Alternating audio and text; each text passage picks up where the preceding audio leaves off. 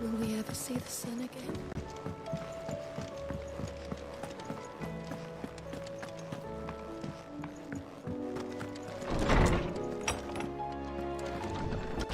Is a storm coming soon?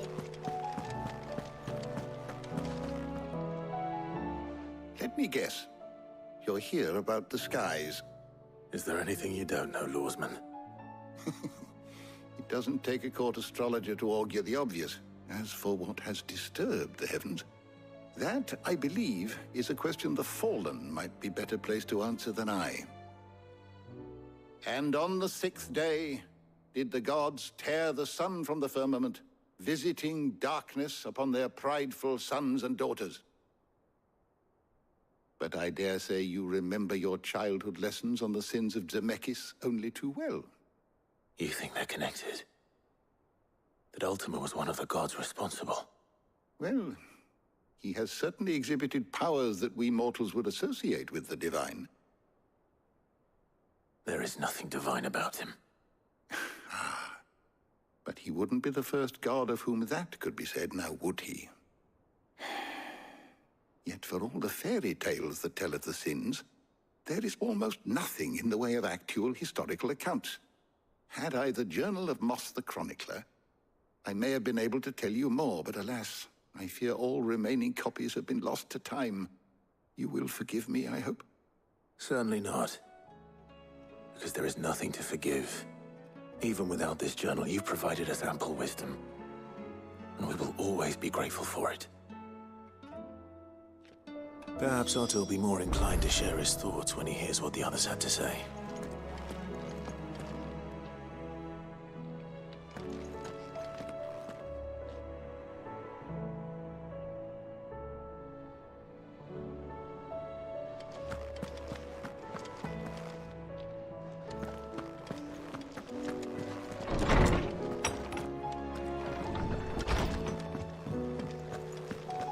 Seems the hideaway has lost its...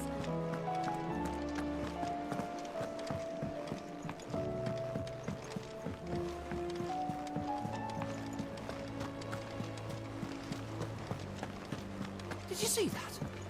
Tell me you saw that.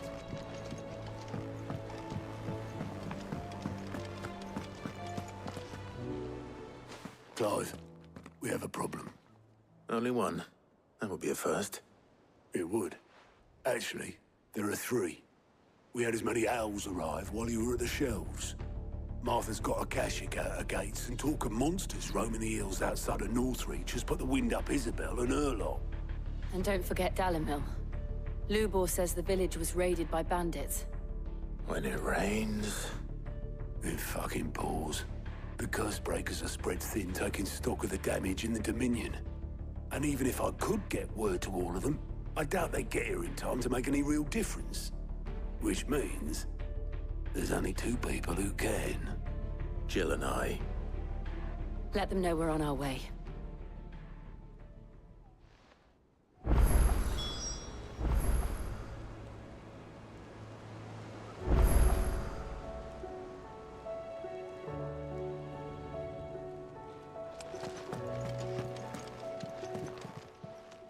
How are you doing? I'm sorry to drag you into this, Master Clive. It's just I couldn't think who else to ask, and you're always so willing to help everyone. I don't mean to be gloomy.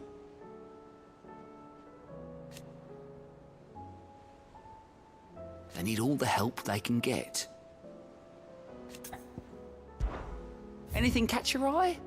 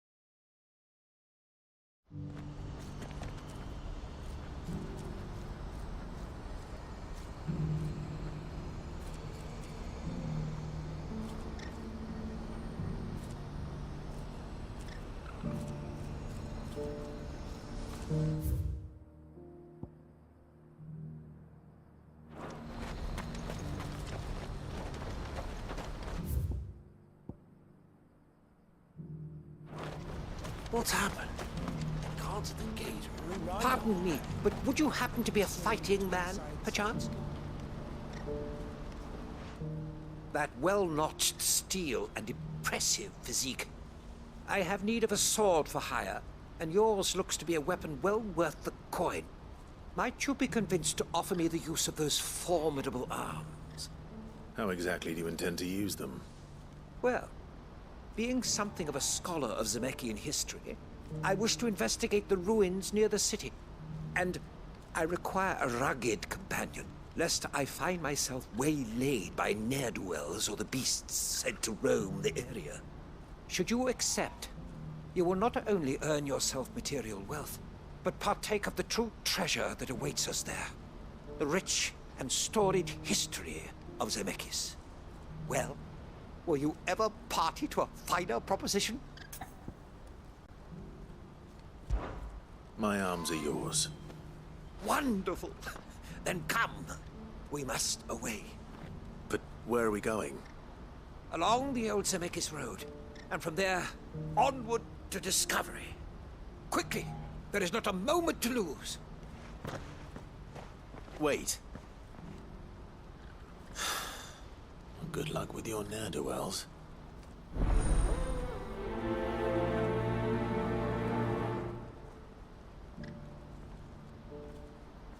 I'd better make sure he doesn't get himself killed.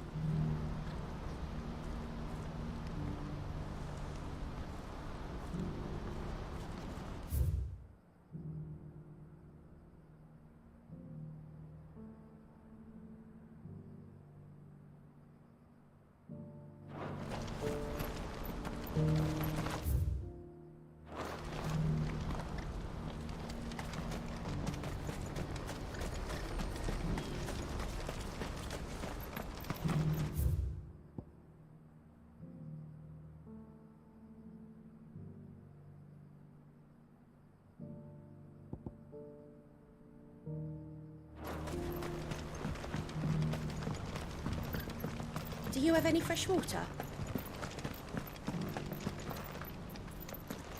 Now I just need to see about getting the word out to everyone. I want to know right away. Bad news. Good, actually. Something worth celebrating for a change. Only trouble is, the serving girl's still new to the job, so I can't leave her while I go and invite those I'd like to celebrate with. What exactly are you celebrating, if you don't mind me asking? I've come by a particularly fine bottle of red. A Gotan 66, no less. Gotan Rouge is the only good thing to have ever come out of the Empire. And most wouldn't part with a 66 if you held a knife to their throats. So I've heard. Oh, so you know of it then? Clearly you're a gentleman of taste. A gentleman who might sympathize with my predicament, perhaps? Would you pass the good news to a few friends of mine? I'll give you a little something for your time, of course.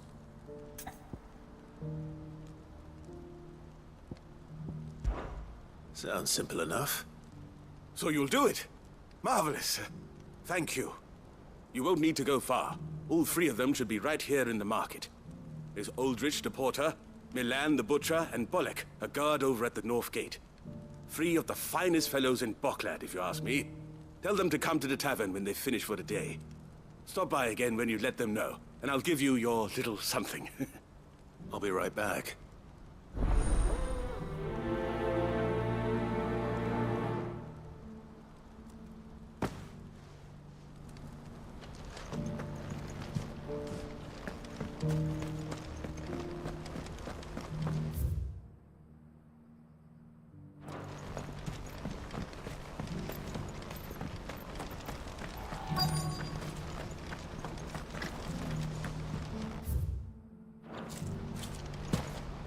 needs a porter when there's no... I've been asked to find Aldrich, the porter. I don't suppose that's you, is it? That's me right enough. You need something delivered? The innkeeper sent me. He said there's a cup of Gotan 66 with your name on it when you're done for the day. A 66? Bugger me. If he's just got hold of it now, it must have been in the crates he had me carry down from Sambrek. From the Empire to Boklad. You must be a braver man than most. That's a treacherous route to the best of times. Such is the porter's lot. There's not a patch of storm these feet haven't traipsed across. It's Oriflamme one day, then off to Canva the next. The farther you're willing to go, the fatter the purse. Which is why there's no shortage of competition for some of the longer routes. I'd say I've done enough for today to earn myself a cup of something tasty. Thanks for letting me know.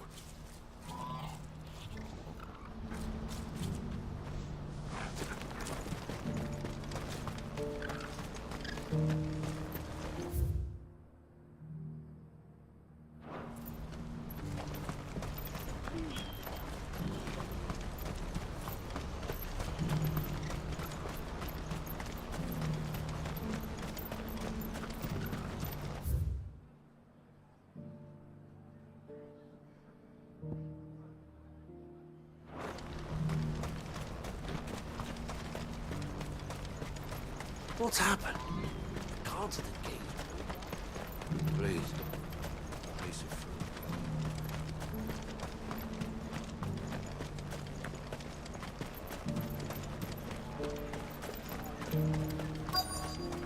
These pears are a little... Are you Milan, the butcher? That's me. What can I do for you? The innkeeper's just had a special delivery. He thought you might like to join him for a cup of wine after you pack up for the day. He knows me only too well. And I've got a ham here that will go handsomely with a nice drop. Wine and ham to spare. Boklad clearly isn't suffering then. Comes with being the place everyone has to pass through to get to everywhere else. Those who travel the Crystal Road bring all manner of goods with them. We get meat from Sanbrek, herbs from Rosaria. Why, sometimes we even see curiosities from across the Narrow. Or rather we did, till not so long ago. These are lean times, and even Boklad isn't the bustling trading post it once was. Still, there's no point dwelling on it.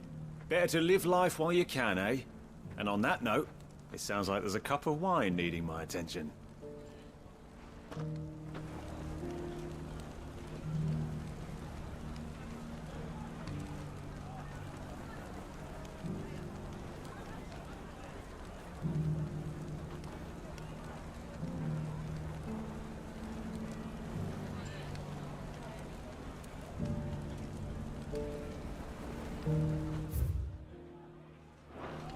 You'll buy something, won't you? Please.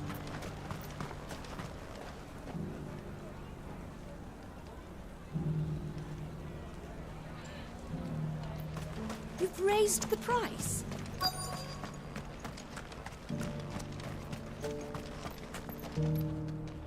I'm looking for Bolek.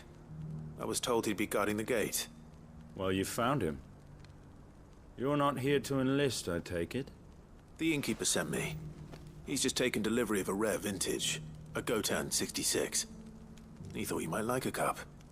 I've never said no to a goat hand. I'm not about to start now. Thanks for letting me know. You must be a busy man. No one's making for the refugee camps anymore. Not after what happened in the Dominion. Meaning, they linger here instead. I spend more of my days moving beggars along than I do manning these gates. What gets to me are the gangs that prey on the poor sods. As if they haven't suffered enough. Some days you can't help but wonder what the world's coming to. You know what? That wine's sounding better by the moment. Well done. I wonder if the innkeeper might spare a cup of that wine.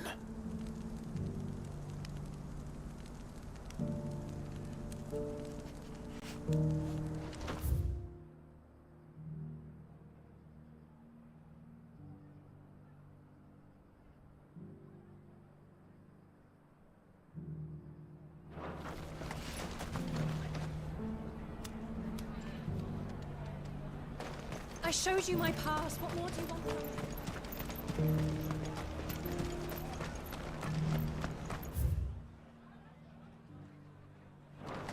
I haven't sold anything in days. These pears are...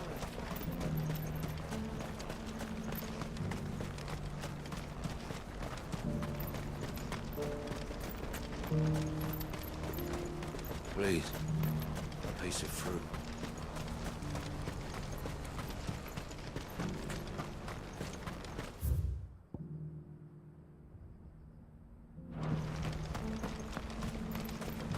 Do you have any fresh water? I spoke to your friends. They'll be along soon. That's fantastic news. Thank you kindly. It's been a while since we all sat down together. And the way I see it, that wine is as much theirs as it is my own. How so? Well, I wouldn't be serving anything but slops without Aldrich to go and fetch the good stuff for me. And then there's Milan, who always sends customers my way. And Bolek, an even-handed keeper of the peace, if ever there was one. Those three are the backbone of Boklad. Lose any one of them, and the market would soon fall apart. And without the market, I wouldn't have a single customer. I'd say that's worth a bottle of 66, wouldn't you? And more besides.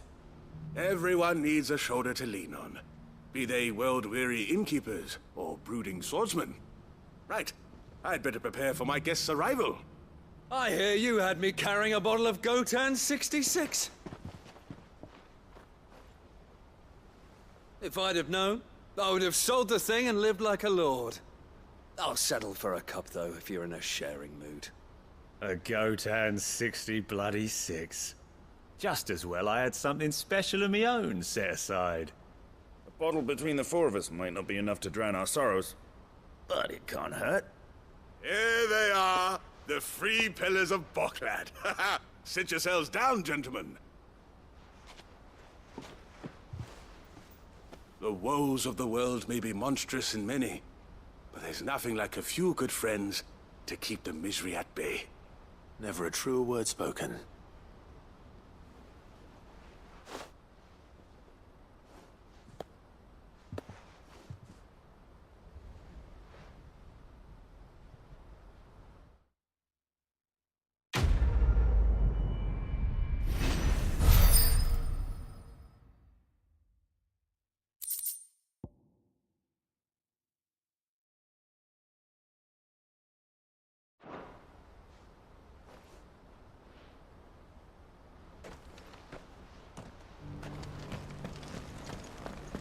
Do you have any fresh water?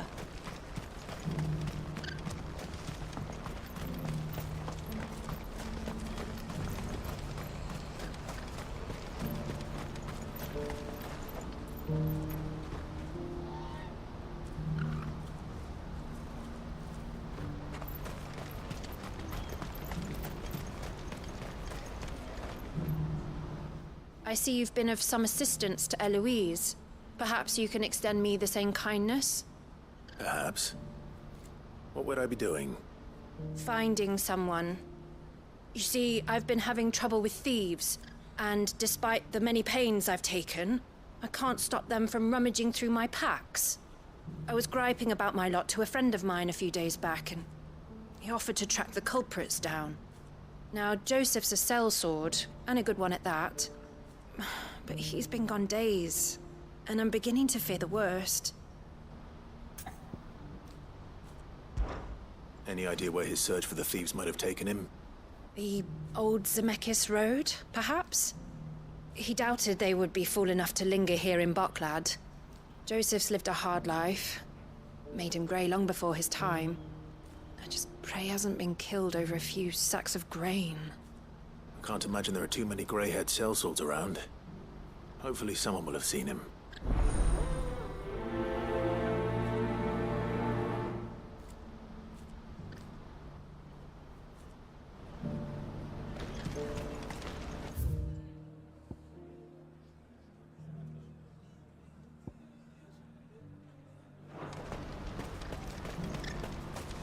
I wouldn't give for it. Looks like this is the end of the road for us. When are they gonna let us through? What do you want? I've no coin on me. Just information. Has a sellsword passed through here? Grey hair.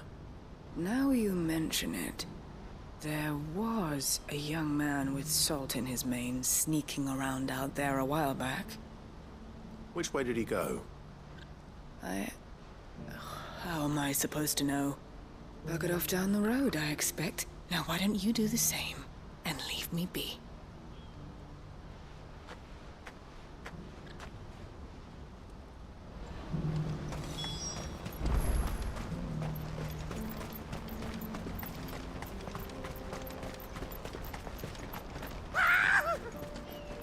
Why am I not surprised? You'll hand over your coin, not what's good for you.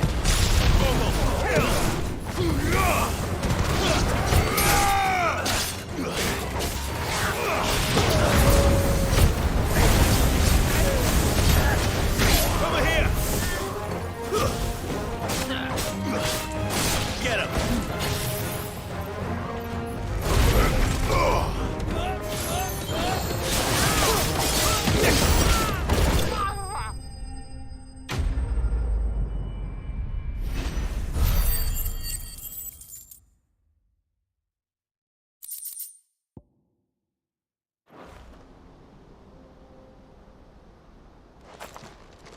Are you hurt? Happily not, good sir. Thanks to your timely intervention. More importantly, we have arrived. Now, feast your eyes upon the marvel before us. Ruins, a relic of the fallen civilization. A sight so common that man is oft blinded to its wonder. Colossal vessels, dashed from the very heavens. Airships, we call them, with very little thought to what wonders such a word might describe. Oblige me if you would. Does anything strike you as peculiar about this particular specimen? Though we ourselves find fallen ruins to be nigh indestructible, whatever gouged the final sin from the rock cleaved clean through the structure you see before you. A tantalizing mystery, no doubt, but merely one of countless enigmas in which Zemeckyan history is steeped. Come, good sir. Our expedition continues, and we still have much to learn.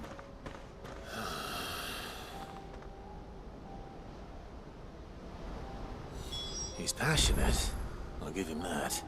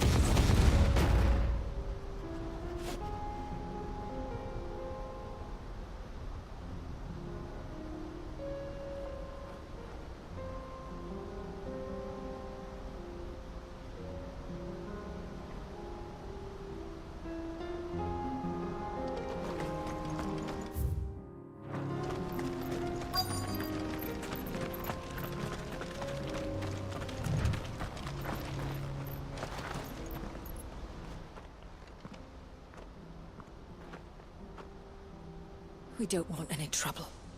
Neither do I. I'm looking for someone. A grey-haired mercenary. Well, we haven't seen him.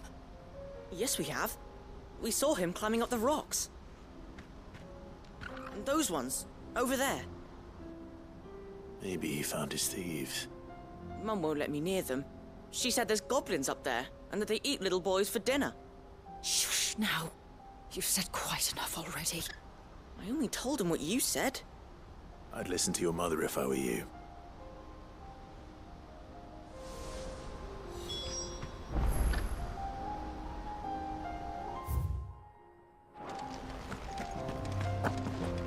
I know Mum was only trying to scare me, but I'm not afraid of goblins. Not the little ones, anyway.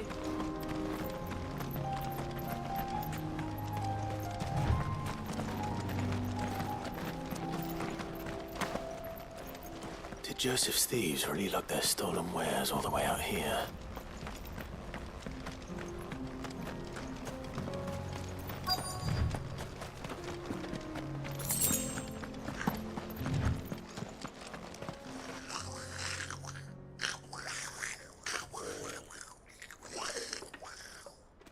I think we've found our thieves. They don't look happy to see me.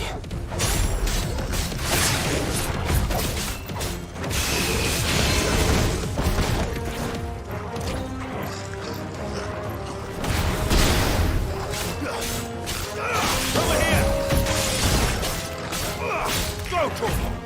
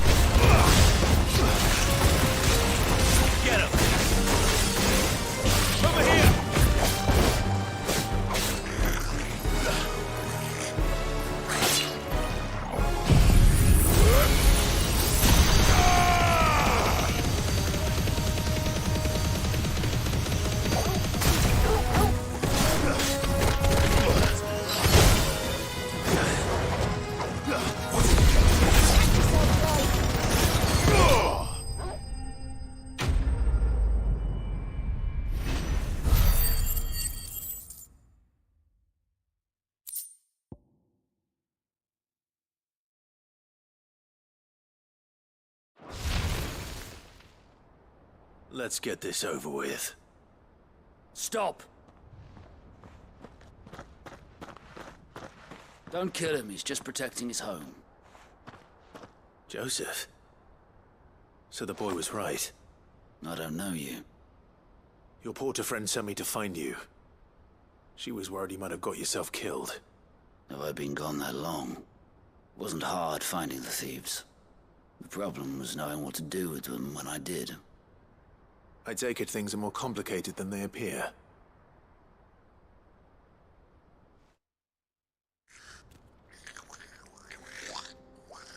I'd all but ruled out bandits before I even left the market.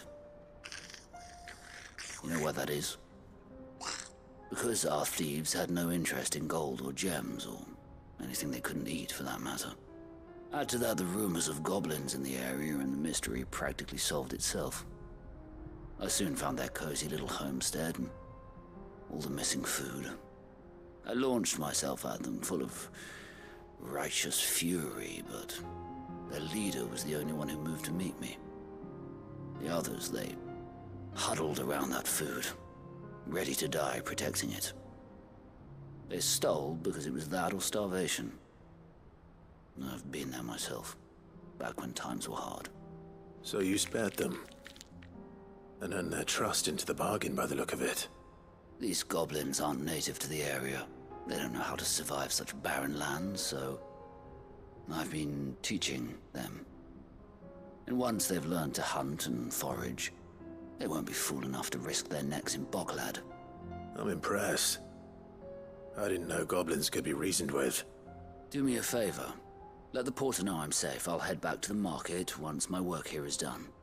Oh, and don't mention the goblins. I don't want people coming here brandishing pitchforks. Not now this lot have sworn off thieving. Your secret's safe with me. I appreciate it. Thank you.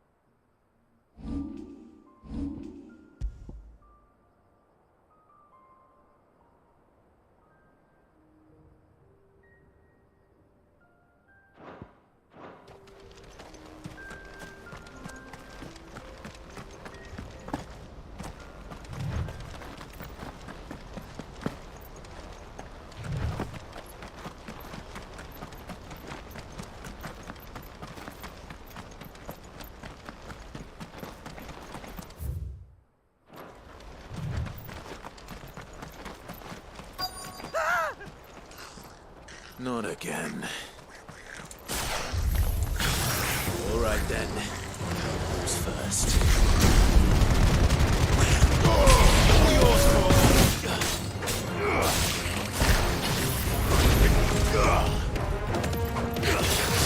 Get him!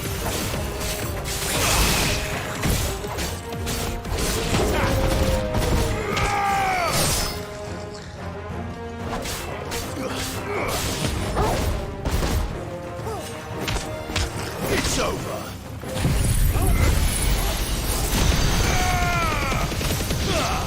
Enough.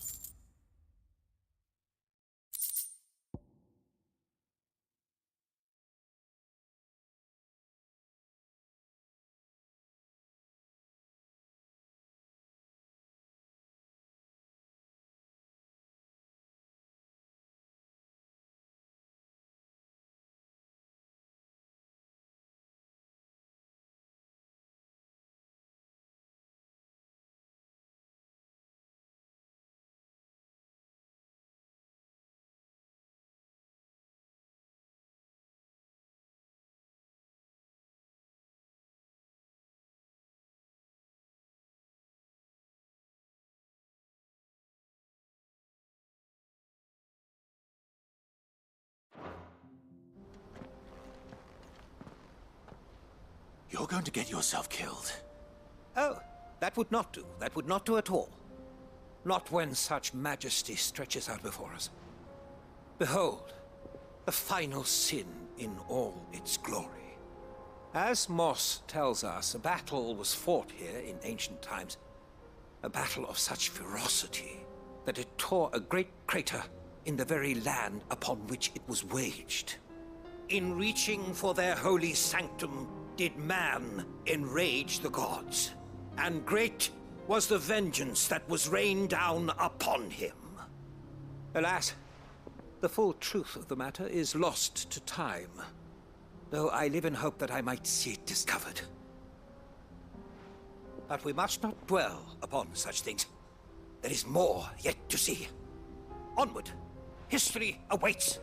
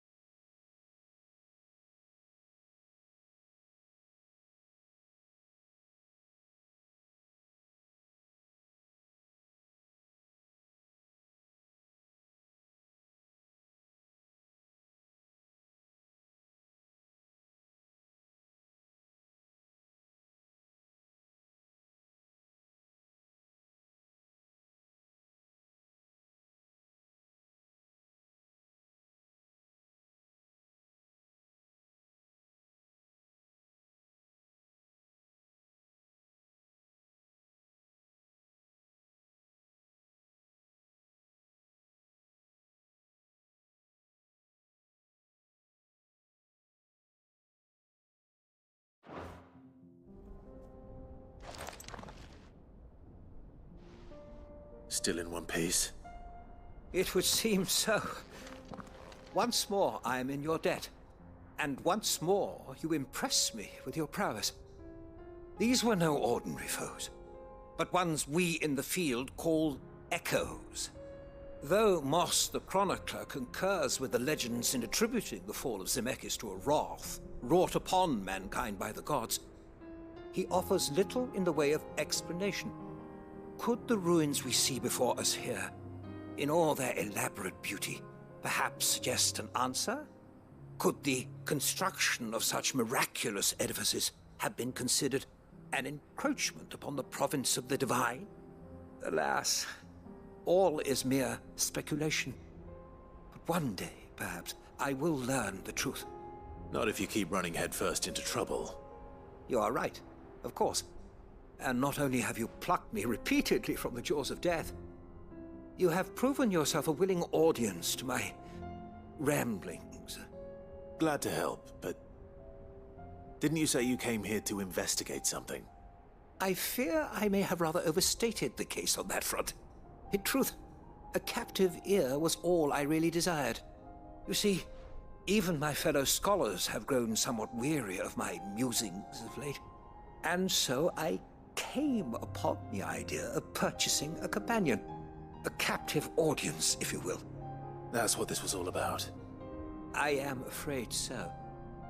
And now, my good man, it is high time we returned whence we came. Fine. Just don't go running off this time.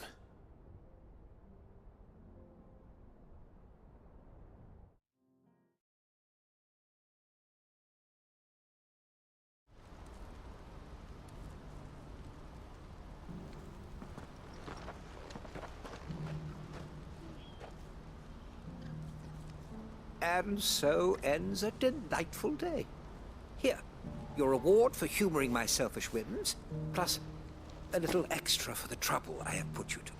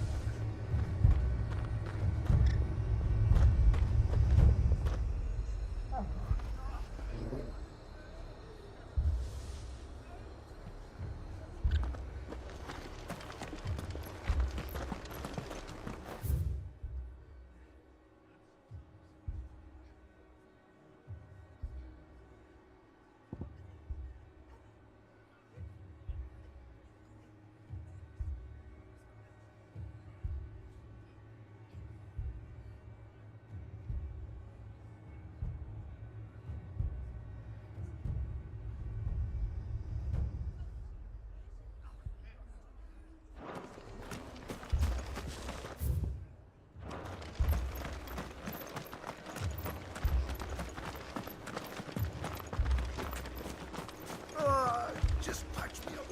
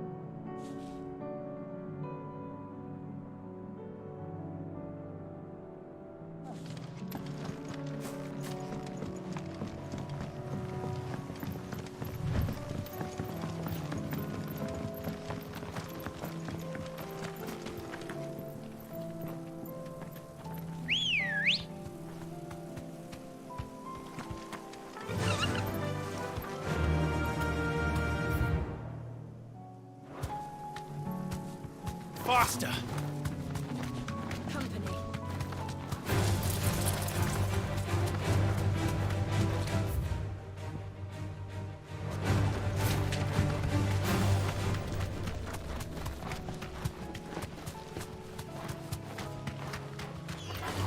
Time to fight.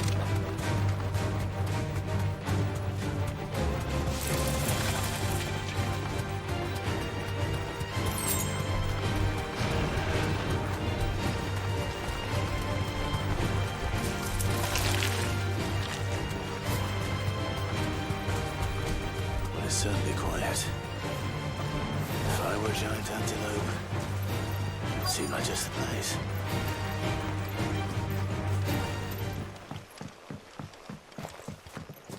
I doubt we'll find one bigger than that. You hungry, Torgal? Attack!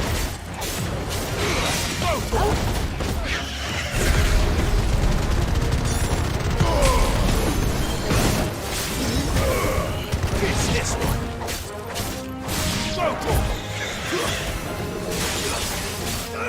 Get him! Bahamut!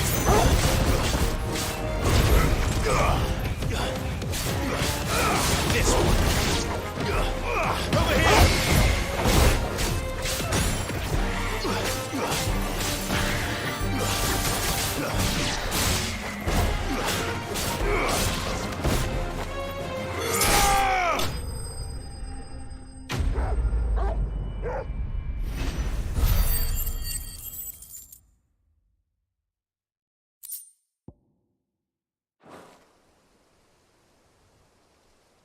Now,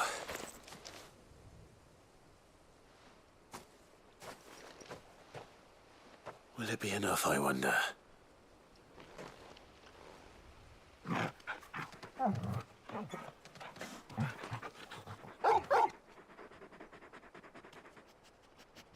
I say that answers my question, which means we owe the lawsmen our thanks. You're just a big puppy, aren't you? A very big puppy.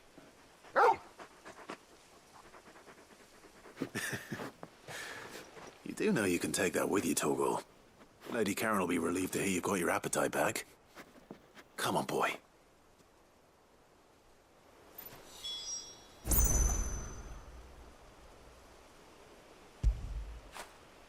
That feel good, boy?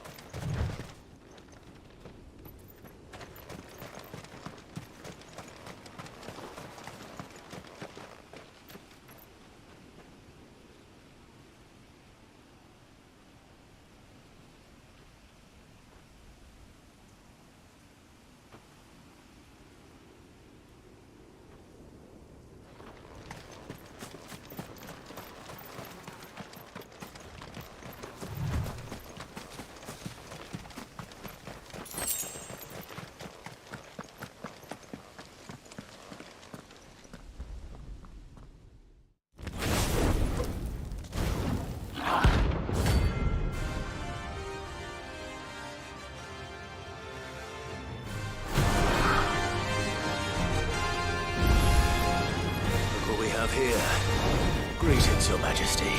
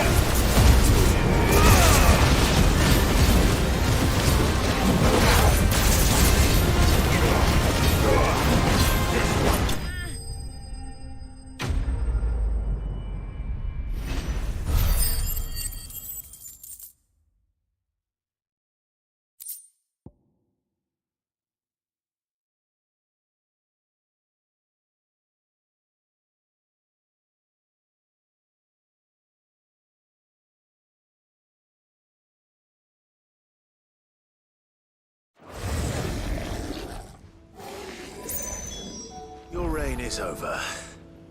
Now to collect the ash. I should probably have brought a bucket. This looks like the stuff. Let's see if there's any more.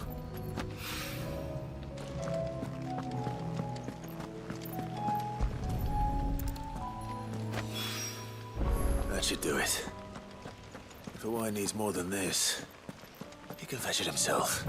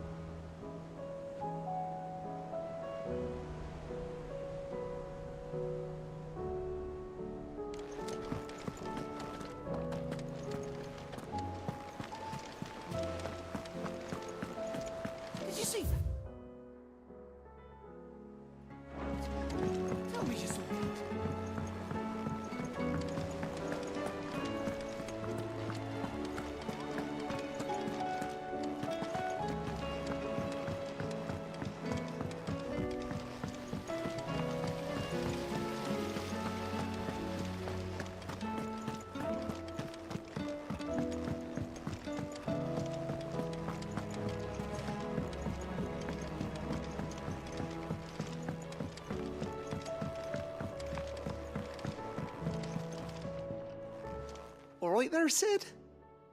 How's that hunt for the bomb ash going? I have it here.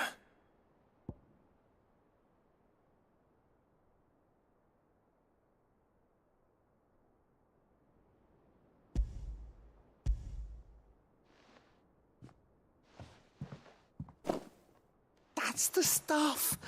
And plenty of it, too. Enough to keep the alembic bubbling away for a good old while. You're a gent, Sid. Let nothing say otherwise. Right then, let's get this contraption up and running.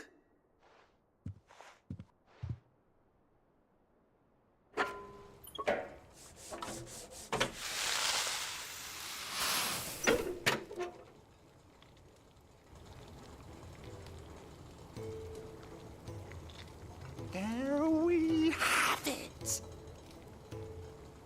The Telemon Alembic. And it works just like the chief said it would. Very impressive. Says the man who cut down a burning boulder. Speaking of which, I still haven't returned the favor. There's no need. The good it will do for the hideaway is reward enough. Don't be silly. Why don't you let me take a look at that bag of yours? The one you keep your potions in. Reckon I could work some magic on that, huh? What kind of magic? Well, we happen to have isolated a substance in our test run of the Alembic that I reckon will make even the toughest lever supple as anything. Thought we might use it to breathe new life into old boots and the like. Save the hideaway a few gil. But I reckon if we slap a bit on your bag, it'll loosen it up enough for you to squeeze in a bottle or two more. Well, it can't hurt to try, I suppose. That's the spirit. Leave it with me. I'll only be a mo.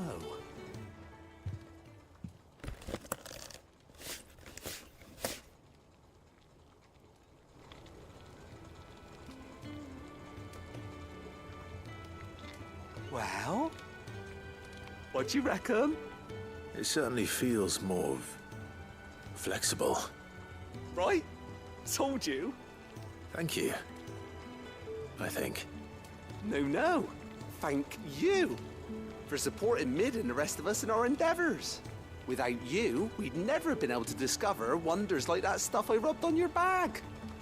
And I'm telling you, there's plenty more where that came from.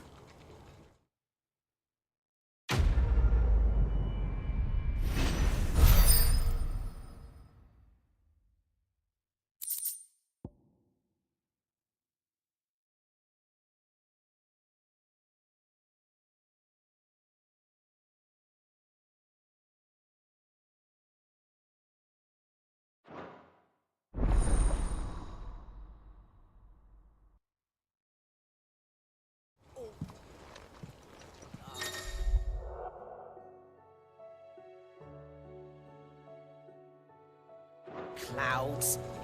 You'd think the people here had never seen a storm before.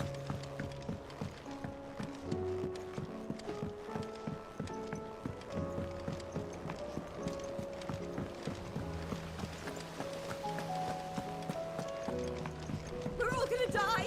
You hear me?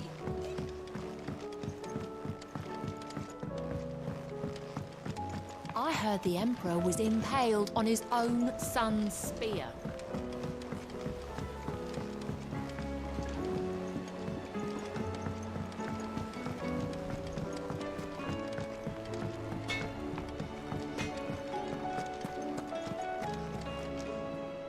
I noticed you and Torgal had gone off somewhere. Take him for a walk, did you? You could say that.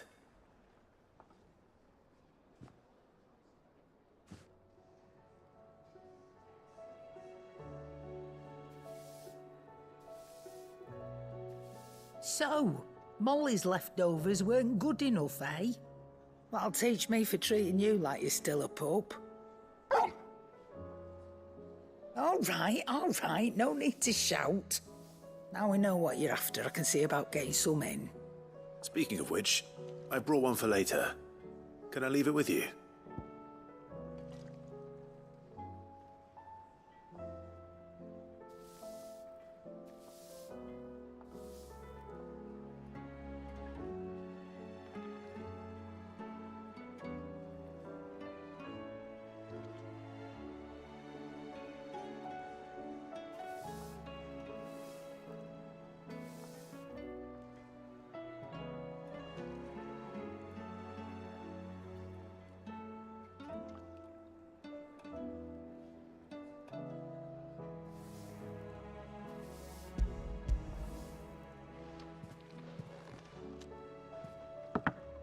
You can, eh? I'm nice like that. In return, you can thank Tomes for me. The bloody know-it-all. I was just on my way to see him.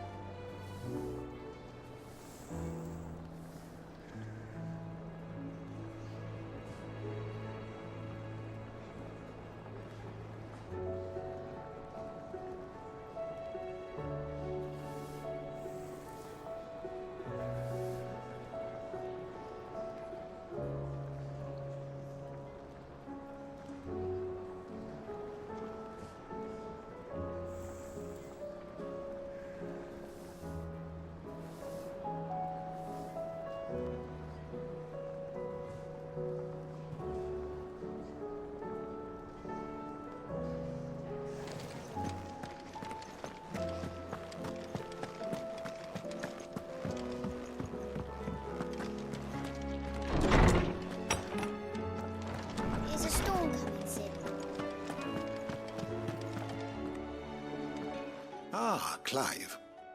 Were you able to locate your quarry? We were indeed, Lawsman. You pointed us in exactly the right direction. And Torgal's been a very happy hound ever since. Very good, very good. Lady Karen sends her thanks, by the way, for your part in solving the mystery. Ah. But that reminds me. After your last visit, I found myself pondering Torgal's talents. Do you recall our conversation concerning Lady Jill's role in Torgal's transformation? About how she somehow woke the power within him. Precisely that. A reasonable conclusion, I thought, but one which raised certain questions in my mind. You see, the Fenrir of legend served Shiva and Shiva alone, and while the powers attributed to him are certainly impressive, the records imply they are somewhat different in nature to those you described Torgal as having used. What are you suggesting? That Torgal may be the beneficiary of more than one icon's power. Consider that in addition to Lady Jill, he has served as a loyal companion to you, your brother, and even the late Cid. In short, The icons hitherto near at hand, or should I say at paw, have been diverse and plenty, and that number has only grown as the realm's dominance have fallen to your sword. One can but speculate as to how all of this has affected Torgal. He has seemed more fierce of late. And if I am not mistaken, he will grow fiercer still. We are fortunate indeed to be able to count him amongst our allies and not our adversaries. Oh, he's more than an ally. He's a friend.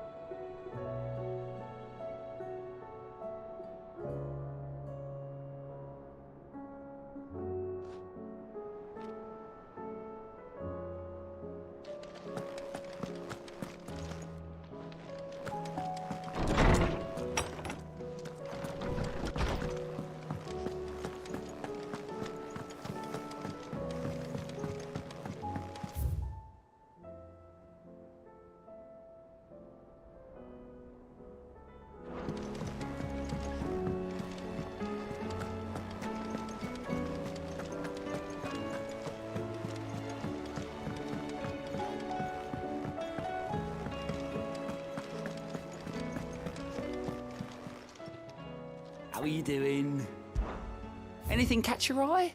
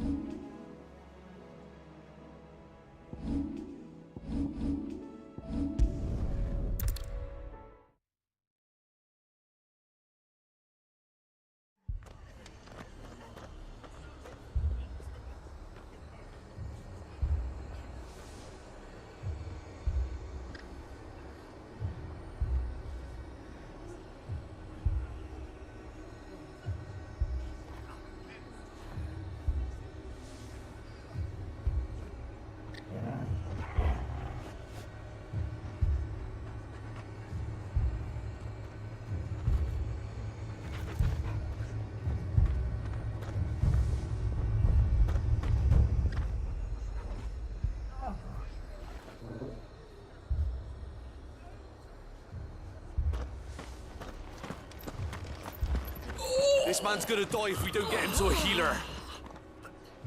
But all our beds are taken.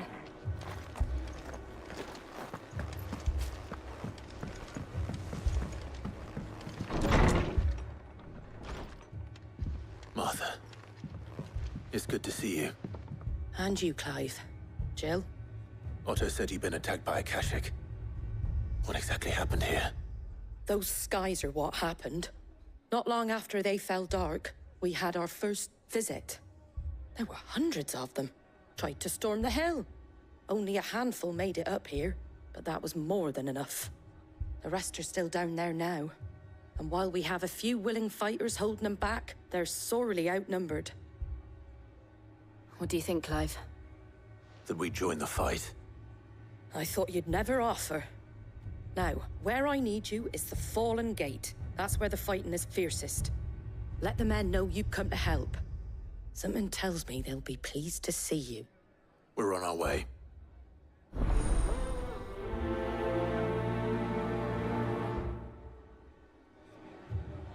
Do you think there are as many as Martha says? More.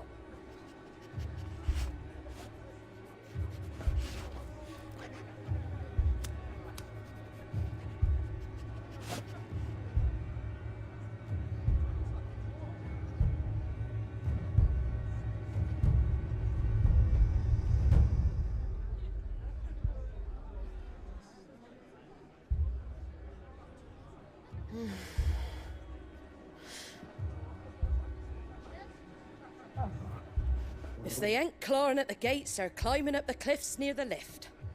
The lads are doing what they can to keep him out, but unlike the Akashic, they need sleep. They were too fast. Or maybe I was too slow. Stop that. You're alive.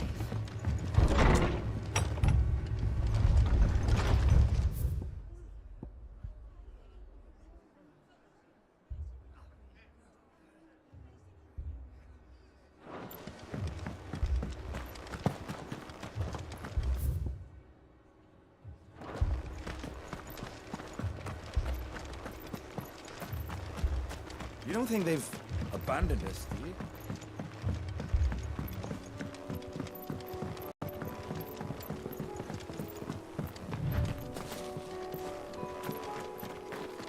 The barricades we've set up around the town won't hold the Akashic back for long. Might buy us a few moments to say our last farewells, though.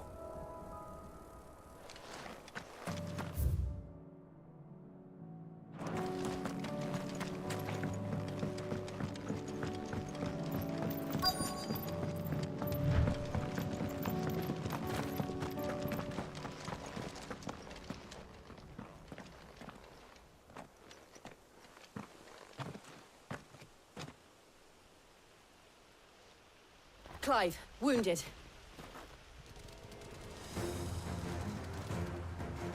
We deal with the Akashic first.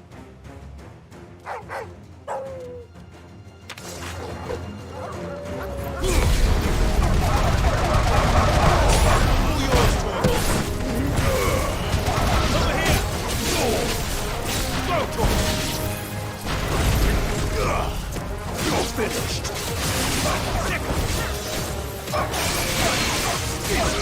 Over here!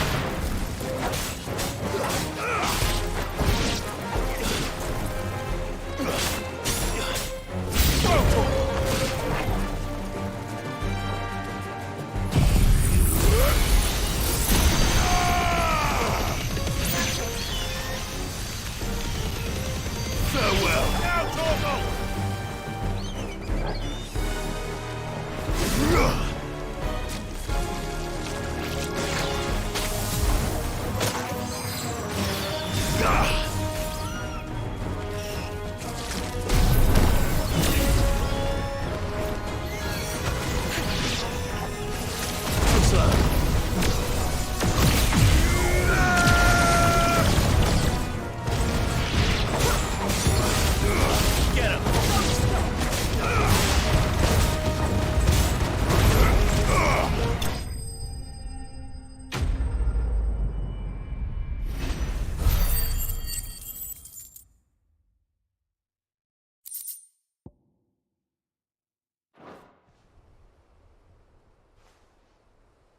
These men don't have the look of hired swords.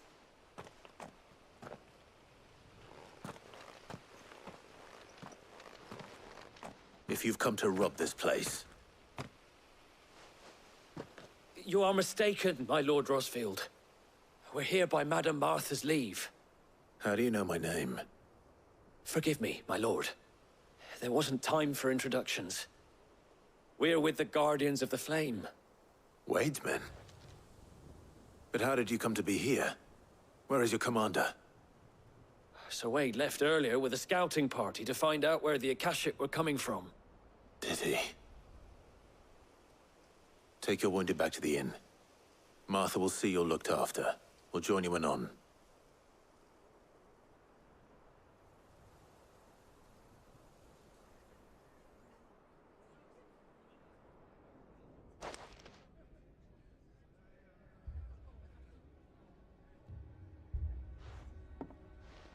And to think you took them for thieves. A fine reward for holding off the horde, that is. When did Wade and his men arrive? Not long after Rosalith fell. The Guardians asked me to shelter some of them that had lost their homes. They were making ready to leave just as the skies turned, and we agreed it was best we stuck together. Martha! Trouble! The scouting party's almost at the lift, but they got a pack of Akashic snapping at their heels! And they got wounded with them! They're not gonna make it! Damn it all. We'll worry about them, Martha. You look after everyone here. If any can still fight, send them to the lift. I will. You two be safe now.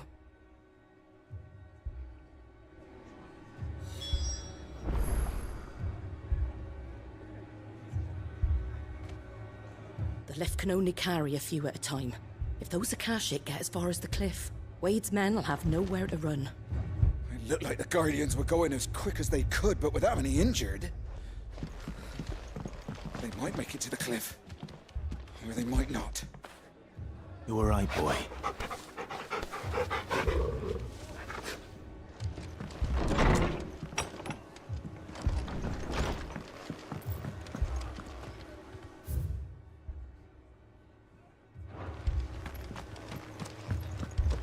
My brothers.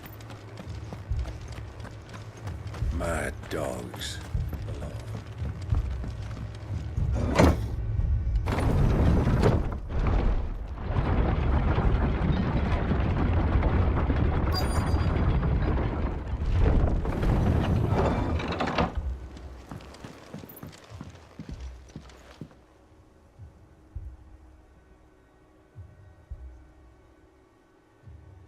Squire, I need you to get those who can still walk up the lift to Martha's. But what about... I didn't ask, Oscar. Sir. So Wade. Lord Rossfield. If you aren't a sight for sore eyes. Martha seemed to think you might need some help. And by the looks of it... We thought we could sneak by them. But we didn't know there would be so many. How could we have? Behind you!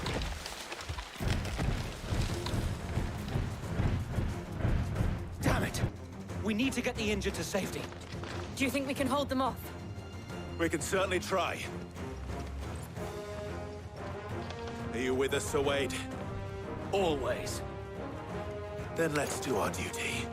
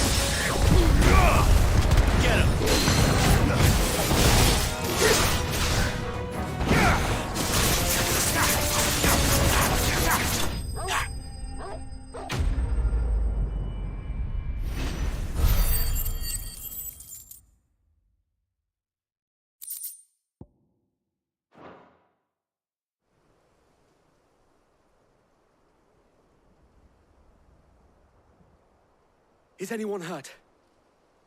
I don't think so. And yet again, you've pulled me from the flames. It's just a pity I keep walking into them. You've never been one to shy away from danger, Sir Wade. Like any shield worthy of the name. I see you're all in one piece. Martha! Is something wrong? The lookout saw smoke coming from down Eastpool way. Too thick to be a hearth. A second horde. Feel like finishing the job? Always. Jill and I will make for Eastpool. You'll need to move the injured without us. Don't you worry about them. The moment my men are safe, I'll follow. Good luck.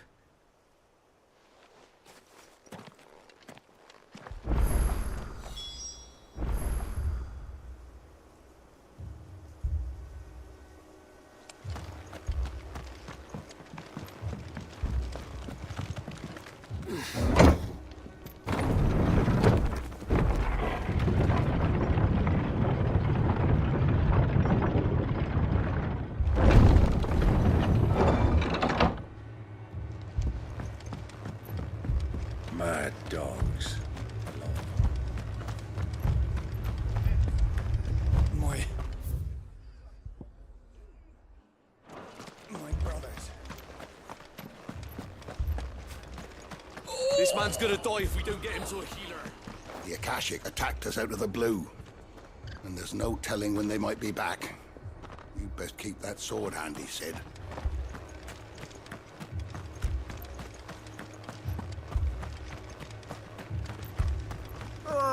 Just patch Fiends trying to climb the walls here, too.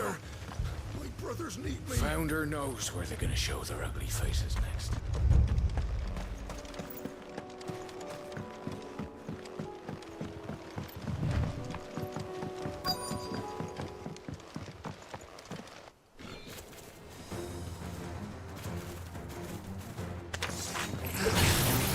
They're headed for the rest. We have to slow them down. Martha and the others won't be ready.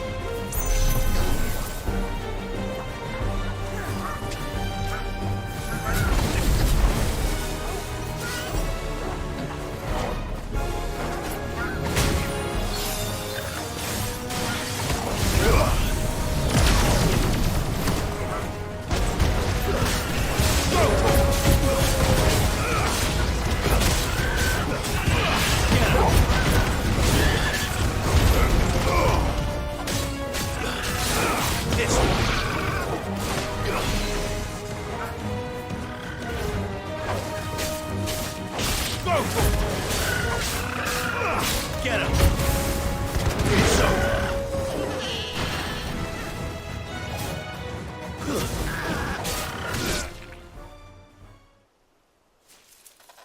Something's coming.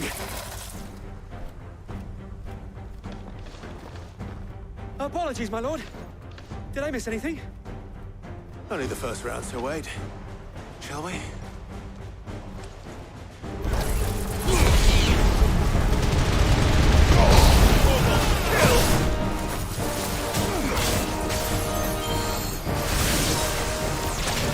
Ah!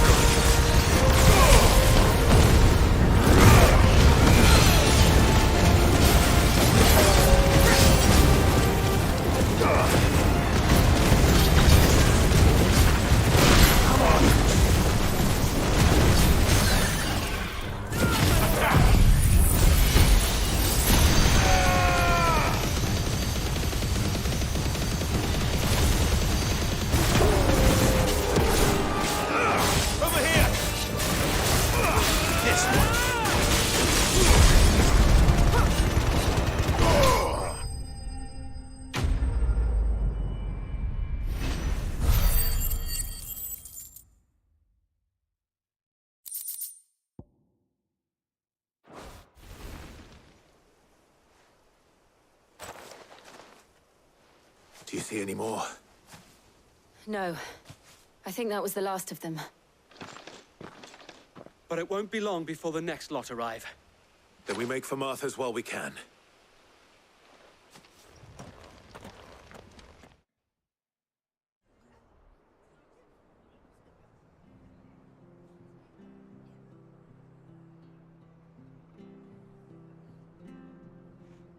What did you find out there? The same as Sir Wade. Scores of Akashic. Well, wherever they came from, they're gone now. Our lookouts say the lowlands are clear. Hopefully we'll have enough time to lick our wounds. How many of your men were injured? A damn sight less than if you hadn't turned up. Thank you. It was a hard-fought victory. But as long as the skies remain dark, I fear the Akashic's numbers are only going to rise. It's not a matter of if the Horde will be back, but when. And whether that's sooner or later, we'll need to be ready. The inn here affords a good view of the land, and is easily defendable. I'd like to make this one of our outposts. What do you say, Martha? You'd have more men to guard the rest. Well, when you put it like that, of course they can stay.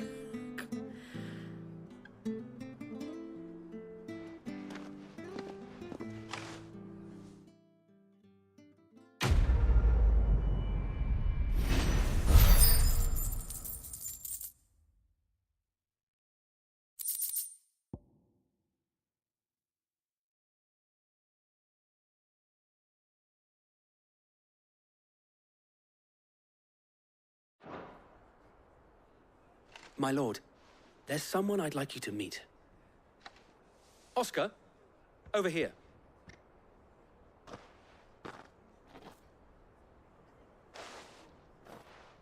It is an honor to make your acquaintance, Lord Rossfield.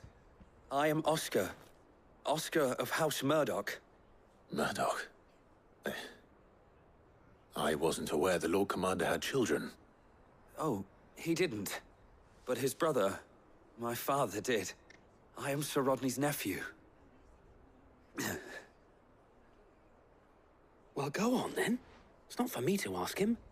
Yes, Sir Wade.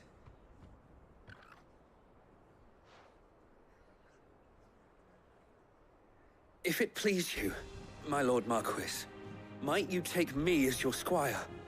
I would learn the duties of a shield from the finest. I'm sorry to disappoint you, Oscar, but I'm a shield no longer. Nor was I ever the finest. And spending time in the company of an outlaw hardly seems a fitting education for one aspiring to take his oaths. My Aunt Hannah once told me that a man is not defined by his title, but what he does in its name. You have accomplished much since taking on the mantle of Cid, winning no little honor in so doing. And I would sooner serve under an honorable outlaw than an unworthy shield. Not that Sir Wade and the other Guardians are... I mean to say that, they're... It's all right. We know what you mean. There is only so much the boy can learn from me, my lord. But a squire... Would that really be so bad? You were a squire once. And I'm certain Sir Rodney would approve.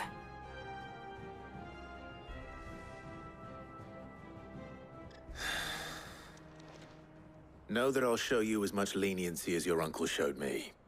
I would not have it any other way.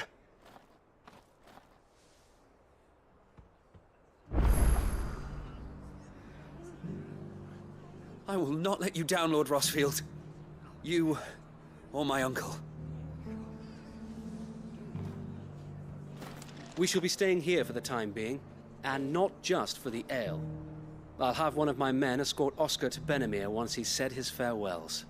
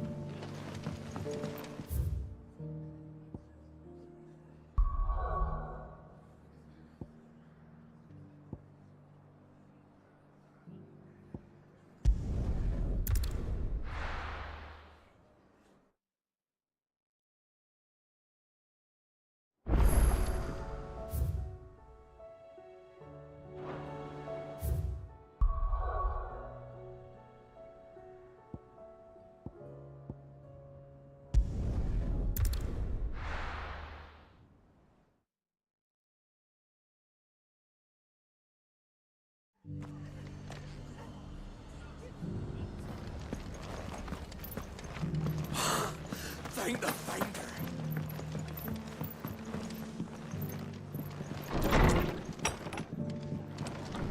Battle's over.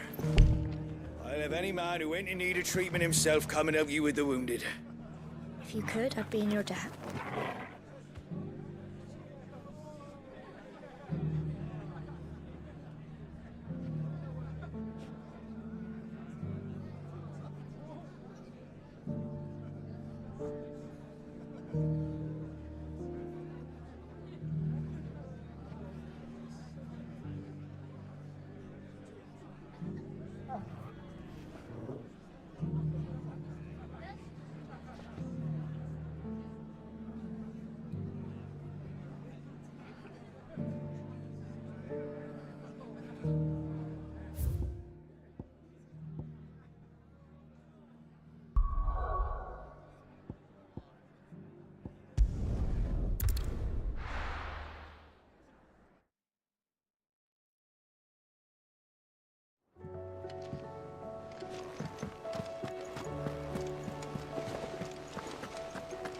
Did you see that? Tell me you saw that.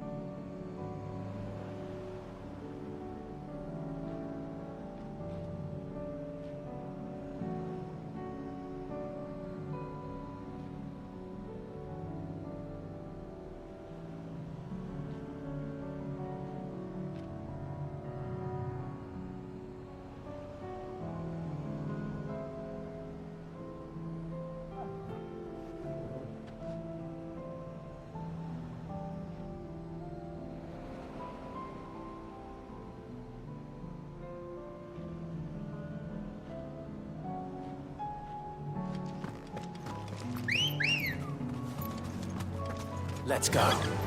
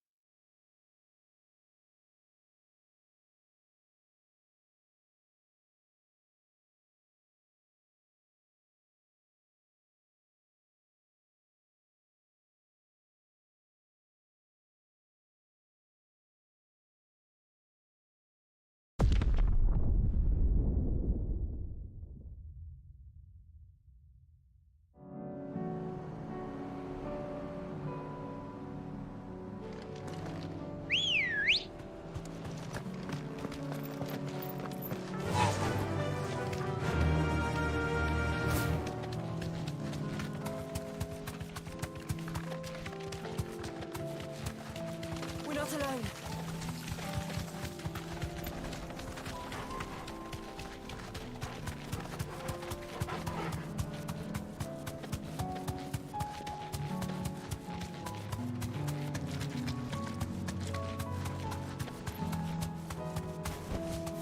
You deserve a rest.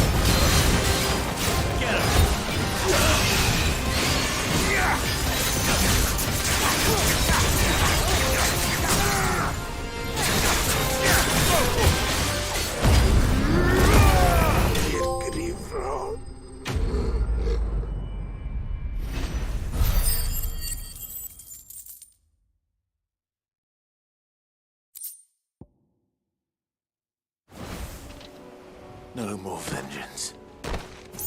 No more war.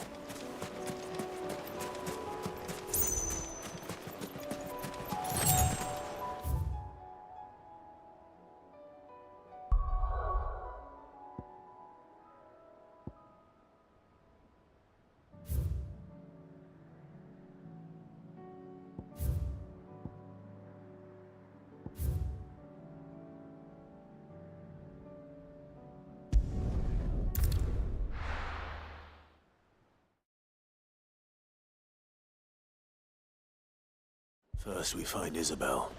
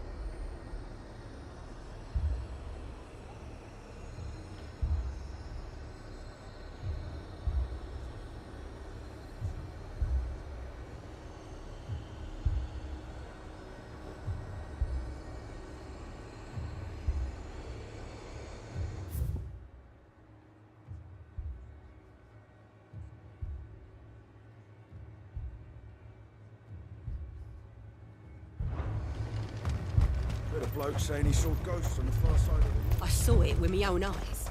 The whole of Orphan.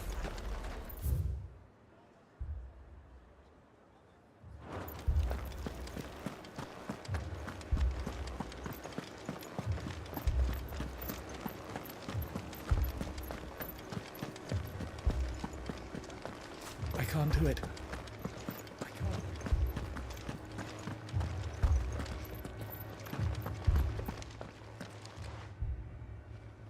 My lord. Milady. We received the dame's message.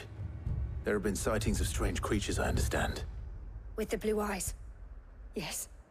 Like a Kashik, but different. They've taken so many. I've lost count. Akashic, but different. Ultimus thralls. And what of your mistress? Is she here? Oh, no. She went to the garrison to ask what they were planning on doing about all this. Then we'll look for her there.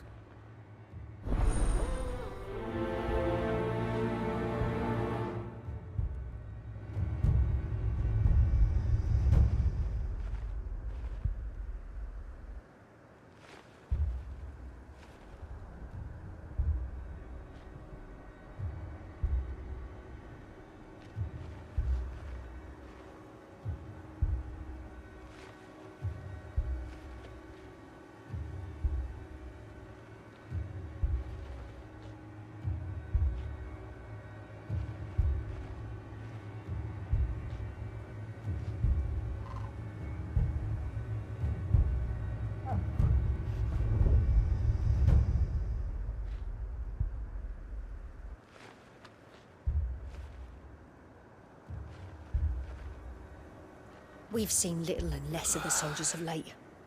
Anyone would think they were hiding.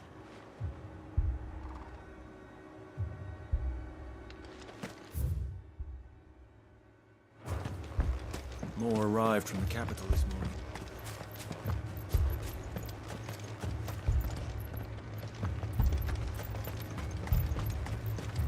The two soldiers were carrying another. He didn't have any legs.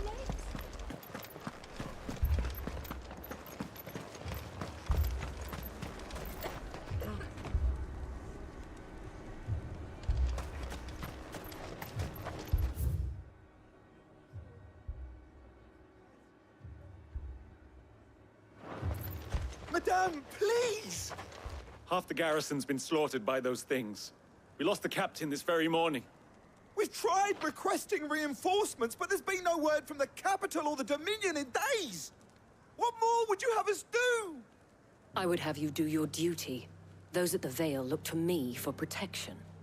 And protect them I shall. Because they are my charges, and that is my duty. In case you have forgotten, the people of this town are your charges. But more than that, they are your people. Your sisters, your brothers, your lovers. So you have a choice. Lay down your sword and watch as they are slaughtered, or take it up and do what is right. She speaks the truth, you know. This here, it's all we have. It's all that's left. What we have left is our lives! Do you really want us to lose them as well? Not if we don't have to. Look, there's a cask under the captain's bunk. Let's talk about this over a drink, eh? I'm listening. I'll have a word with him.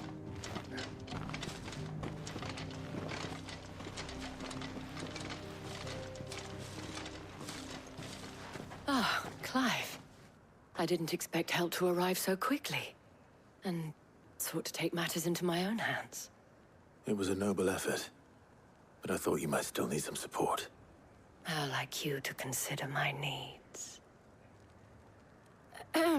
What we need to consider is where the creatures came from. The way the survivors speak of them, one would think they appeared out of thin air. And perhaps they did. It's hard to know what to believe these days. We'll talk to the survivors.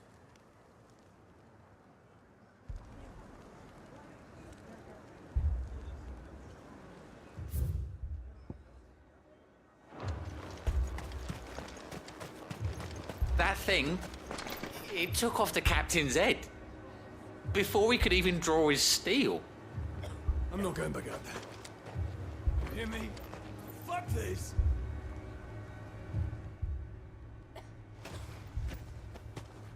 Did you see the creatures that attacked you? Creatures? Yeah, They came out of nowhere. They went for Joseph first, then me, and then they were just gone.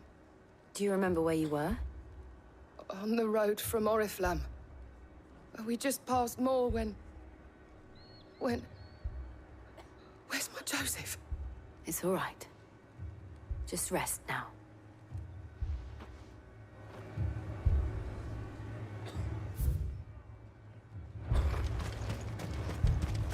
It's all right. You're a pikeman, yes? What happened? I've got family in Moor. I heard the flood was spreading, so I went to see if they were all right. And a pack of them glowing things found me in the meadow. I ran for my life. I never did get to the village. Leave that to us. At least we have an idea of where the thralls might be now. We should head for more.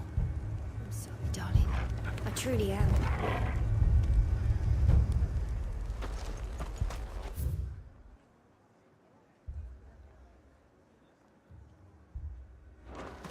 You're safe now.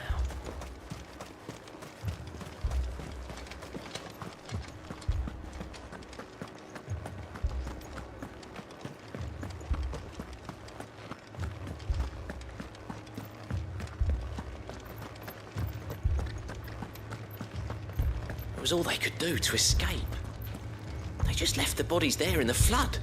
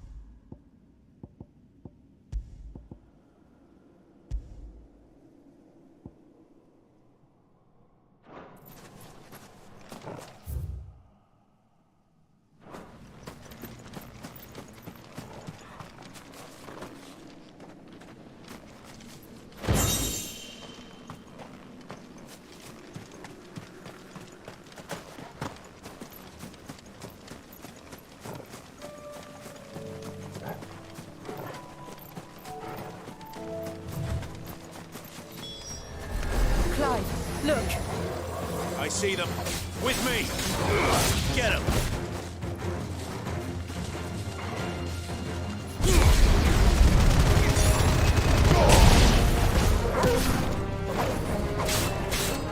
Go, Torgal!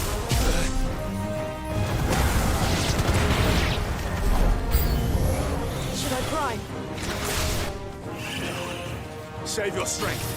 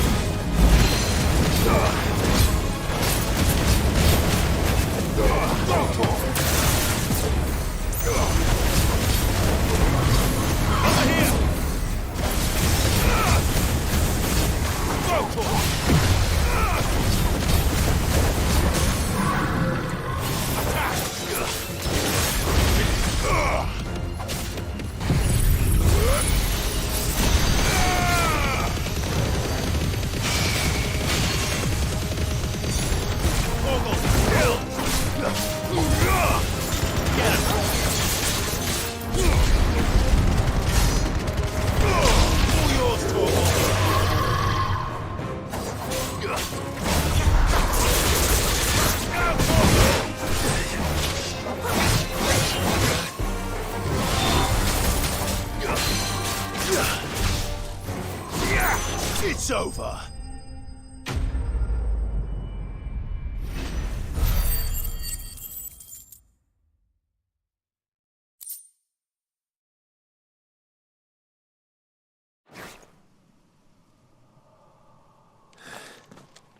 Do you think there are more? There are always more. But I'd say we've done what we can for the time being. Then we should let Isabel know.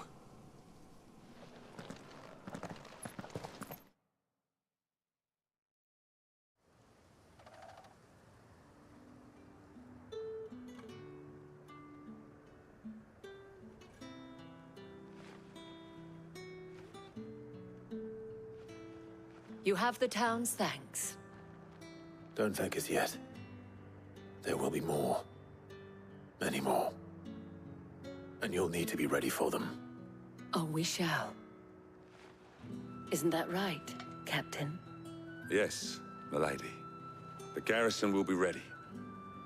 Philippe here has convinced most of the men to remain at their posts. For now, at least.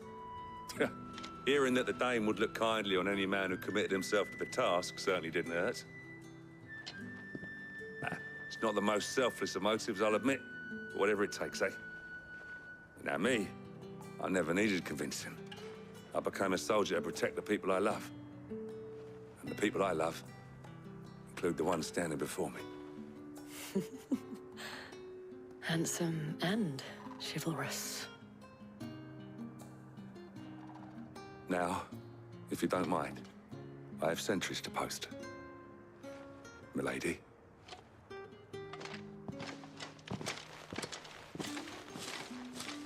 Lest you wonder, I'm not foolish enough to believe that this has solved all of my problems. But it has solved one, and that's one fewer than I had this morning. Thank you again, Clive.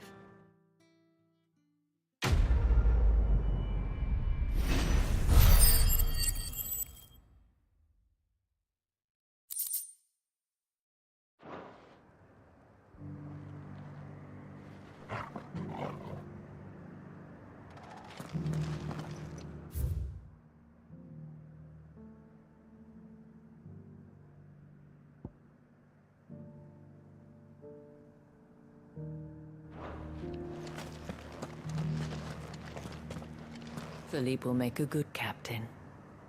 He reminds me a little of you, Clive, but without all the mocks and mows.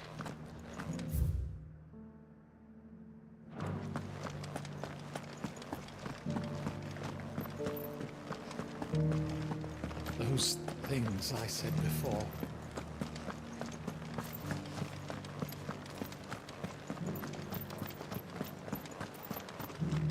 There were ghosts at the gates not days ago.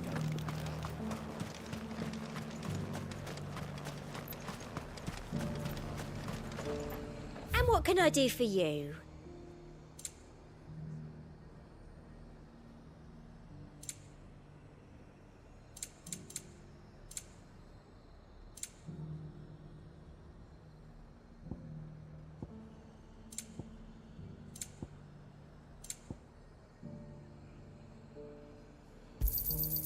I do like a customer who knows what he wants. And a fine, fine day to you.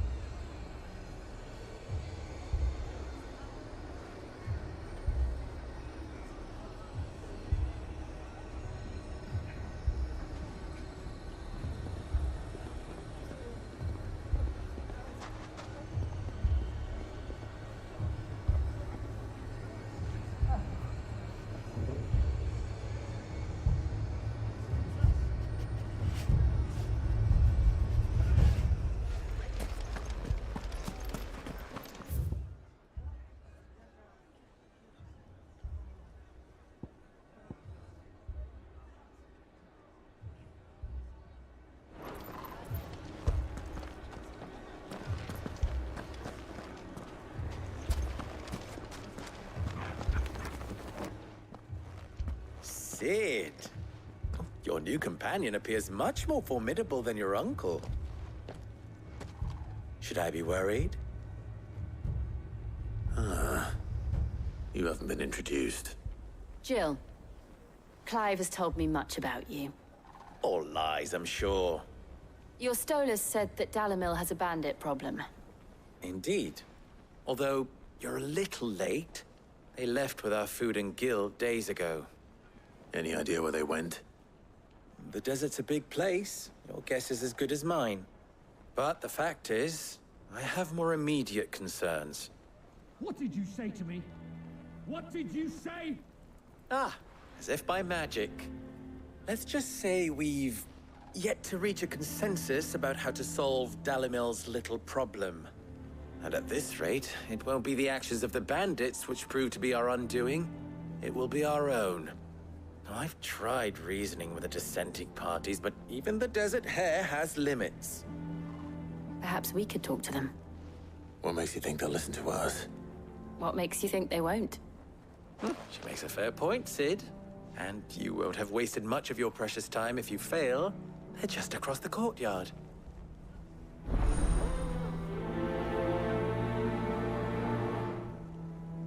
Suppose we just follow the shouting.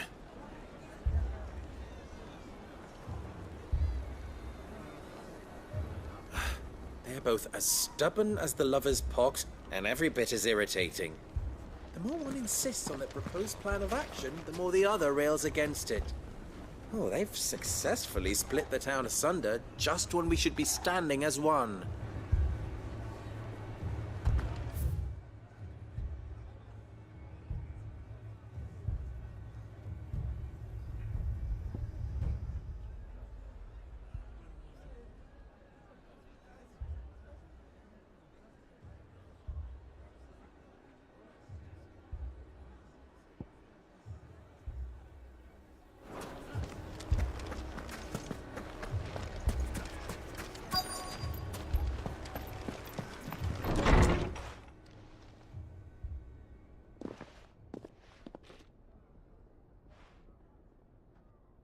You wouldn't talk like that if it had been your men whose throats were slit. Blood for blood, it's the only way. We hire mercenaries and have them mount the bandits' heads on our walls as a lesson to the rest. And what happens when those mercenaries are slaughtered like your men? Are you going to hire more? We're better off using that coin to buy food and supplies. If we hire mercenaries, the only thing we're buying is the bandits' ire. And you cannot fill empty bellies with that. Do you hear me? But what happens when they come back? Maybe it'll be your throat that's slit. That's enough. Both of you.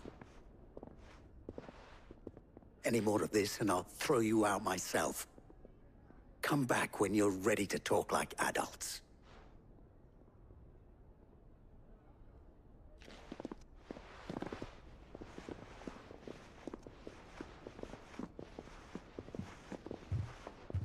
Victor. What's he doing here?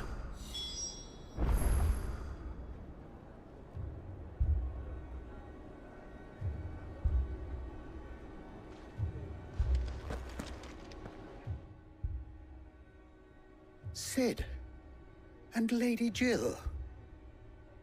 What brings you here? I was about to ask you the same thing. Costness is in chaos, and the markets have all but ceased to operate.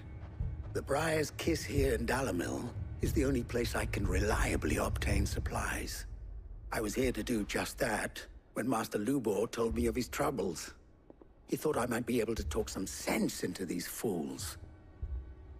But if you're here, I suppose his patience must be waning. Who are those people? Those were the thorns in Lubor's side. And the reason this place might be headed the same way as Costness. It's these accursed skies. The darkness is enough to drive a man to madness. Or an entire city, for that matter. We're still working on the skies. But in the meantime, perhaps we can find a solution to Dalimil's problems. I hope so. For all our sakes.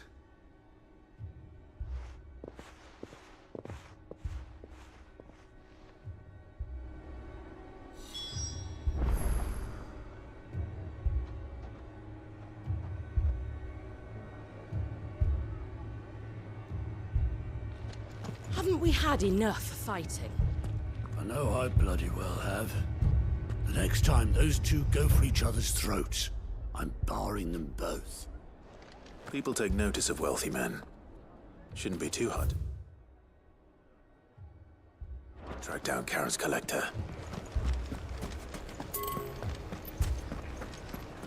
Poor bastard. Couldn't run because of the weight of his load.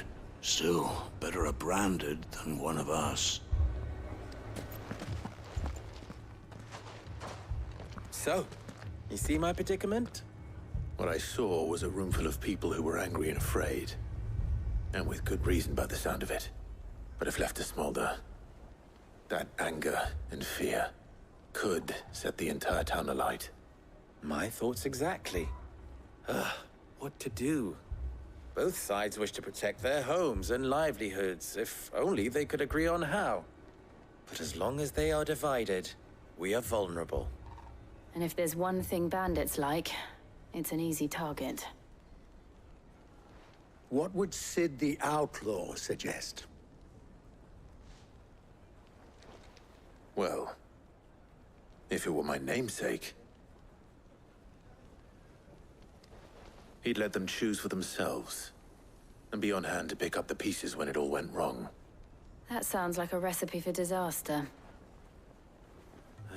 A recipe for disaster is precisely what it is. But perhaps that realization would be enough to make them question the ingredients.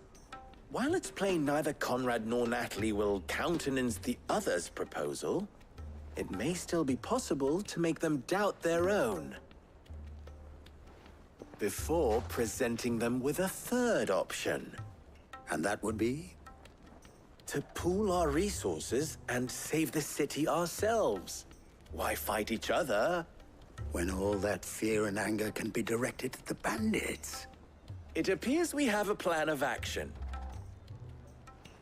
Victor, pay Conrad a visit. See if you can't convince him of his folly. I'll speak with Natalie. As you wish.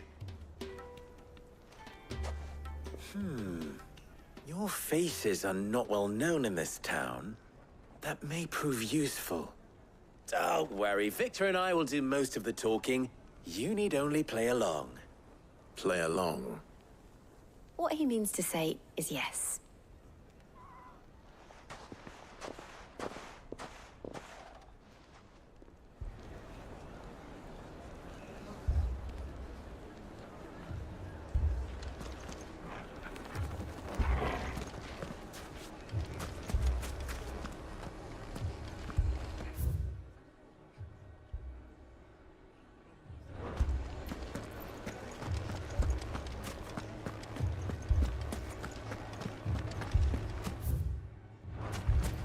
Picture it, Conrad.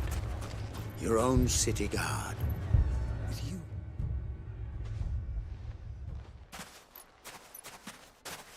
Ah, here she is. The Lady of the Spear herself. Conrad, may I introduce you to Jane, commander of the Red Wings, the oldest mercenary guild in the Free Cities. A pleasure, my lady. The pleasure is all mine. As I told you, I summoned the commander here from Canver to inquire about a contract. Victor says you told him no. That there aren't any men left to hire. Is that true? True as the crystals cracked. Nobles came and claimed every last one worth his salt. And not just from us Red Wings. You know of the 7 high houses.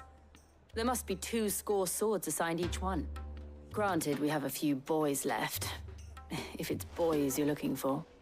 Well, Conrad, are you saying that Dalamil's finest cannot defend this town better than a gaggle of unblooded striplings? That a band of beardless youths could better avenge the deaths of your brave men than you yourselves? Absolutely not. We'll show those bastards who they're dealing with.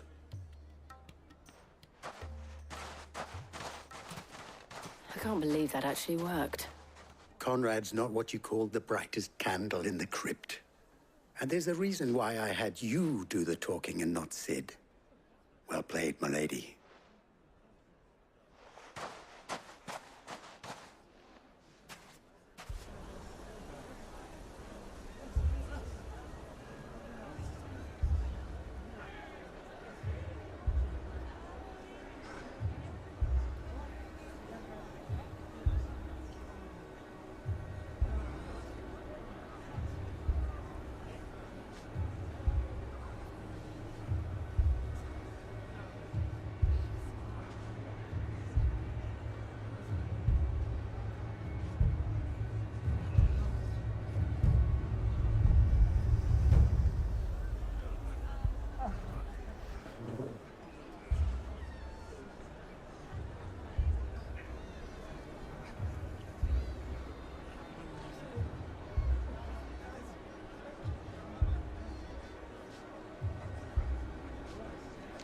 Then let us...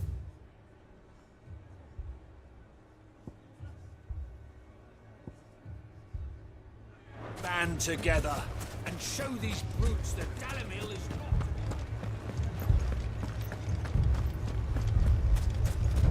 My shop? If I had my pickaxe, I would have... I mean, it may still be possible to buy something, and we may All yet be this allowed after to the keep last it. cell saws we paid for proved themselves such reliable souls. You'd have us throw good gill after bad.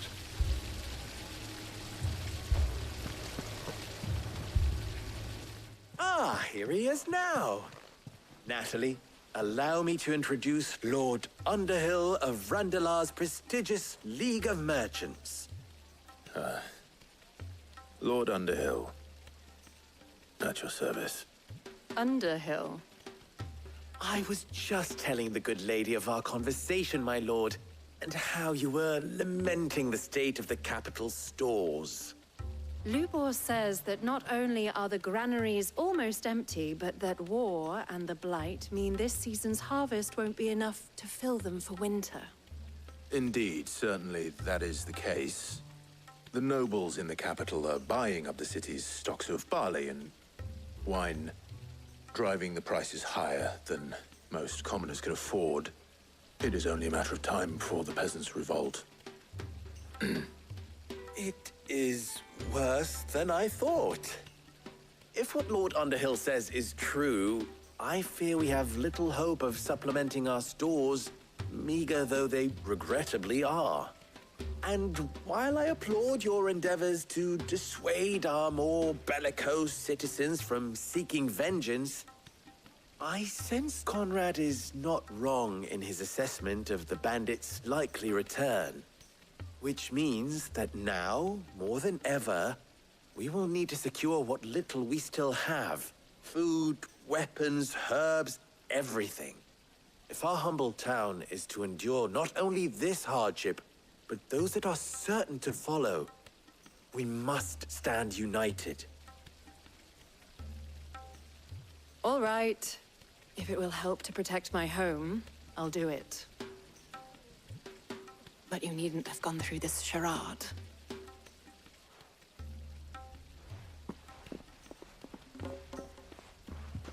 Thank you, Clive.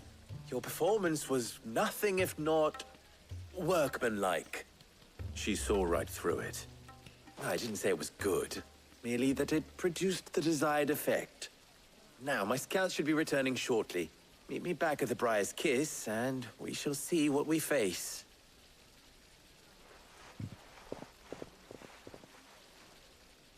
I'm not convinced our roles in this ruse were entirely necessary. I don't know. Conrad seemed quite taken with you.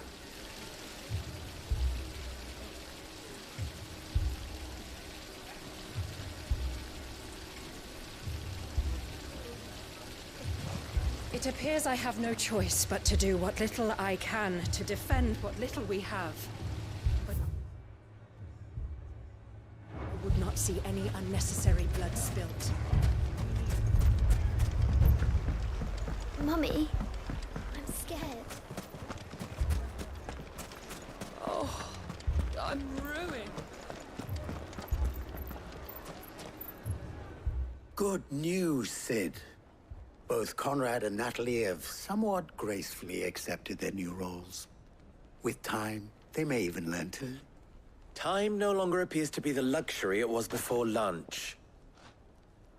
I take it your scouts found the bandits. Technically, it would be the bandits who found my scouts. It appears they march for Dalimil as we speak.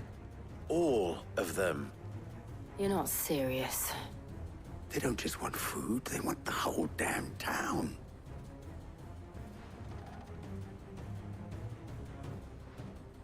I have a favor to ask. I'm told the bandits march in two groups, one from the south and one from the desert, in a move doubtless intended to stretch our already gossamer-thin defenses. Very well. Jill and I will meet those from the desert. But what of the rest? The rest, my friend, the city shall fight. Together. The stakes, I concede, are high. But if this does not unite Dalimil, nothing will. That is a lot of faith to put into those who had their hands around each other's throats but a moment ago. Then it will be for us to see that their hands are kept occupied. And I do mean us. I thought you might say that. We'll hold them off for as long as we can. And we will do the same.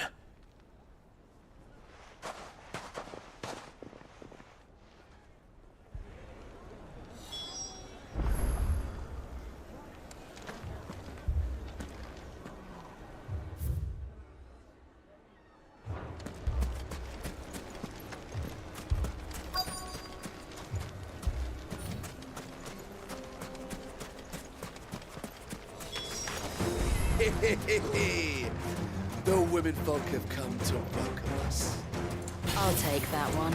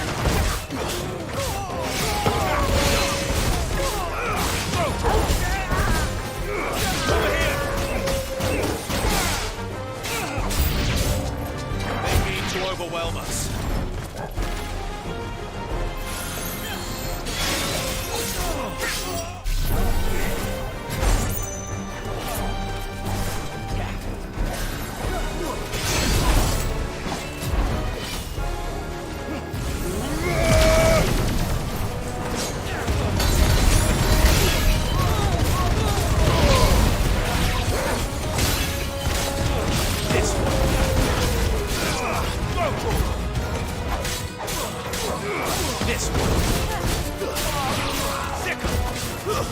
Stay down.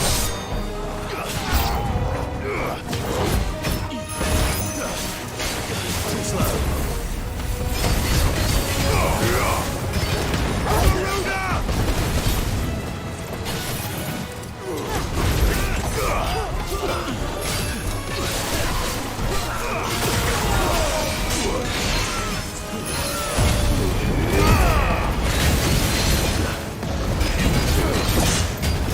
Fire and flame!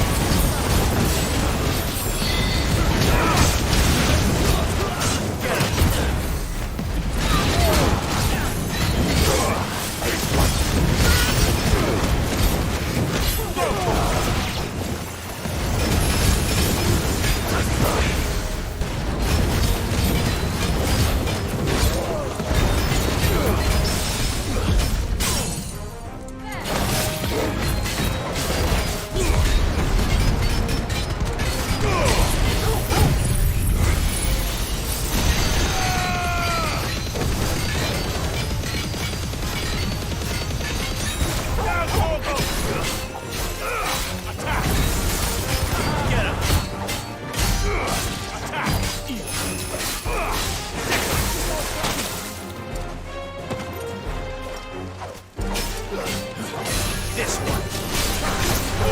Kill! Nice try.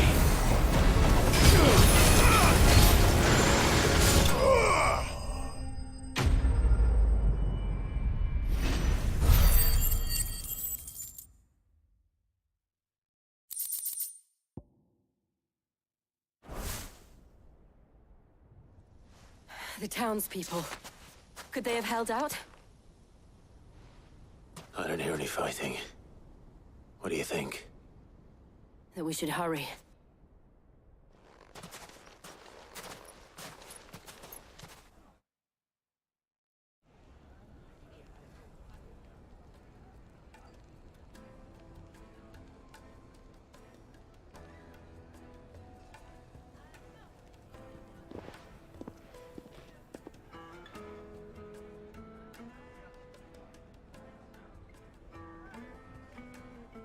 Natalie, I owe you an apology. You did well out there. The inn would have been lost had you not held the line. Without you, there would have been no line to hold. You saved us, Conrad. You saved Dalimil. We all saved Dalimil.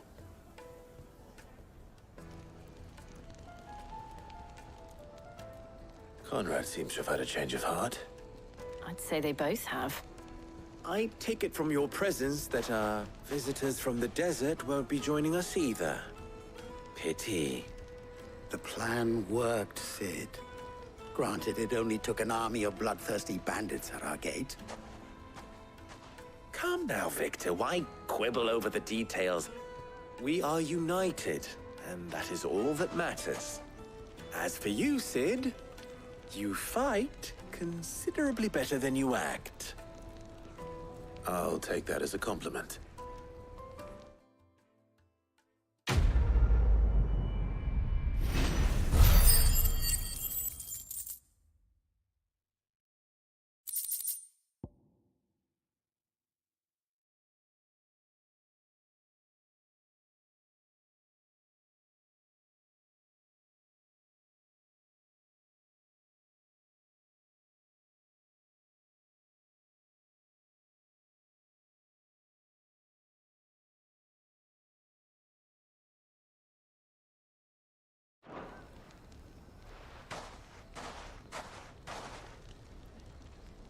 Our friends seem to have things under control. For now, at least. Let's go and put Otto's mind at rest.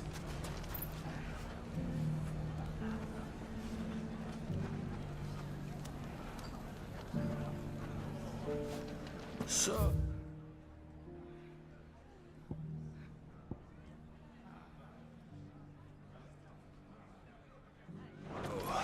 Where did you learn to swing a sword like that?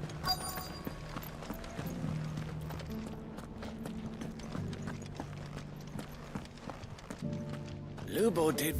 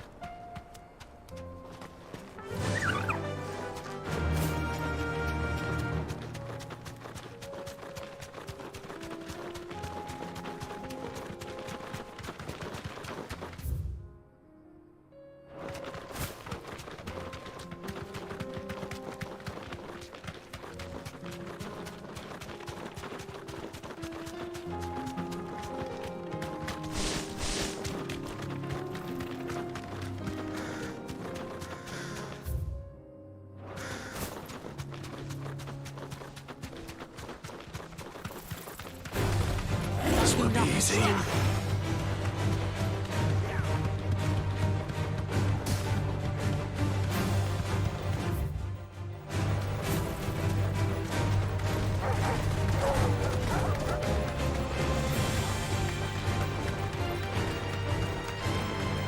Better already.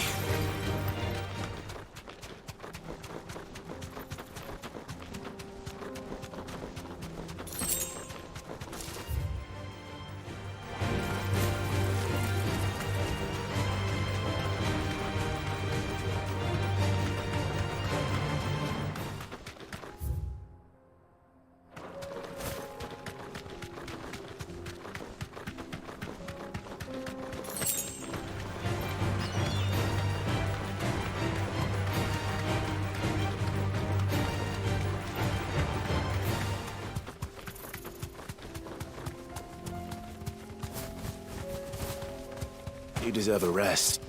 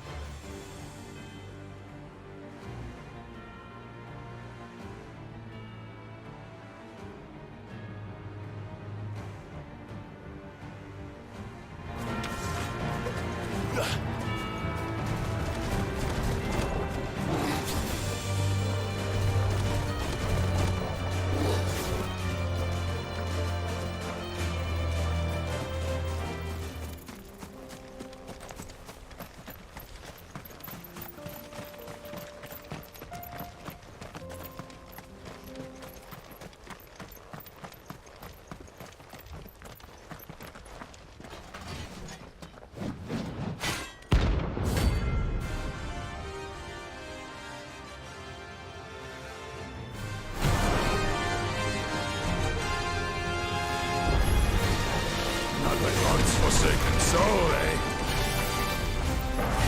Only those who have nothing. So empty your pockets.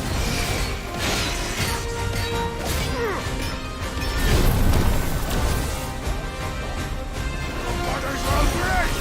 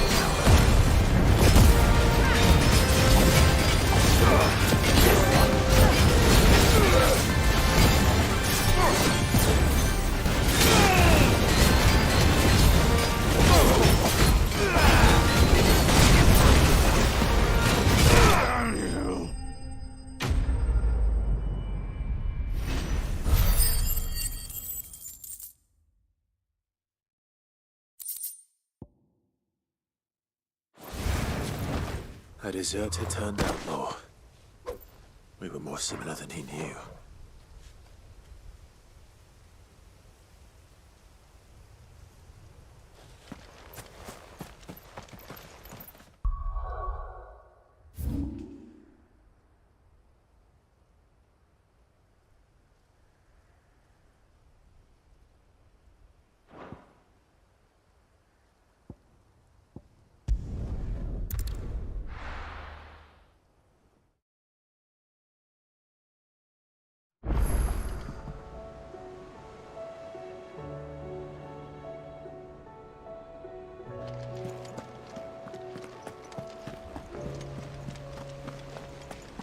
Did you see that?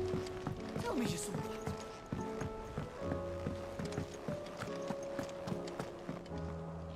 Was wondering when you turn up. Had owls from all our friends thanking you for your timely intervention. How is it you always manage to arrive at just the right moment? Luck, I suppose. Any word on the rest of the realm? Let's see. Storm's still crying out for mother crystals. The nations are still in chaos. And the skies are still the color of a kick in the kidneys 2 days on. So... Right. Clive, we knew this was gonna happen. Well, not the bleeding skies part, but you take my point. Now's not the time to second-guess yourself. Now's the time to visit the infirmary. Taya says your brother's awake. Thank you, Otto.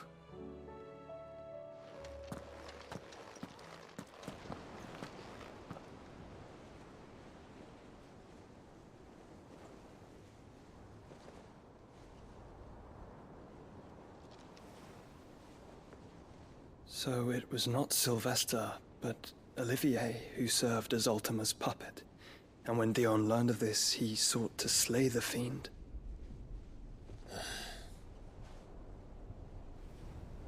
Only for his father to take the spear that would have freed him. Enough to drive a man to madness. Small wonder he hasn't stirred. I would be afraid to wake. Had I but reached out to him sooner, warned him of the threat Ultima posed. But now, both an empire and her prince lie broken. Joshua, what do you know of Ultima?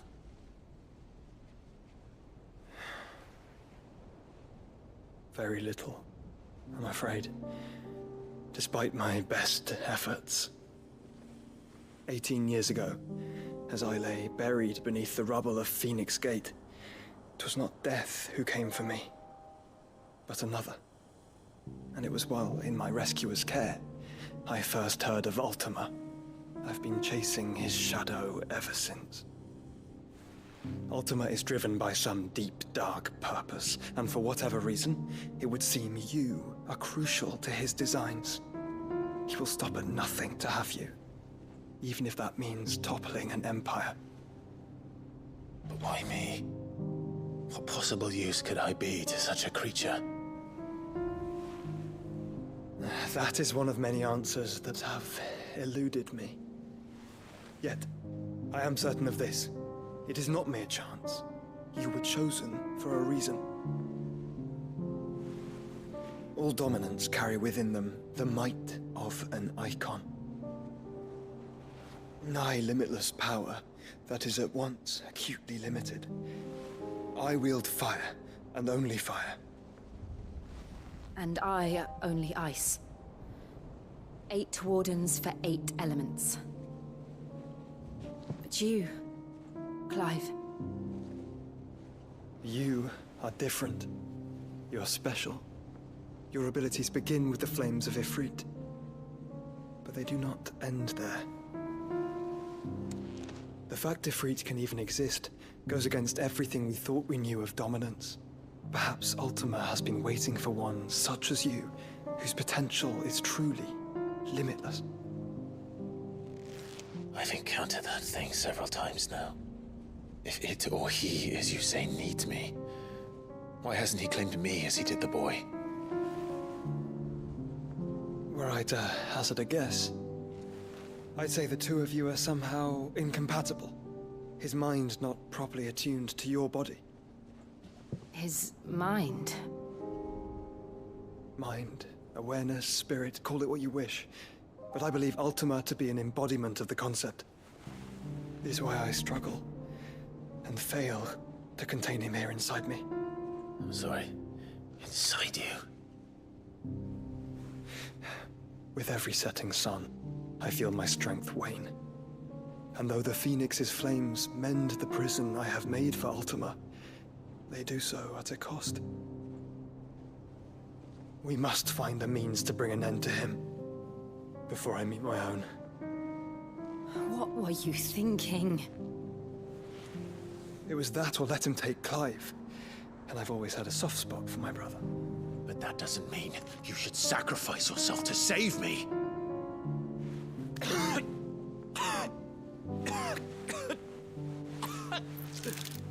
Joshua. Clive, it's Gav. There's an army of Akashic at the gates of Canver.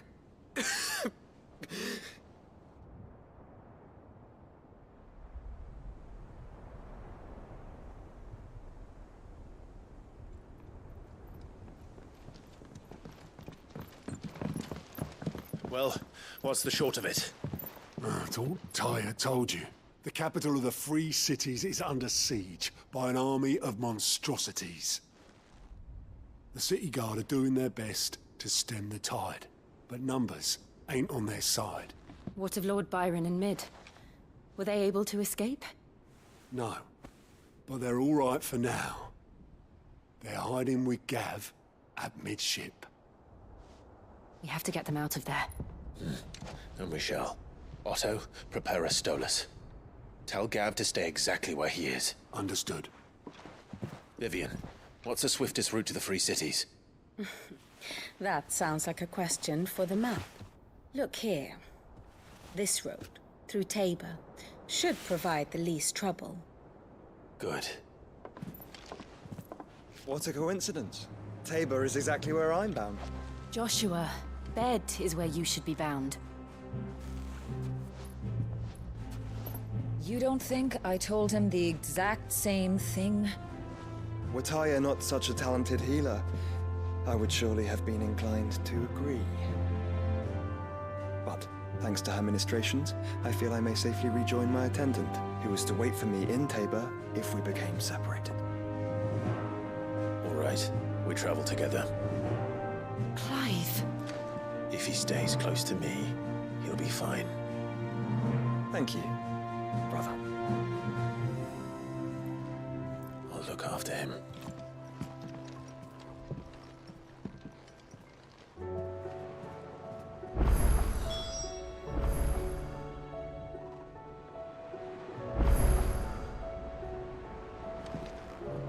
My attendant was with me in the Dominion before I primed. She would have watched the battle unfold and witnessed its outcome.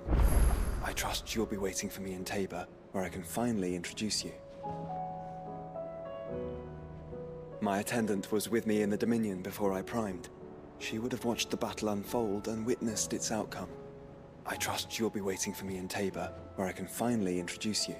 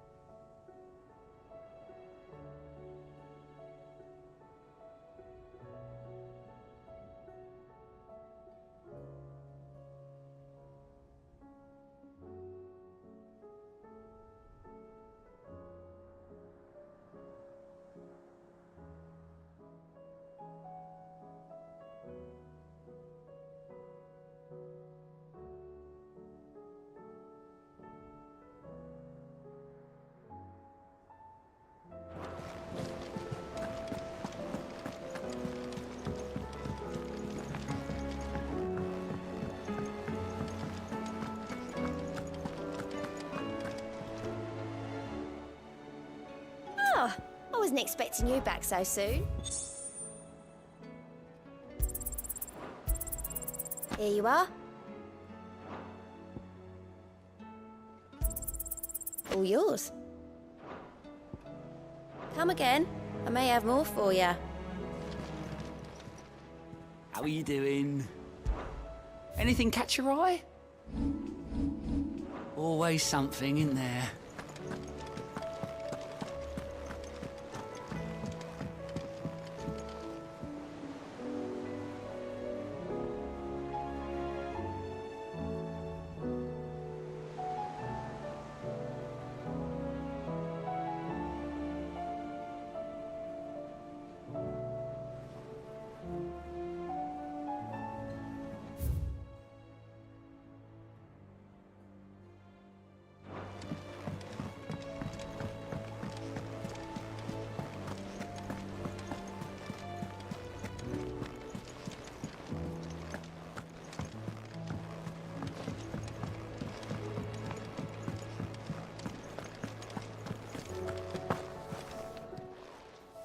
Clive.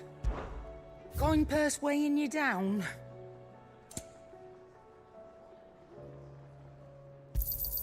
It'd better all be here. You're rubbing me blind, you know.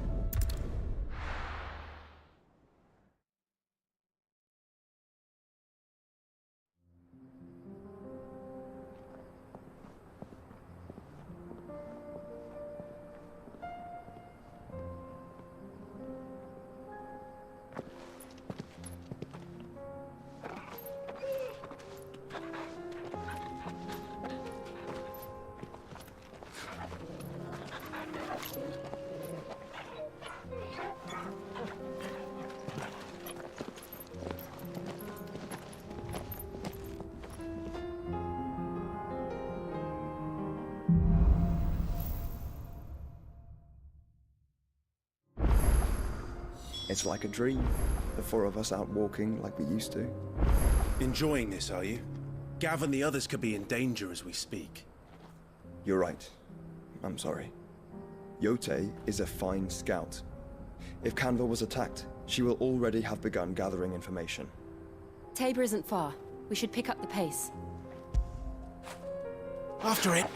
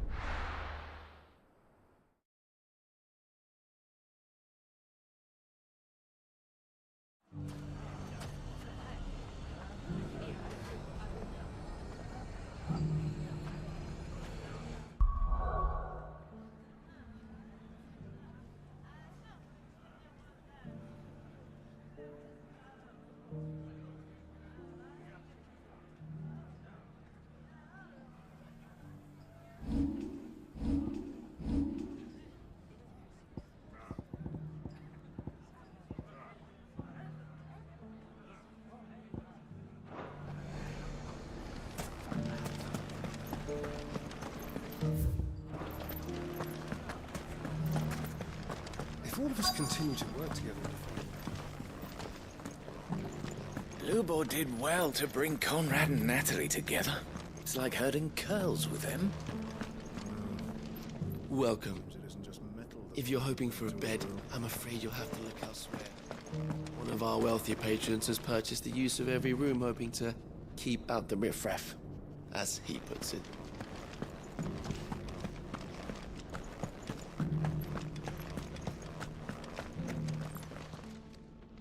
My reputation will be ruined! Ruined! Calm yourself, Lord Ignac, I beg of you, before you do yourself a mischief. Pardon the intrusion, but... Out! Get out! I paid for these rooms so I wouldn't be disturbed. Leave me be! Please, allow me to apologize. His lordship is going through a difficult time, and he's never been fond of guests arriving unannounced. Radim! Get rid of the filthy oaf this instant! Very good, Lord Ignac. Would you mind stepping outside for a moment?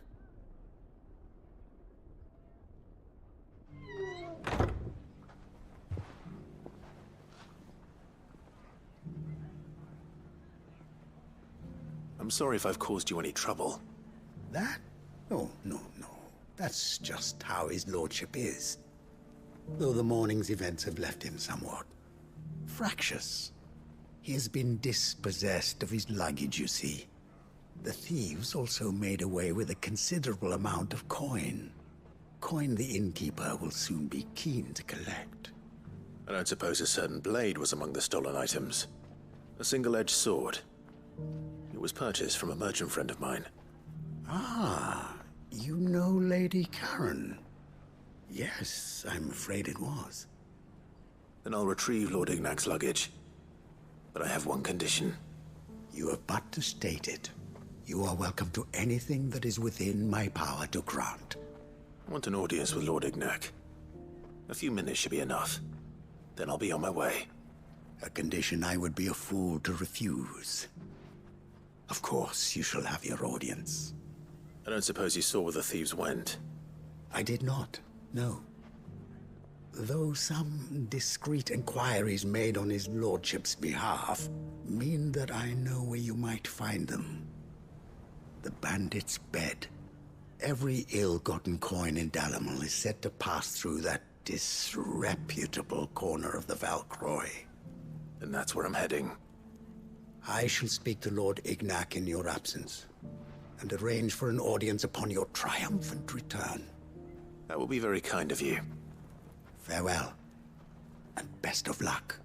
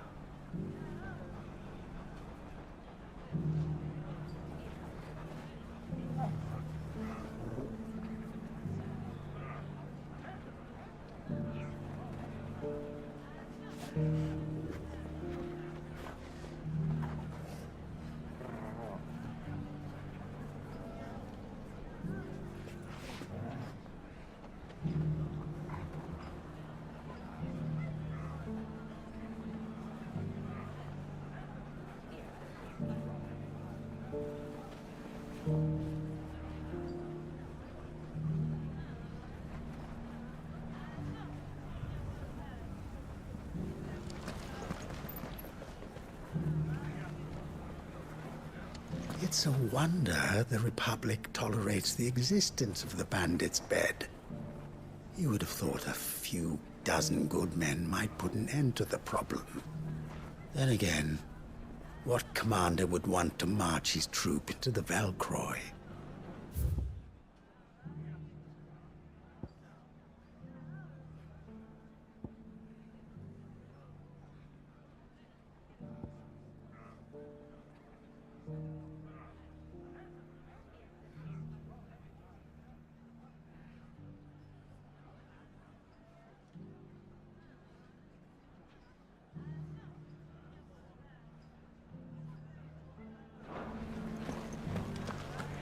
If all of us continue to work together in defending Dalamir, I foresee good things.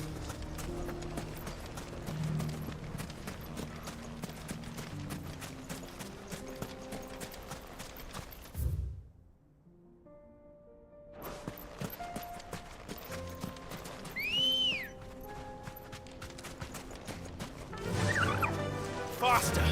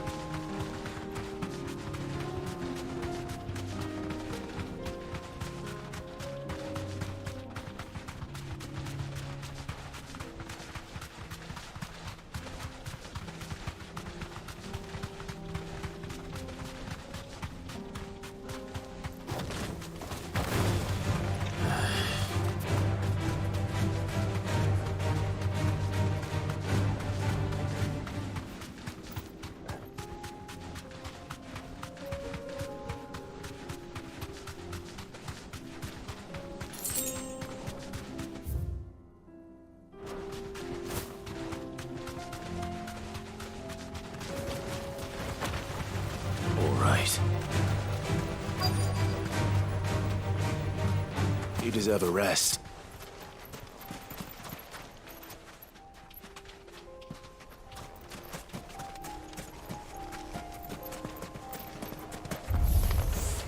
We've got company!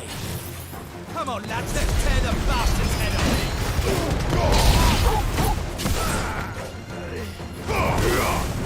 This way!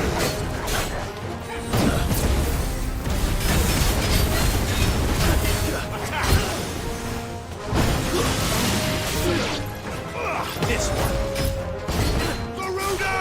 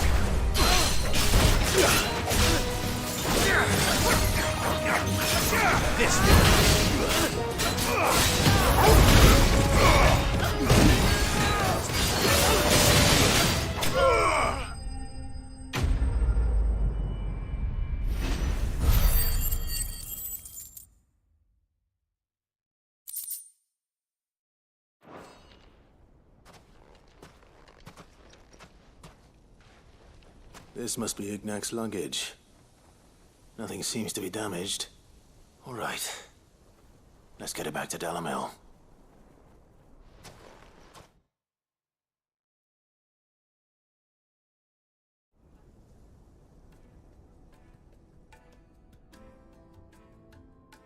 I hear I have you to thank for the return of my effects. What shall I call you, my good man? Wyvern. Glad to make your acquaintance. A formidable name indeed. Well, Wyvern, I appear to be in your debt. Redeem here tells me you wished for an audience. Is that all? A few moments of your time should suffice, yes. You're a peculiar fellow, Wyvern. All right, speak. Master Wyvern was wondering if you could tell him about a certain single-edged sword you recently acquired. Oh, a true work of art, that one.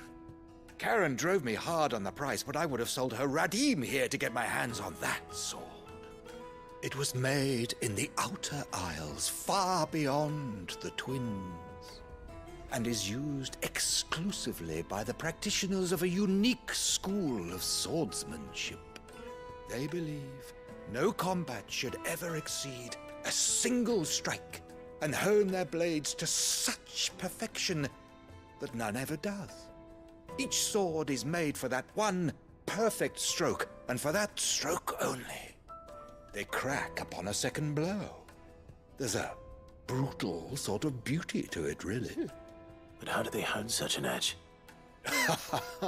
Fine question. Why, they use a whetstone, of course.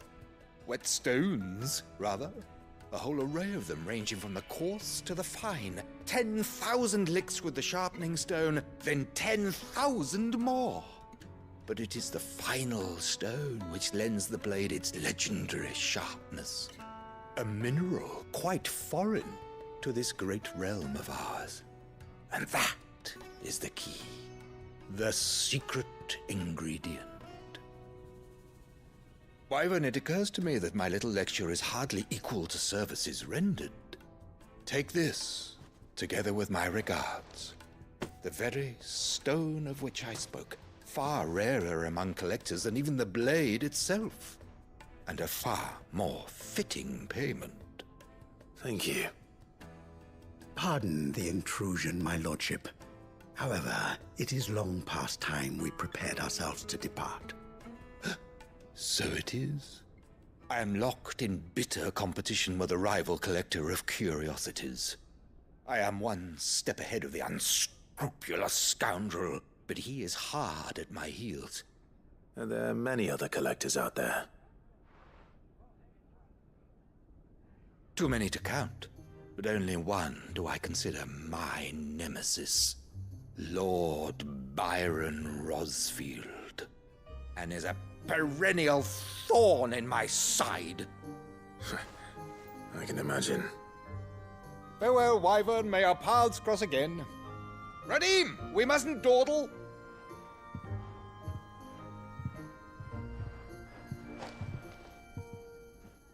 I think his lordship is rather taken with you, Master Wyvern. Thank you again for your assistance. Coming, my lordship. I'll be right there.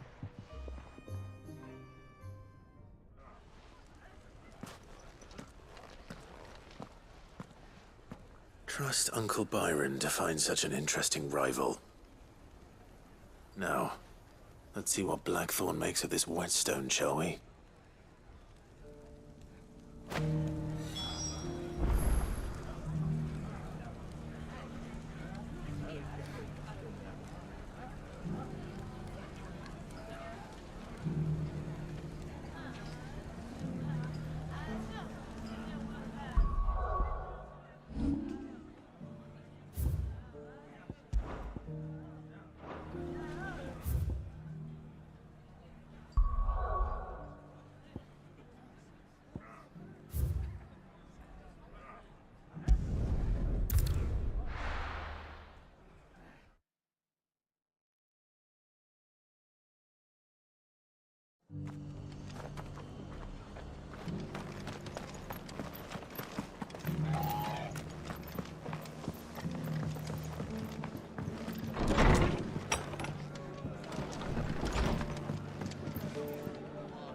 Clive, we weren't expecting you. I wasn't expecting to be here, but it seems we still owe you a considerable amount of coin for your help with our rebuilding efforts. And though I doubt it's what you were expecting, we were hoping you'd take this as payment.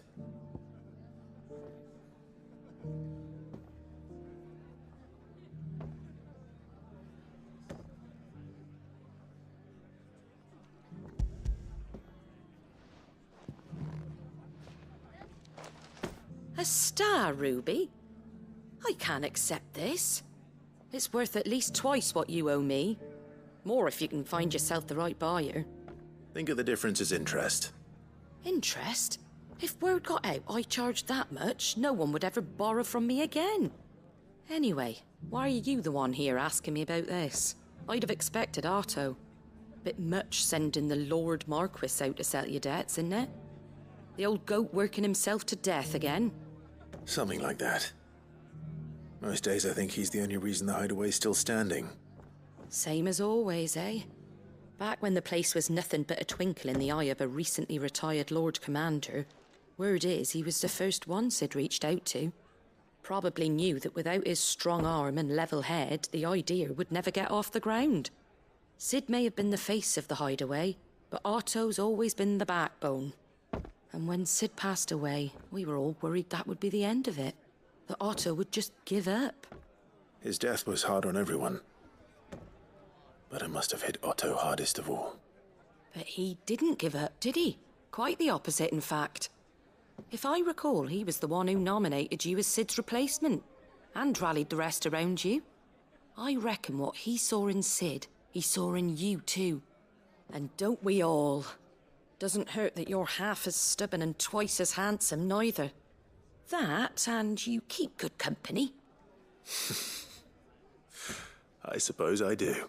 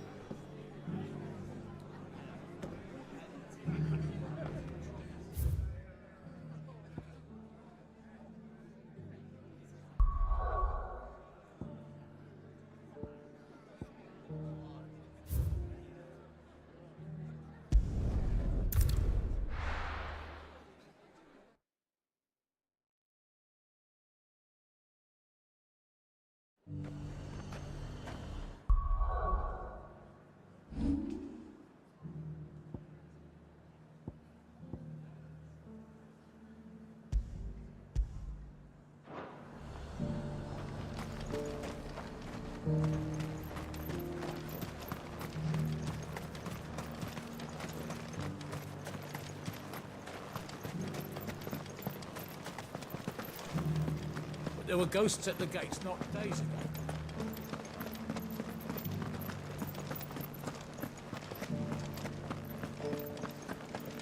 Those things I said before.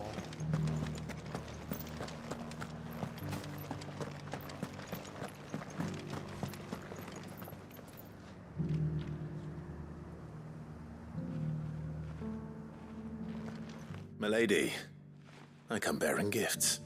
Gifts? Whatever is the occasion.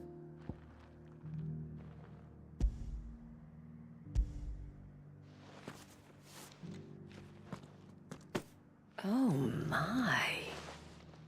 Clive, you really have outdone yourself. Otto asked me to give it to you. To settle the hideaway's debt with the Veil.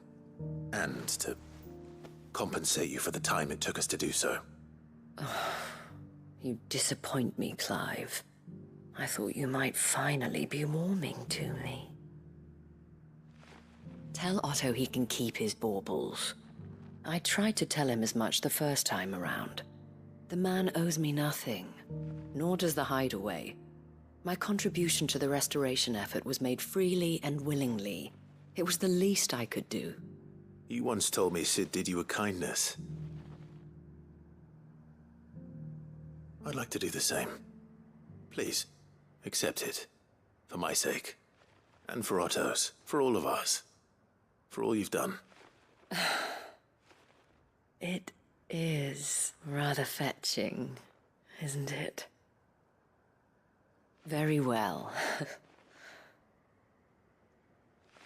Otto is lucky to have you, Clive. I doubt anything could ever replace his son. But you and the others at the hideaway are the closest thing he has to family. Otto had a son. Long ago, yes. Sid told me Otto lost him when he was just a boy, and blamed himself for not being able to stop it. I don't know how it happened, whether there was anything he could have done. But it was clear that it weighed heavily on him. I didn't know. How could you have? I doubt anyone did. Besides Sid, I've never met a man more keen to bear his sorrows in stoic silence.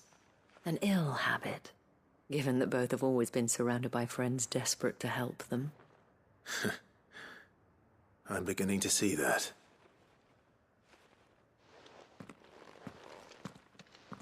Go will want to know the stones were delivered, if he's still with us.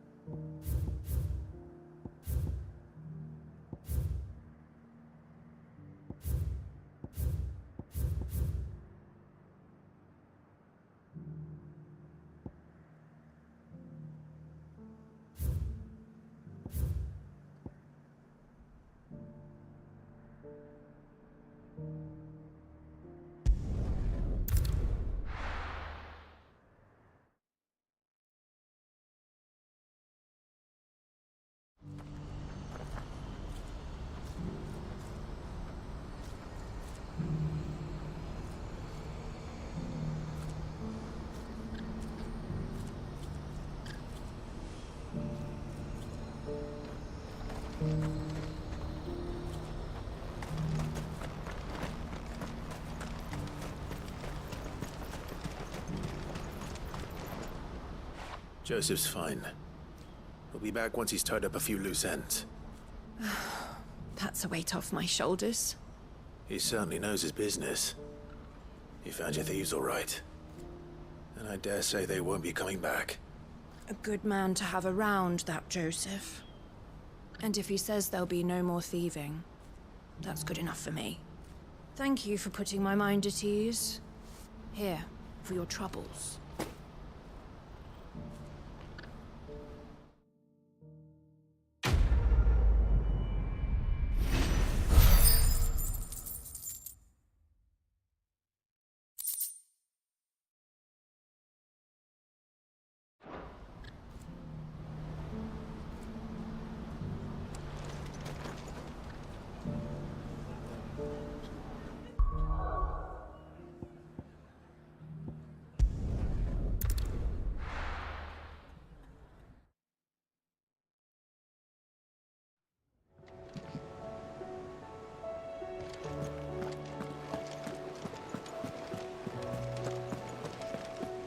Did you see that? Tell me you saw that.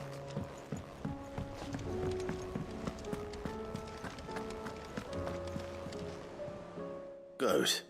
Still alive, I see. So Lady Karen accepted the ruby. Ah, about that. I tried my best, but she was just too stubborn to take it. She threw it right back in my face, in fact, and told me I could stick my stupid stone where the sun don't shine. Karen refused payment. I hope it wasn't something I said. I'm sure you were as tactful as ever. Let me see what I can do. Oh, wonderful. I hope you have better luck than I did.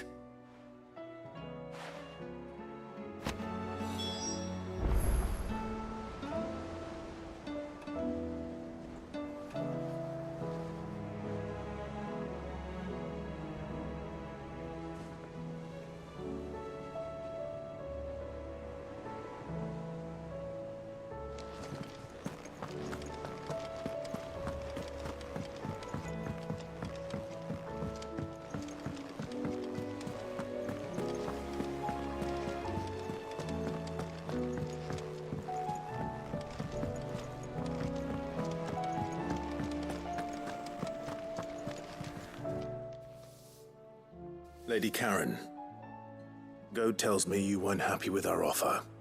Would you prefer the debt was repaid in coin? What debt? I don't recall lending any of you lot me hard-earned gil. I may have tossed a talent or two in the Hideaway's coffers, but those were donations, and you can hardly call it charity if you go asking for it back. Of course not. But one good turn deserves another. And our circumstances have changed. Surely you wouldn't shun the gratitude of a pauper who happened to have become a prince. Oh, so you're a prince now, are you? Fine. But I'm selling it and taking what I'm owed, then you're getting the rest whether you like it or not.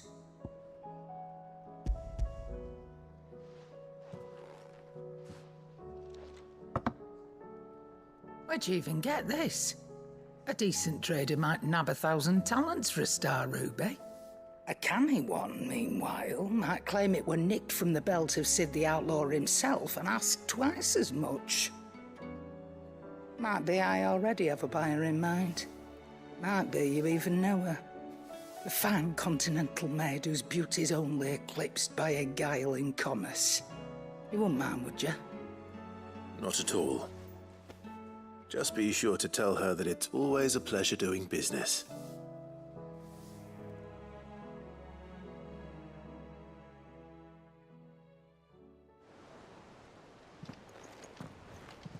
I hear you ended up delivering all 3 stones. Thanks to this lump. I sometimes wonder what I pay you for. Speaking of which, I still haven't been paid last month's wages.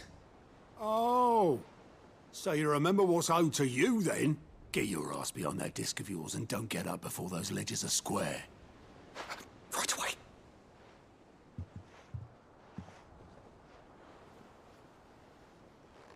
I've seen that before.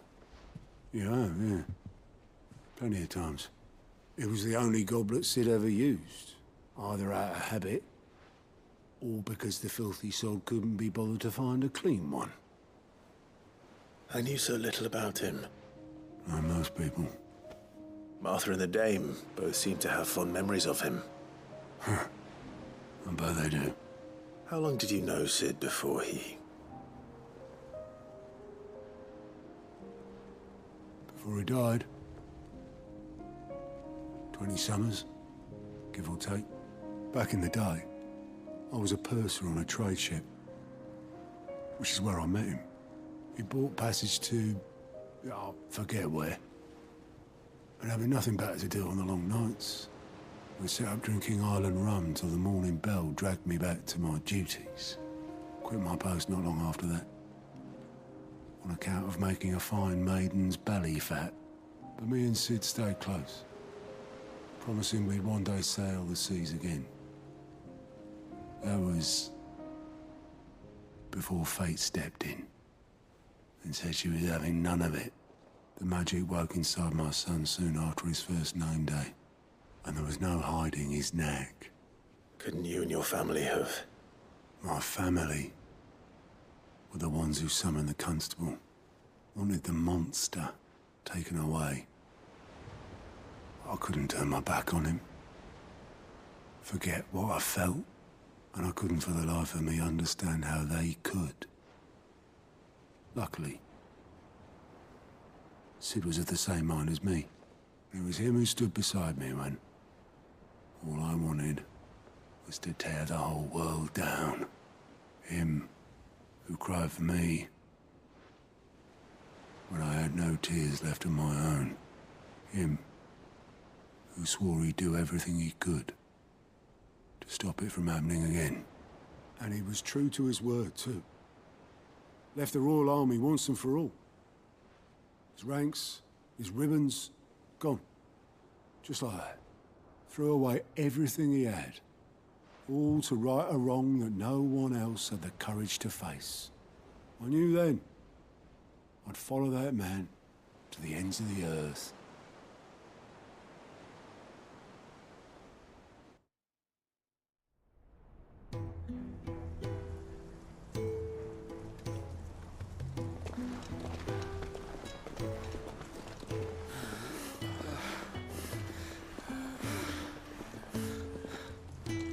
He was always too clever for his own good, was Sid.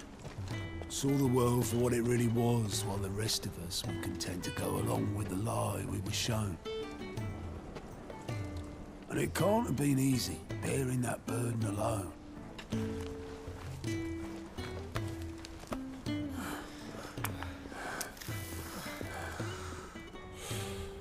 But he didn't let it stop him.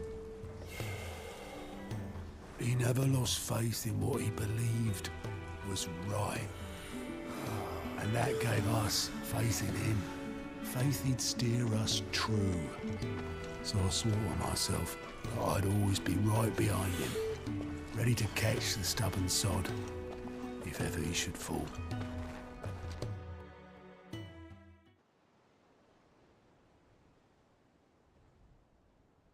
But I couldn't even do that.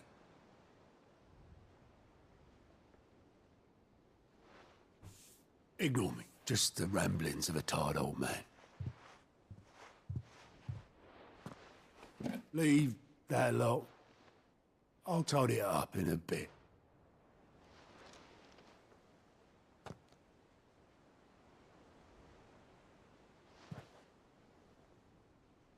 This is Sid's handwriting.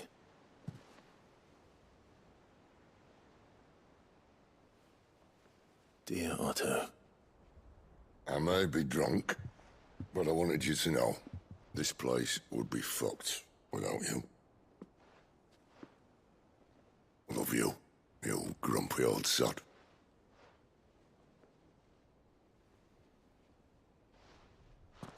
This note.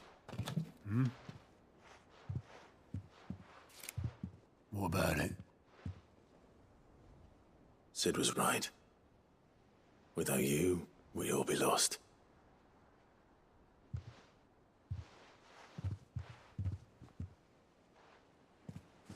He should have bloody well said so then. Just once. Before he went.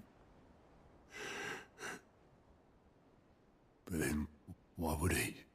Him, or anyone? I'd only have told him to piss off.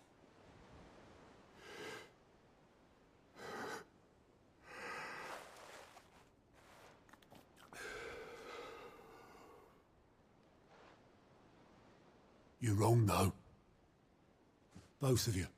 It was never just me keeping the hideaway afloat. It was all of us.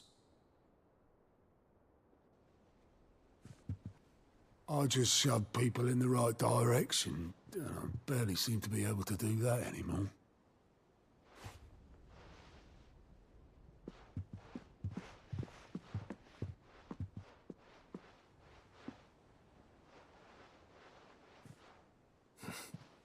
Would you rather go at the helm? Well, maybe I've got a few more years left in me. I'm going to hold you to that, Otto. Before you go, Sid would have wanted you to have this. But that's... This'll do me just fine.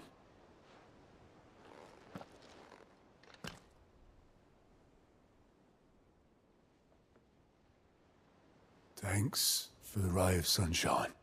I'll see if I can't pay you back. Already have.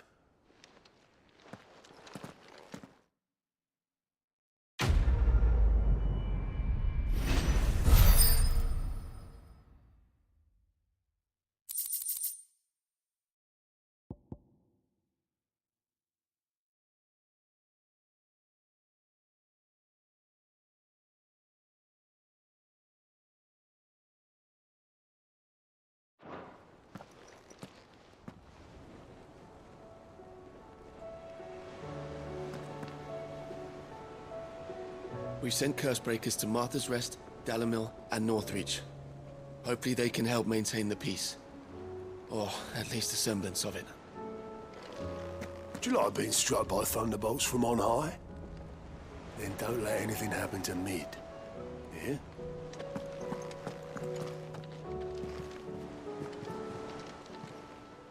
Fancy a look at the list, do you? Quick look.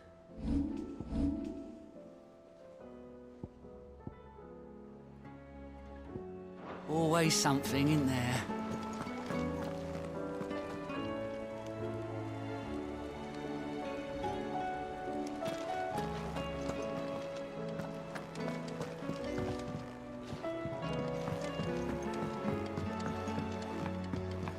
Did you see that? Tell me you saw that.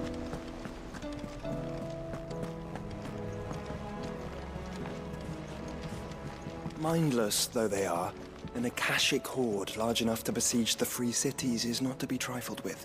We must proceed with caution.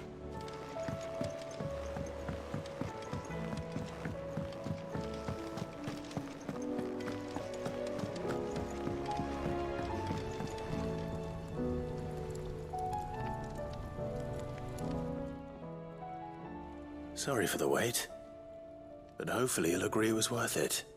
You learned something about that sword, then? I did better than that.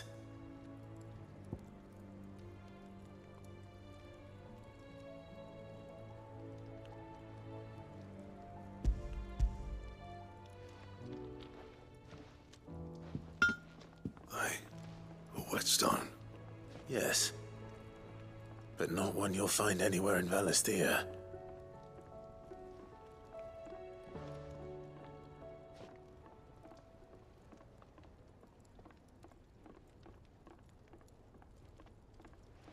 No wonder I couldn't get the same finish on the grinding wheel. One hit and all done, eh? Might not be so bad if all you ever fought were duels. Good luck on the battlefield. Your second opponent would be your last, no matter how good you were. Even so, is there some way it could be used to give the Curse Breakers an edge? I think so, yeah. With this whetstone and the right kind of steel, I could probably even make a twin of the blade that rattled me. But there'd be no replacing this little rock once I worn it down to a sliver. I reckon we get a dozen swords from it, if that. Swords that the Curse Breakers wouldn't know how to wield properly, and that would see them through a single fire piece.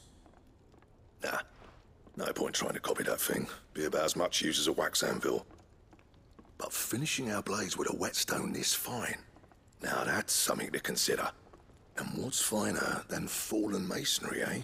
Or more hard-wearing, for that matter. Just imagine it. Good Valisthean steel with an edge as sharp as any found in the Outer Isles. I won't make a copy, nah. I'll make something much better. I'm sure the Curse Breakers will be delighted. Just don't push yourself too hard. Don't you worry about me, Sunshine. I've been working day and night since I was half your age, and I'll still be here when you're long gone. Hey, thanks, Clive. I mean it. I owe you one, August too. It's good to know someone's looking out for me. He'll be happy to hear you said that. And I'll see that my debt to you's paid. First new blade I make's got your name on it. You come and find me when you've got the materials. All right. I will.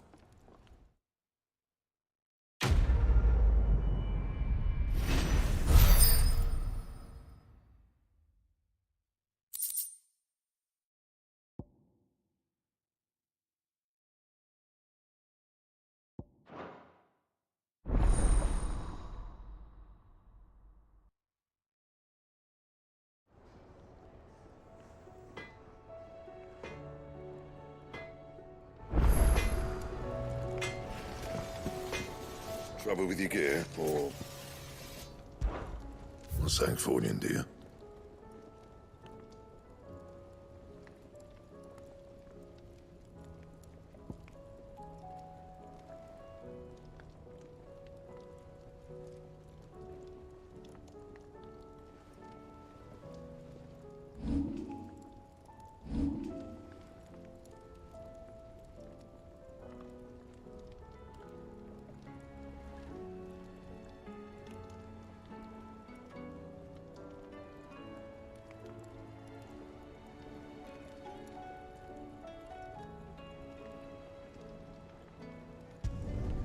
Should last you a good while.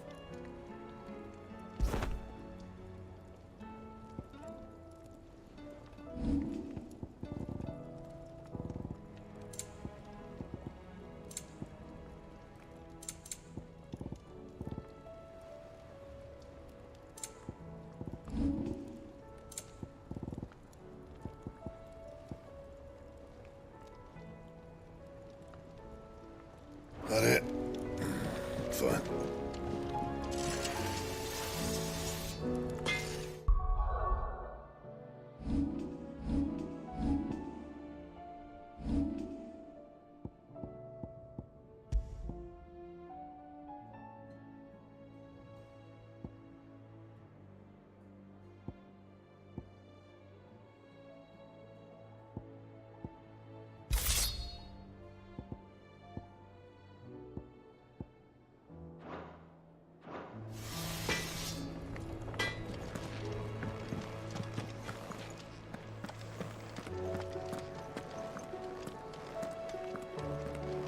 Seems the hideaway's lost blasted book. Can you blame them?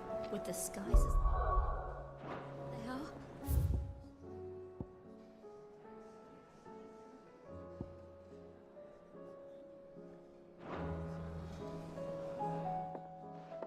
Here, you put me in this situation, Clive. You can bloody well get me out of it. I need a hand with a recipe. Are you sure it's me you're looking for? I'm not much of a cook. I'm all the cook will be needing, thank you very much. What I want from you is a little of your time, right? Oh, and perhaps your sword. You remember Ivan's stew, right? Well, despite the look of the thing, and that awful stench, people wolf it down. So I thought I'd try making one of these supposed masterpieces myself. Had a peek at the book and gave it a go, but, well... It wasn't as straightforward as you'd hoped. Ivan had the same problem. Yeah, but this is my blooming kitchen, and I will not be outdone.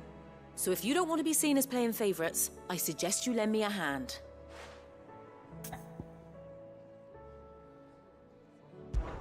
I've never been one to play favourites, Molly. And I would be only too happy to lend you a hand. So, what's on the menu this time? A fried mortress of skyworm. That's one heck of a name, innit? Recipe seemed easy enough to an old hand like myself. Thought I'd followed it to a T. Only, turns out skyworm livers and drake's mint are not what I thought they were. At least I hope they're not, given the rancid mess they made. Ivan said the recipes in the culinary pilgrimage date back centuries. Who's to say the ingredients even exist anymore? Well, that's a question for a scholar, wouldn't you say? Perhaps you know of one? Kindly old fella who haunts the shelves, maybe? Fine. I'll go and speak to Harpocrates. Perhaps he'll know something. And if he does, I'll see if I can find your ingredients for you. You do that. Lest we forget, you've got a reputation to uphold.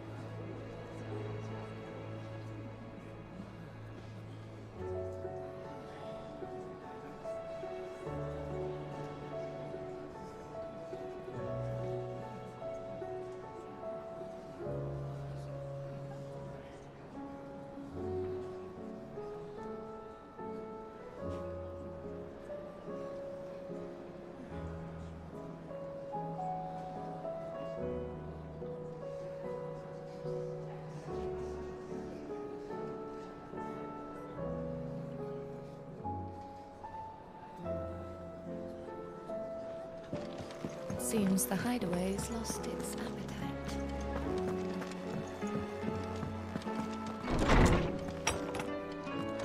Is a storm coming, Sid?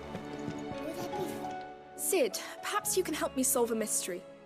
I can certainly try. Who's gone missing this time? It's not who, but what. Mid's scales, the ones she made for her workshop. I borrowed them to teach the little ones about weight, and shortly after the lesson, well, they vanished. My first thought was that they'd taken them off somewhere to play, but when I asked, they swore they had nothing to do with their having disappeared. Which almost certainly means they had everything to do with it. Perhaps a visit from Sid will jog their memories. I think it just might. Thank you. I don't like to imagine that my pupils would lie to me. But if they have, I'll have no choice but to discipline them accordingly. They were in the atrium when I last saw them. As always.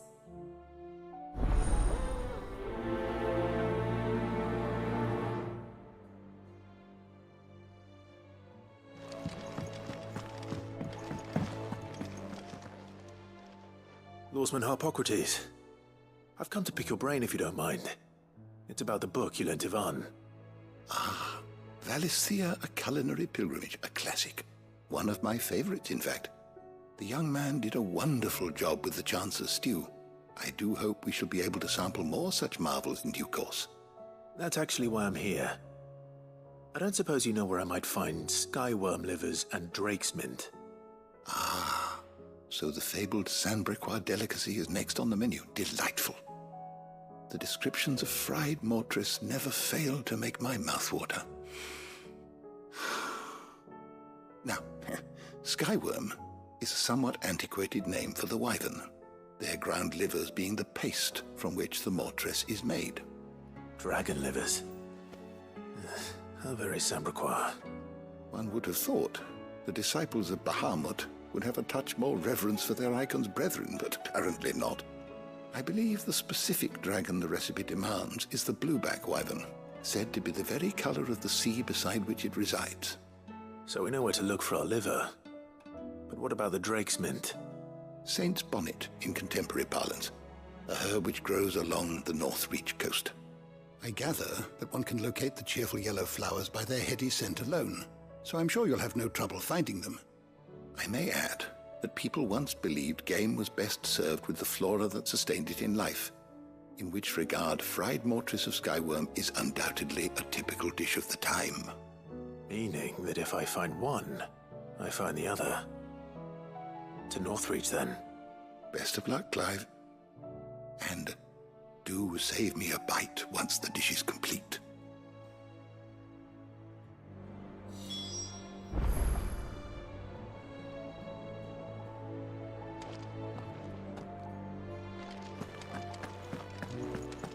Is a storm coming, Sid?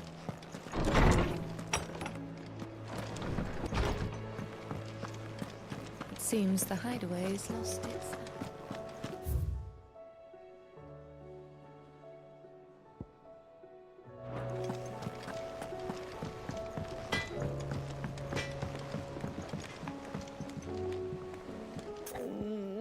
What am I gonna do?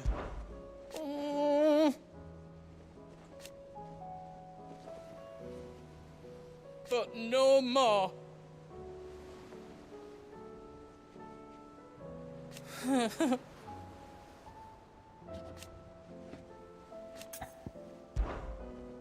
Is everything all right, Goots? You seem more discomposed than usual. Oh, I don't know what that means, but I'm in a bit of a muddle. Oh, I think Nan might be in trouble, and she's... It's all right. You can tell me.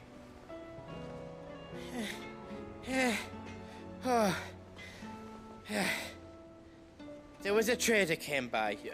One of our usuals, like. Said he'd heard some rotten rumours about her down Dalimil way. Folk are saying she's been selling to bandits and cutthroats and that. I mean, she's fond of a chance to make a coin or two, aye, but she'd never do business with baddies. Especially not the kind who go hurting people who haven't done out. I wanted to ask her about it myself, but I'm scared she'll give us a tongue lashing. She'd never give your tongue a lashing, though, would she? Don't worry. I'll speak to her. Oh, thanks, Clive. You'll let me know what she says, won't you? Of course. I'm sure it's all just a misunderstanding.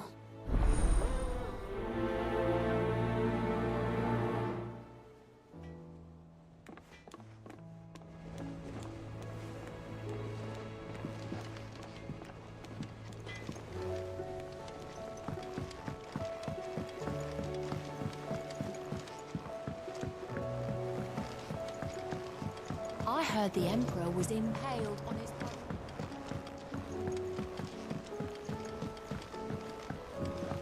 We're all gonna die! You hear me? What do you reckon we should do? I say we should just tell Miss Shirley. Look at us.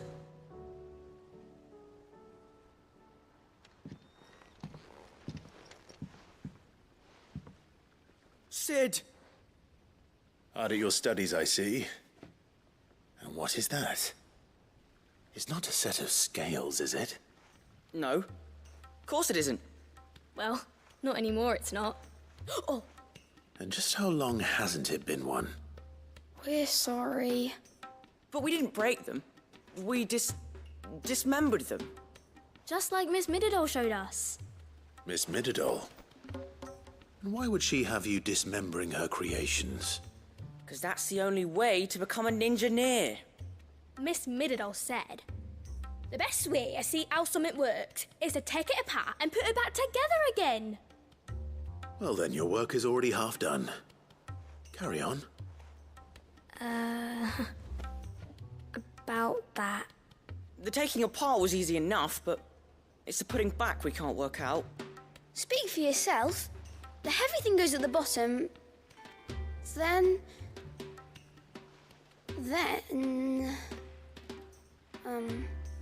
You three need to learn to take responsibility for your actions. So let's have a look at these parts with fresh eyes, shall we?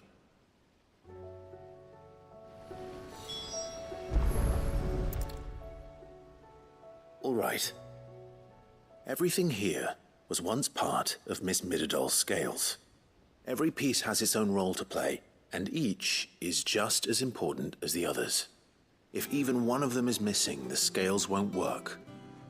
So let's think about what those roles might be. You already know one of the pieces. The body. Its role is to support everything else. But what of the others?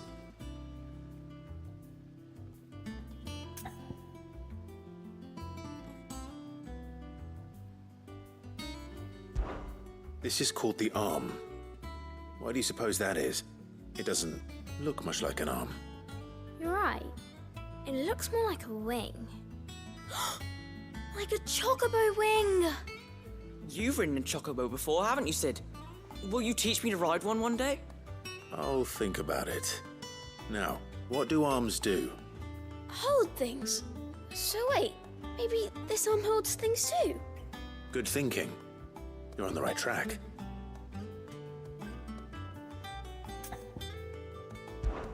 These round parts are called the pans.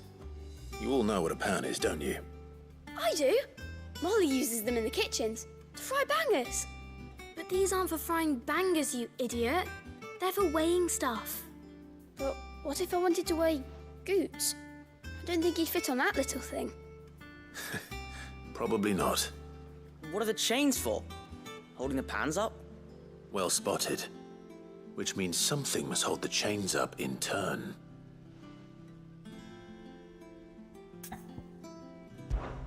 This tiny piece is what's called a cogwheel, or gear. Have you ever seen one before? I have. Miss Mididol's dungeon is full of them. Most are on the floor. She puts them in all her inventions. They spin round and round and round and round and... That's right. They're very useful when you want to make things move. Do you remember if there was anything on the scales that moved? I remember the arm moved when I tried weighing an apple. And then somebody ate it. It's not my fault. You shouldn't have tried weighing it before lunch. We know what part's supposed to move and how it's supposed to move.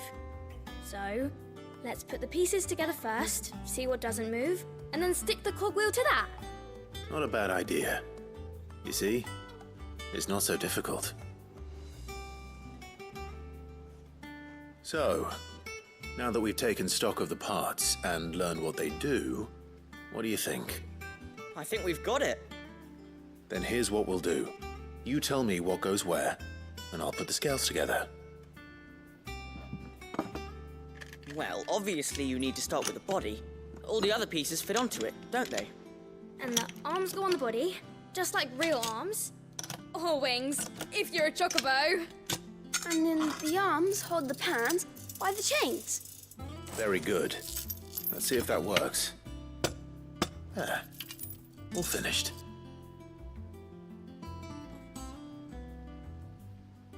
Yes! We did it! Well, with Sid's help. Oh, I just put the pieces together. It was you three engineers who showed me how. That's right. We're Miss Mididol's hairs. Her hairs? Yeah, hairs for the future. She's showing us her secrets now, so we can help out the hideaway when we're older. What do you think, Sid? Are we almost ready? With a little more help from Miss Mididol and Miss Shirley, I'd say it won't be long at all. You hear that? It won't be long. Until then, though, do try to be honest with Miss Shirley.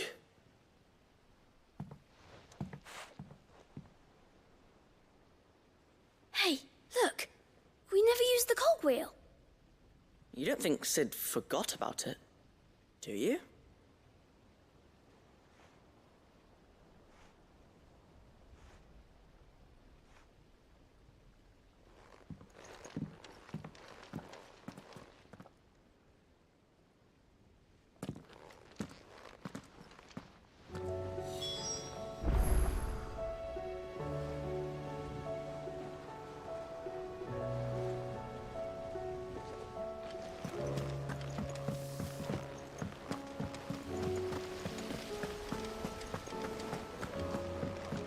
We're all gonna die!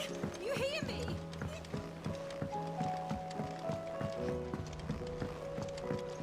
I heard the Emperor was impaled on his own.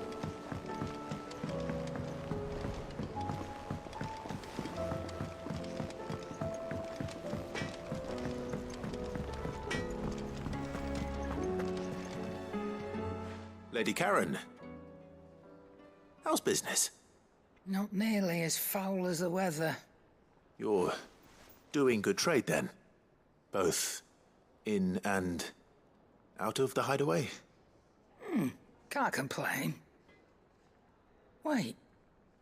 What exactly are you getting at? Not once in 5 long years do you pay my affairs half a care, but here you are today raking me over the coals like a bloody popoto? Just asking. Out of interest. All right. I'm here because I was told that certain rumors have been circulating. About you selling weapons to brigands. Oh, are you?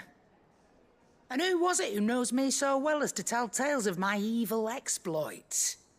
I didn't exactly hear firsthand. All I know is that someone in Dalimil has been spreading word to that effect. And what? You believe it? You think I'm profiting off the blood of innocents, do you? Look, I've done things I'm not proud of. Might be there were a time when I turned a blind eye to the wretchedness of the world so I could line my pocket. But that woman is no more. And you'd know that if you'd ever paid the slightest bit of notice. You're right, Lady Karen. I apologize. It was wrong of me to doubt you.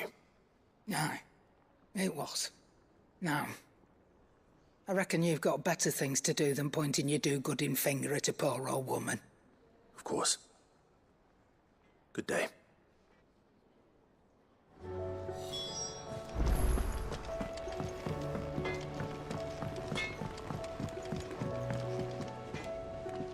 I spoke with Lady Karen. What did she say? that the rumors were unfounded, and that I was a fool for thinking they might hold any truth, along with some other things that made her feelings clear. And while it sounds like she may have done things she regretted in her past, she says those days are behind her. Oh, well, that's good. I knew Nan wasn't caught up in out bad. But why would people say she was? What did she ever do to them? It's not right. No, it's not. But people do things for all sorts of reasons. Perhaps we'll never know. Well, I'm going to find out. That trader, he said they were all talking about her in Dalimil. So that's where I'm going. I'll find someone who'll tell me, you'll see. Are you sure that's wise? Whoever's spreading these rumors means Karen ill. Oh, right. But that's why you'll be coming with me, isn't it, Clive? I suppose it is.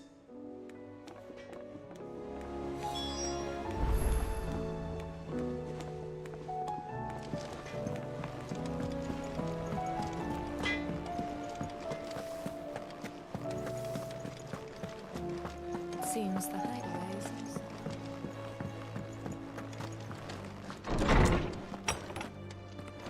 is... Is a storm coming soon? Will there be... Well, did you solve the mystery? It was as you thought.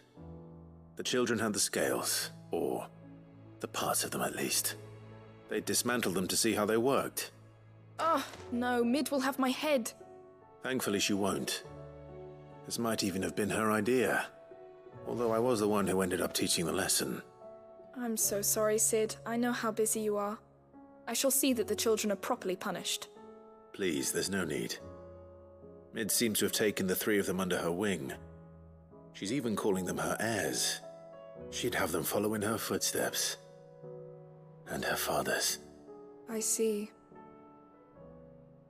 Sid, do you know why Mid has been spending so much time at the hideaway of late? She told me it was because her studies have been interrupted by events in Canva. Is that not true? No, it isn't. The university offered her a commission. In exchange for full tuition, room and board, they asked her to oversee the design of several new war engines. To anyone else it would be an opportunity, but to Mid, who lost both her parents to war, it was a bitter pill. One she was none too keen to swallow. But that should come as no surprise. She's only ever cared about bringing people hope. The very last thing war can be said to do. Which explains her heirs. She's working to give them a better life. And so should I. What's the odd engineering lesson? Ah, you've given them far more than that. And I'm sure they're very grateful.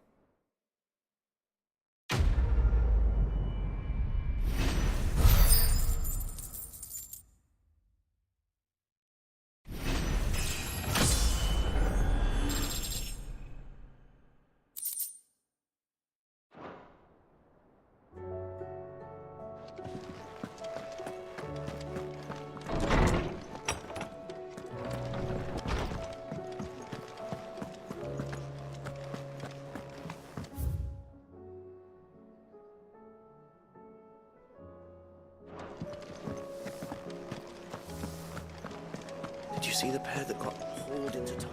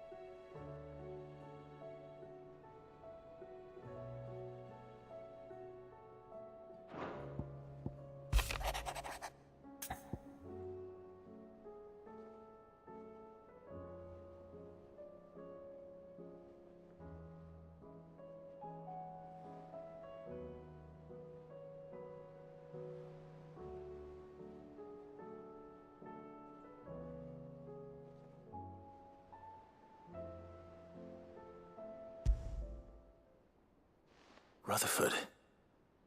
Wasn't that the name of my uncle's manservant? Where would he be at Martha's Rest?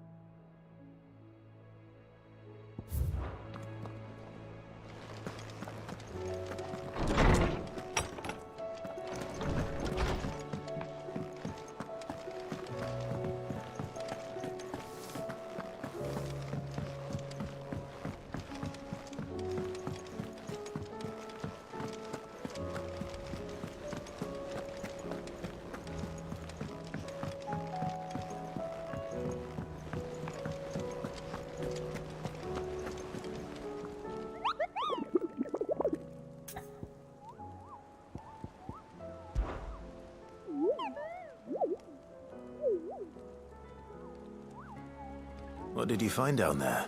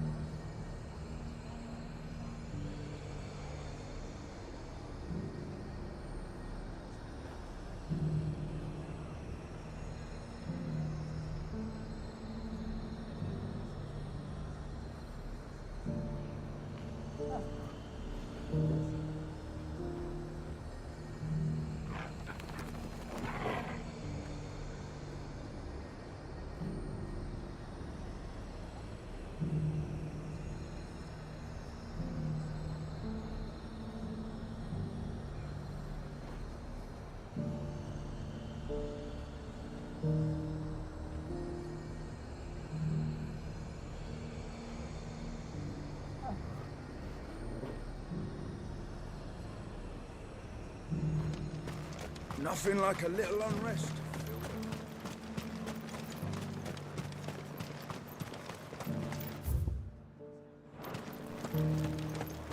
There were ghosts at the gates not days ago. You needn't fret. The creatures have been dealt.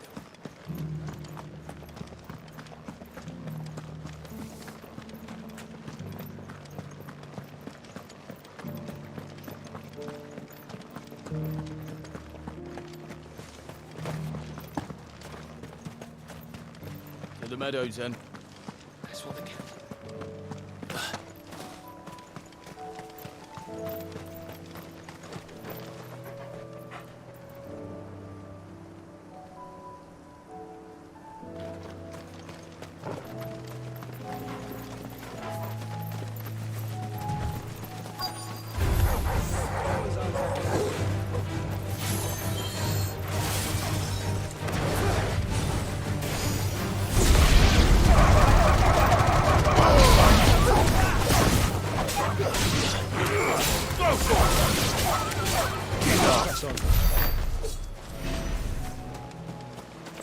Boggarty said I should be able to find what I'm looking for somewhere nearby.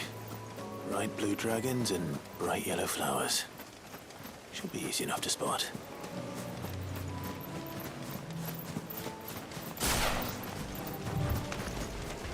This must be our wyvern. Right. Let's get this over with. All yours, Torgal.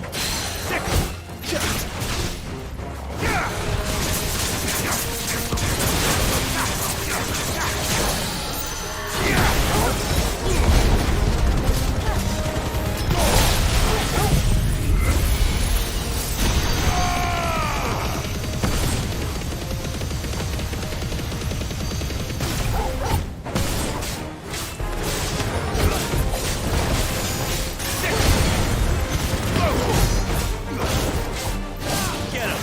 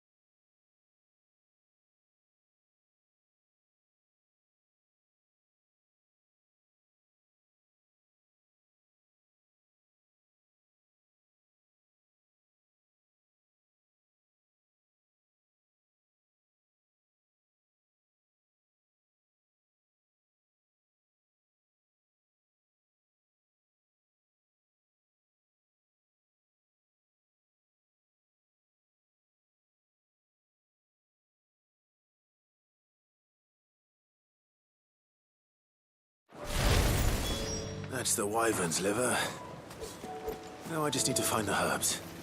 Bright yellow with a heady scent.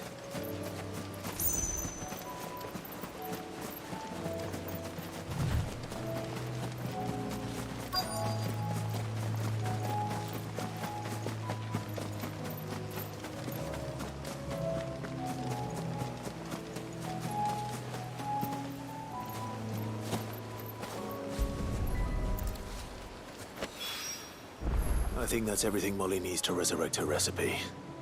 Better head back.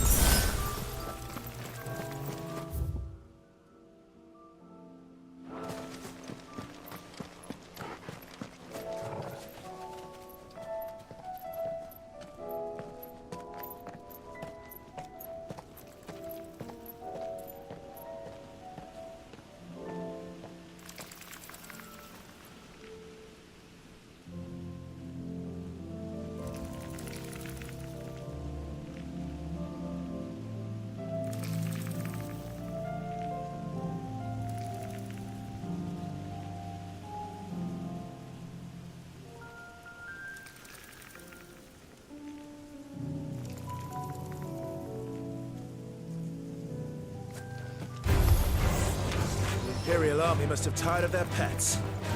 But if they won't feed them, neither will I.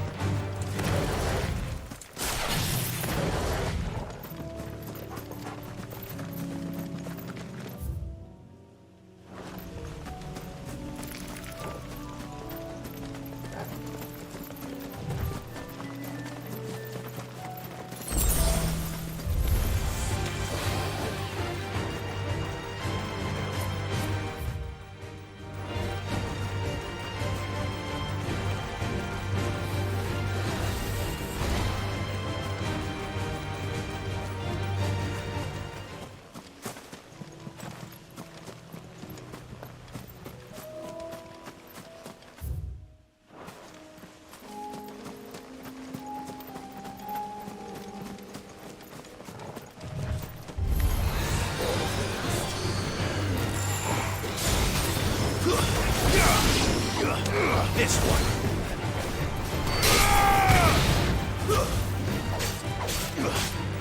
Get him.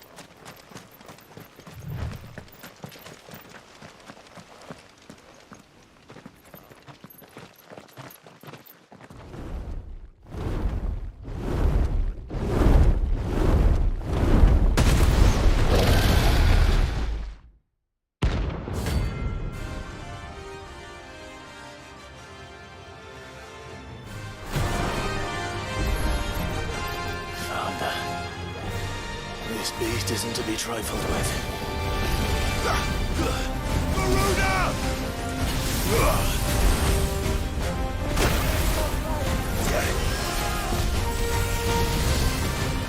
This one. Go for it.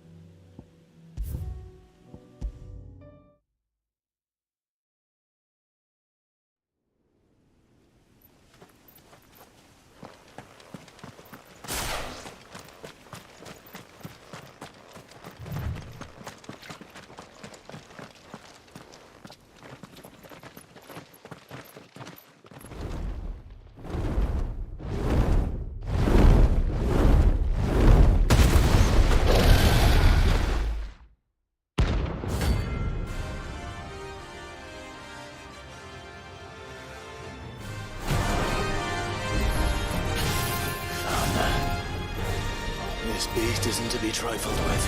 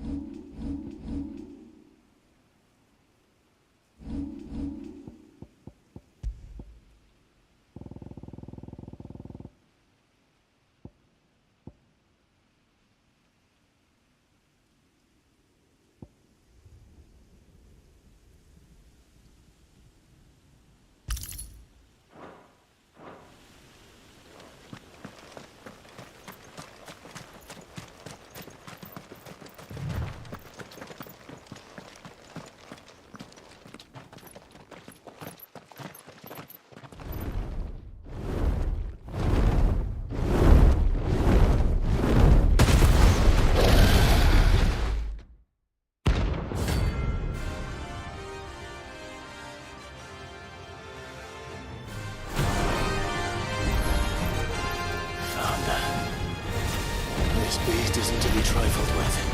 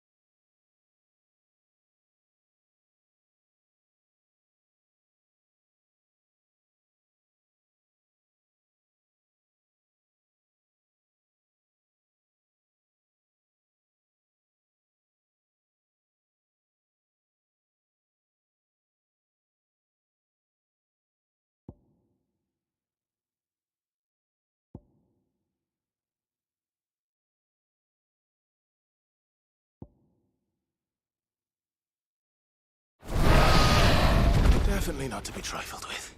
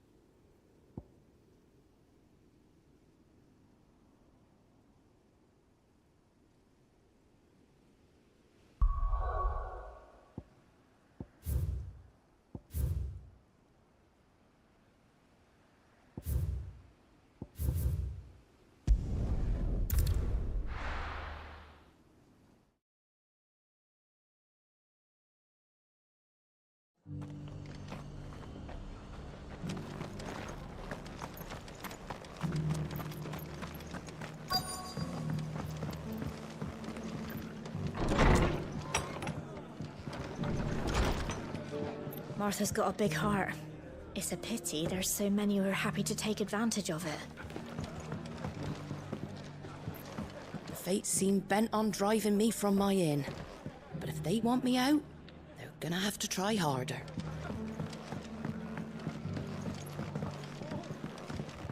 My lord Marquis, is that you? It is you. Then you received my letter. I am Sebastian Rutherford, Chief Steward of your Lord Uncle's estate. Of course. We met once before. Yes, my lord. Thank you for coming. And what was so sensitive that you couldn't put it in writing? 1,000 apologies, my lord. I did not mean to offend. I merely... It's all right. Continue. I am here at Martha's Rest, at the behest of your Lord Uncle, tasked with learning what I am able of the realm's current state of affairs. And what I have learned is grim. The fall of the Mother Crystals has left Storm in a state of utter disarray. The subsequent darkening of the heavens has only made things worse. Akashic attacks, once unthinkable, are now commonplace. The gears of governance have ground to a halt, and without a steady hand on the tiller, the realm threatens to drift into utter chaos. Your Lord Uncle, however, believes there is a way to avoid this fate, and is determined to see it set in motion. That sounds like quite the undertaking. It is. Hence my having enlisted the aid of several colleagues serving the 7 high houses. Alas... Alas? I have lost contact with 2 of those colleagues already. They are both able-bodied and trained in the sword, yet in these dark times, even that may not prove sufficient to keep a man safe on the road. So you want me to find them? I'll need to know where they went. One I sent to investigate the Republic, the other the old Imperial capital of Oriflamme. That doesn't exactly narrow it down. I suppose I'll start in Dalimil and work my way east. Thank you, my lord. I shall pray for your success and safety.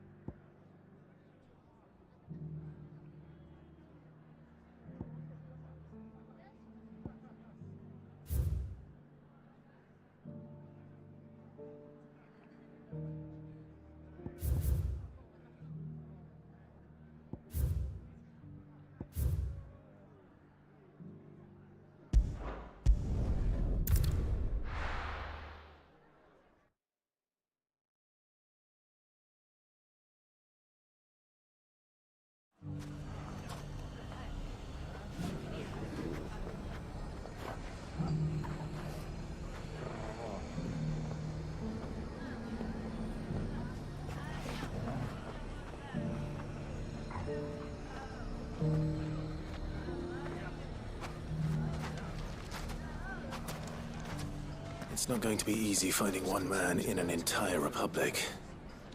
Let's hope someone here's seen something. Bandits may be no more, but look what they've left us with.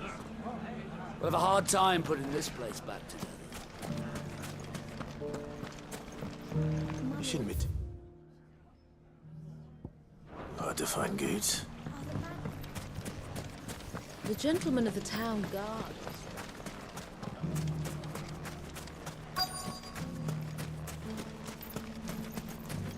Could be I know something more. Clive, listen! I found someone who says he's heard the rumours about Nan. Have you? Go on. Tell him what you told me. All right. It's like I said. A wizened old crone by the name of Karen's been selling steel to whoever will pay her price, be they knight or knave. Says the more swords and spears she puts in people's hands, the more war they'll wage. And the more war being waged, the more call for swords and spears. And who will they all turn to keep them in steel? Why, the good Reaper herself. And you've seen this Reaper at work? Aye, it just so happens I have. You'll find her right here plying her trade most days. Here in Dalimil? Where exactly? She has a stall here in the market, but if you're not the patient type, you can probably find her at her storehouse on the edge of town. But it'd be a bolder man than me that braved that particular nest of vipers. Feeling bold, traveler? I hope so, for your sake. Now, if that's all, I have places to be. Sorry to have kept you.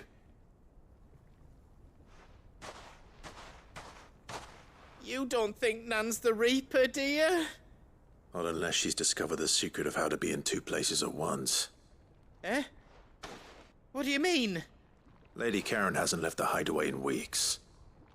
So who has been running this stall he spoke of? Good question. I'll go and have a look. And I'll visit this storehouse on the edge of town. All right, but be careful, Clive. You too, Goots.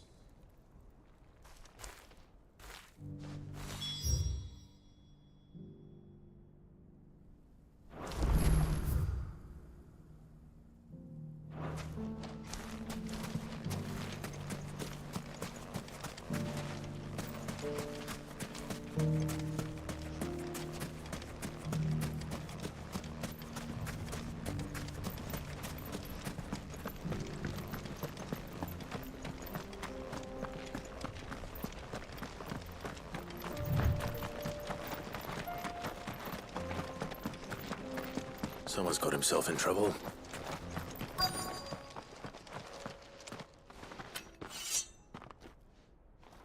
I don't see your master here, so you can start by giving us all the coppers in your purse. I already told you, I have nothing. Then maybe we'll take that pretty outfit and the steel you're wearing. Please! These men are trying to rob me! I'll deal with this. Thank you. You that one's master, then? If you kindly pay the coin he owes us, we can pretend you didn't draw your blade on Republican soldiers. Or you can go back to your garrison and I won't report you to your captain. Oh, you're more than welcome to. He hasn't had many visitors since we slit his throat.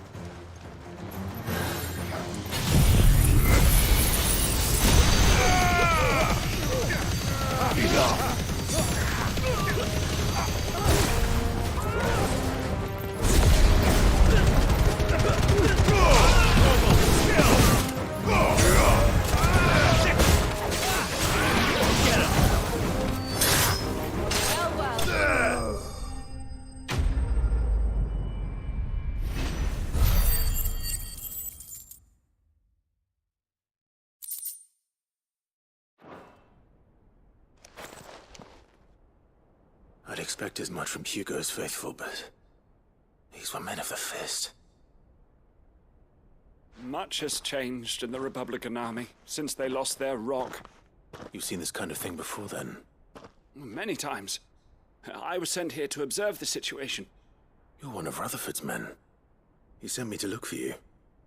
Well, then you have my thanks. I fancy I could defend myself against one, perhaps two, but a whole regiment. I arrived in Dalimil several days ago, but when I called upon the captain of the local garrison to make inquiries, his men confiscated my effects and locked me in a cell. The captain is no more, and his men make the rules now. Fortunately, I was able to bribe my way free, only to be stopped again by those soldiers you so kindly dispatched. What of the Fist's Central Command? Surely they wouldn't allow such lawlessness amongst their ranks. I would imagine they are unaware of it. Most of the army has fallen back to the capital and hunkered down behind her walls. Those who weren't recalled now rule the fringes unchecked, answering to no one but themselves. Then it's worse than we imagined. You should return to Rosaria. It's not safe here. I'll find a caravan heading north. You won't mind if I borrow one of these soldiers' coin purses?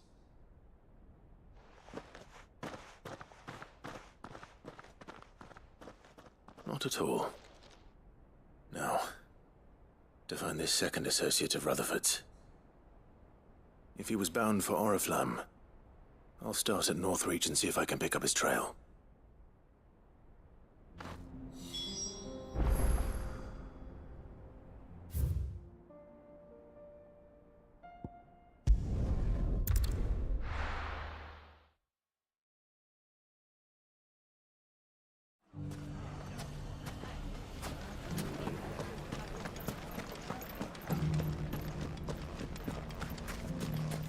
You fought very bravely.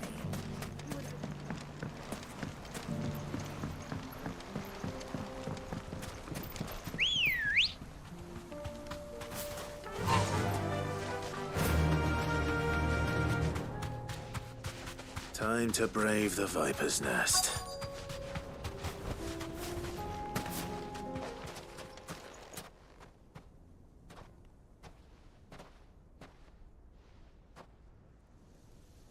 Just you, is it? Thought I might have laid it on a bit thick. It was a fairly unconvincing tale. So, what now? That's up to you. Die a slow death, or a quick one. Boys, he's all yours. But that sword is mine.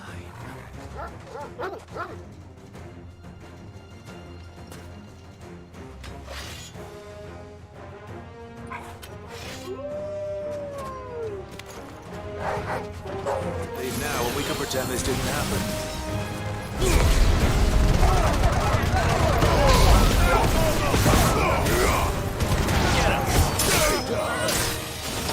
Get him! Waken winds!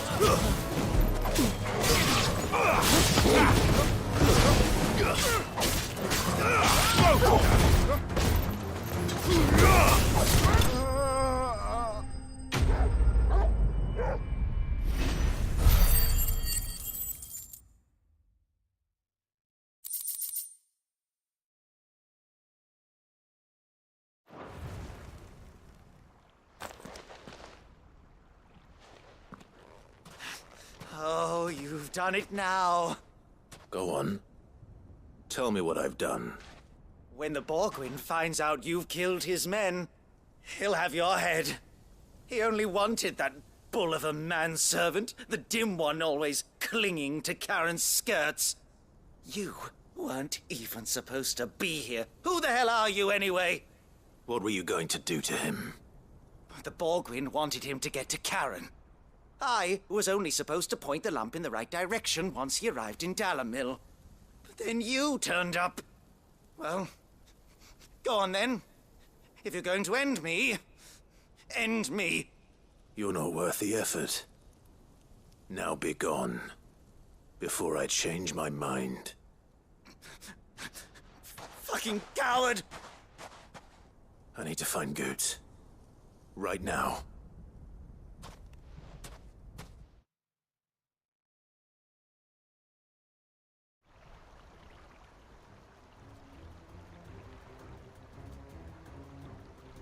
Get your filthy paws off me, you naughty-pated lout! Stop calling me names! And stop spreading them horrible lies about Nan! Well, that will be easy enough. For they are not lies. Every last word is true. And she must pay for her crimes in blood. Blood? Goose, are you all right? He's gonna kill Nan! He said she had to pay in blood! After what she did, it is only right. She ruined my life and the lives of countless others. That loathsome harpy's very existence is a crime, and I will not allow it to continue. Goots, was it? I have no quarrel with you. Only with your employer. Run along now. You need not pay for her sins. No. No? I don't care what she did. I won't let you hurt Nan. Promise me you won't hurt her, or I'll kill you myself! Goops, no. Enough, all of you!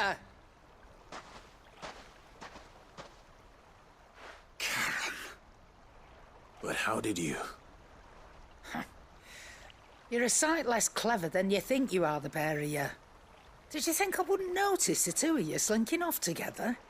Well, the whole thing got me thinking, who in Dalamil might bear me a grudge? And a certain snivelling shit I ran afoul of in my fairy years came to mind. Though it was just Bogan back then, wasn't it? I thought the years might have taught you some sense, but I see you're the same pants-pissing craven you've always been. What was it we called you? Wet legs? You bitch! Everything that happened, it was all your fault! And now you'll finally pay for what you did to me!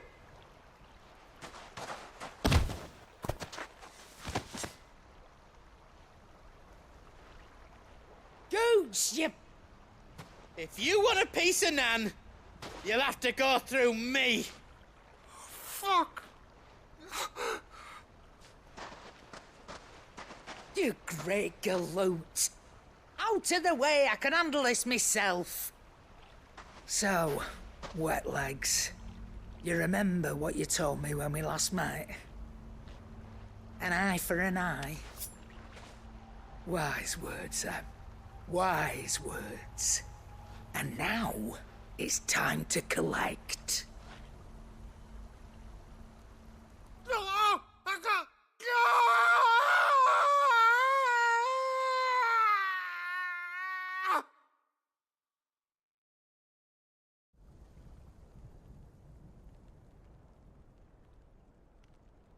Sorry to keep you waiting.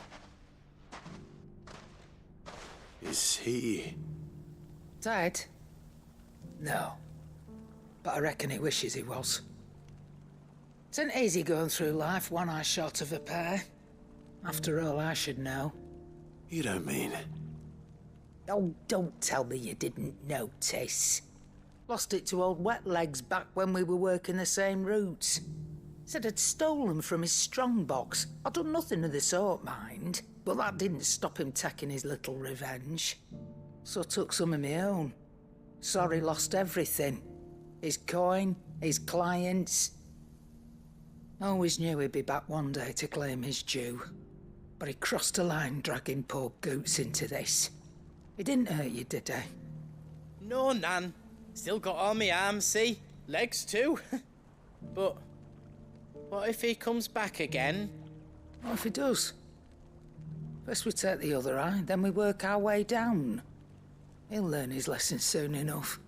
But something tells me the Wet Legs has learned it already. Right. Let's get you back to the hideaway. You've attracted quite enough attention already. Ta-ra, Clive. Remind me never to cross you, Karen.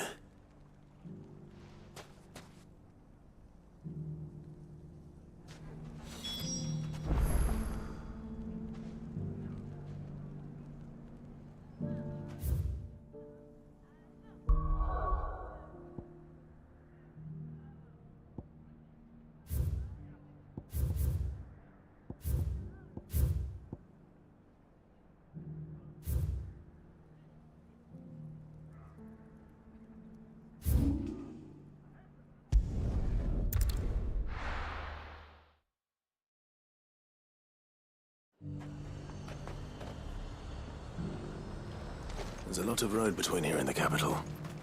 Rutherford's man could be anywhere.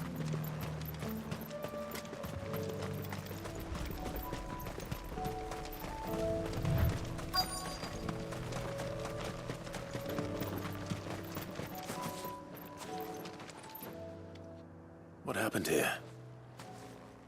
If you're with the others, they've already relieved me of my belongings. I'm not. I'm looking for someone who was sent here by a man named Rutherford. Then you found him. I am Alistair Rockford, attendant to the Lady Ariane of House Wellesley. Of the 7 high houses of Rosaria. It's been a long time since last I saw my great-aunt. Is she well? My Lord Marquis? Yes. Yes, she is. The Lady Dowager has granted me leave to assist your Uncle Stuart. I was on my way back from the old capital when I saw some villagers being robbed on the road here. Bandits? They looked more like field hands, but it didn't matter in the end. I did what I could to help the victims, but all it earned me was a pommel to the temple. Which way did they go? South, toward the gate. All right.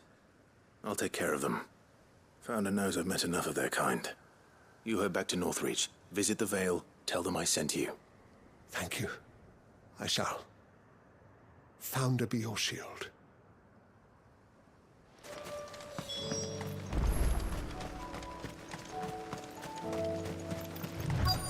They just couldn't resist, could they?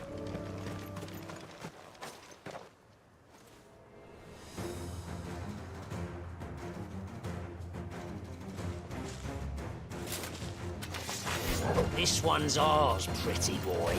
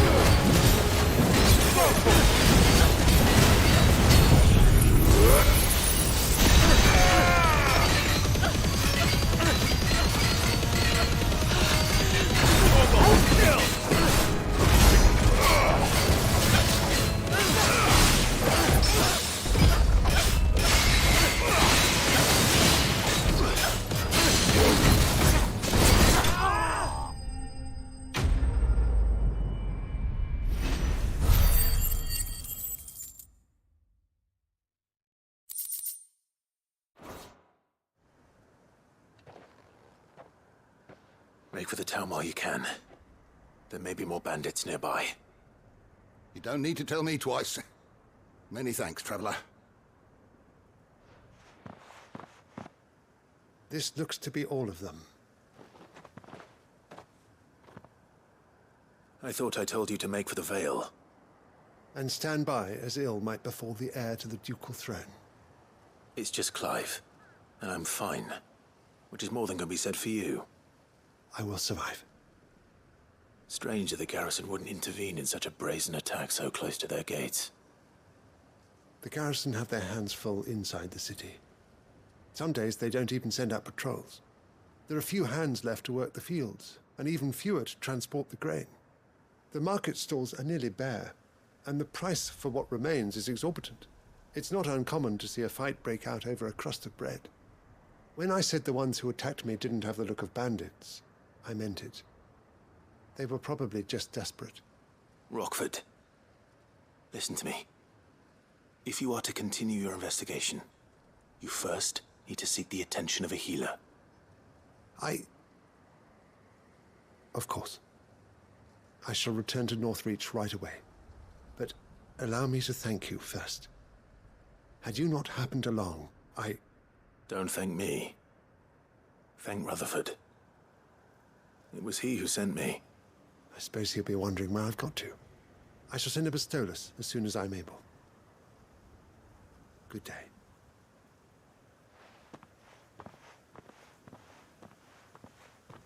My uncle certainly has his work cut out for him. If it isn't already too late. I should go and tell Rutherford that his colleagues are still in one piece.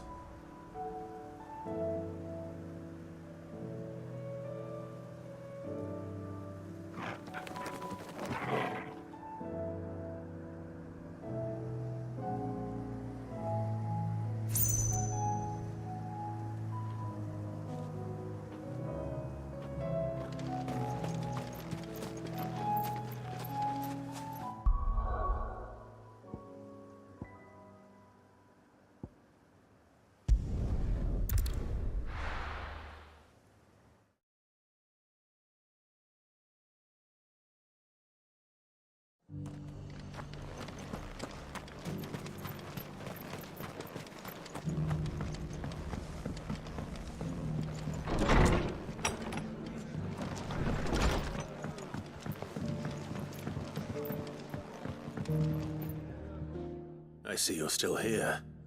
The Rest's location affords a constant flow of traders, and with it, a constant flow of information. Speaking of which, I received word from both my associates. They have resumed their investigations, thanks to you. I only happened to be in the right place at the right time. They both seem to think the realm's prospects rather grim. I am afraid that grim would be putting it lightly. Storm is in crisis, and if we are to free her, we must work quickly. And we must work together. Such is your Lord Uncle's wish. As it is mine.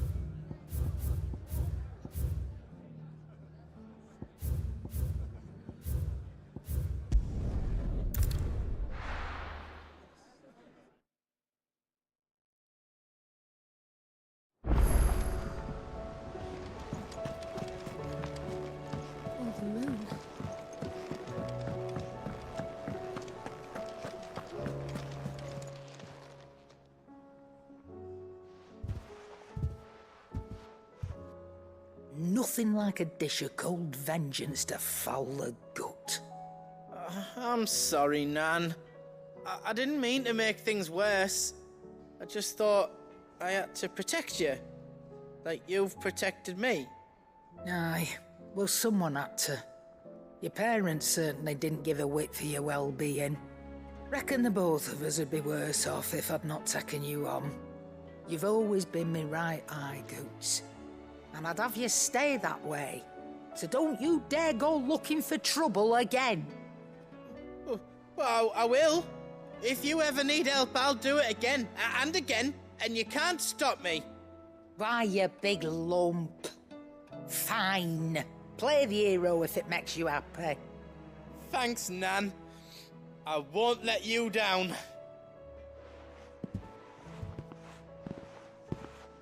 There's nothing he wouldn't do for you. That's as maybe. But if he's ever to make his own way in life, he'll need to start looking out for himself as well. Till then, he'll need people to watch his back, just like you did in Dalamil. Don't think I didn't appreciate that. Of course. His family. Stop it. You make me one good eye, mister. I don't go thinking that'll do you any favours. A potion today'll cost you the same as it did yesterday.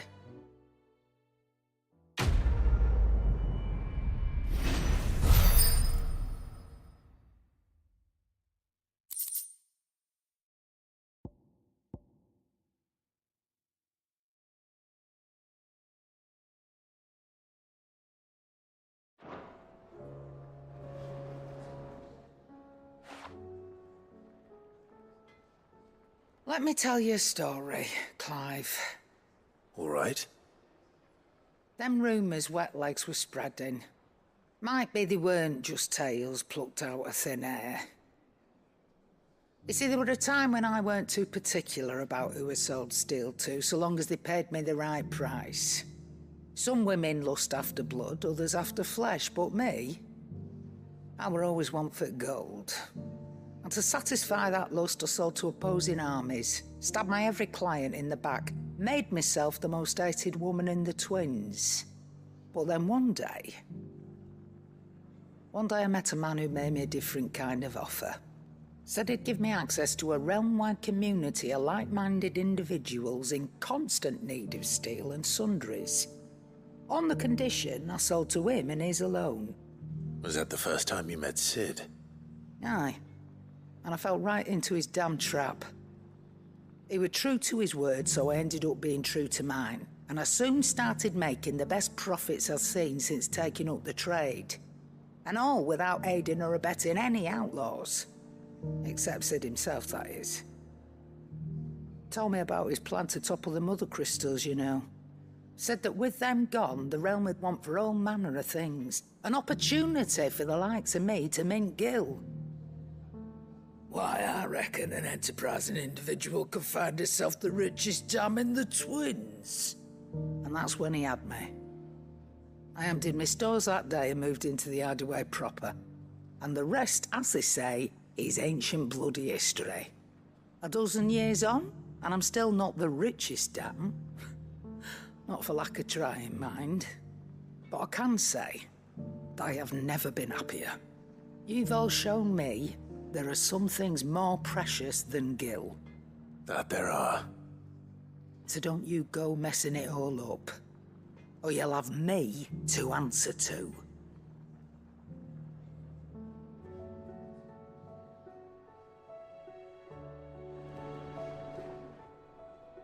Aye, it's a dangerous world out there. Let's stock up with that great lump.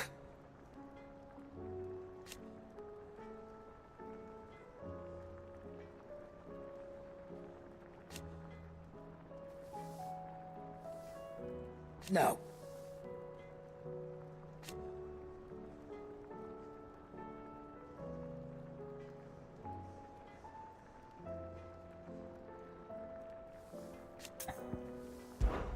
Coin purse weighing you down? You'll not find a better price than that.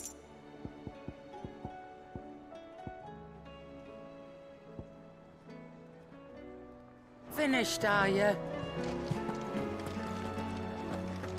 It seems the hideaway's lost its appetite. So, did you have that word with Tomes then? I did, and he was as helpful as ever. He told me exactly where to look, in fact.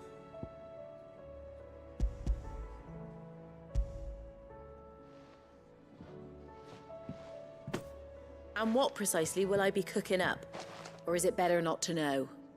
Blueback wyvern liver. And, a herb known as Saint's Bonnet. Ah, wyvern livers, was it? Well, at least it weren't actual worms, I suppose.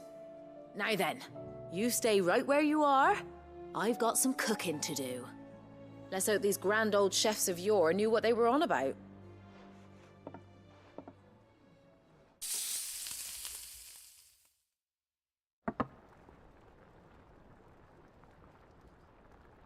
And here we have it. Fried mortress of skyworm. Ivan's offered to make sure it's fit for consumption. Well, I say offered. He as good as begged. And rightly so. Is there any higher honour than partaking in a slice of culinary history?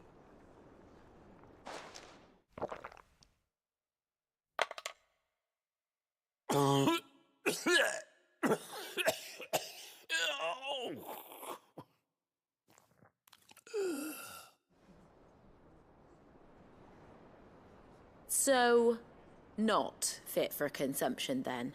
What witchery is this? The crackle of the crust gives way to an almost violent richness. Yet, it is the piquant kiss of the saint's bonnet that tames this savage dish. It is a tour de force, a force of nature even, a maelstrom of flavour and sensation, a graceful beast emerging from centuries of slumber. I think he likes it. Well, I can't quite tell with all that nonsense he's talking. But I reckon you might be right. It was decent then, I take it. Decent? It's remarkable. And I defy any man to say a word to the contrary. Sid, might I suggest that you command a party of your finest men and women to procure a dozen blueback wyverns forthwith? I'll give it some thought.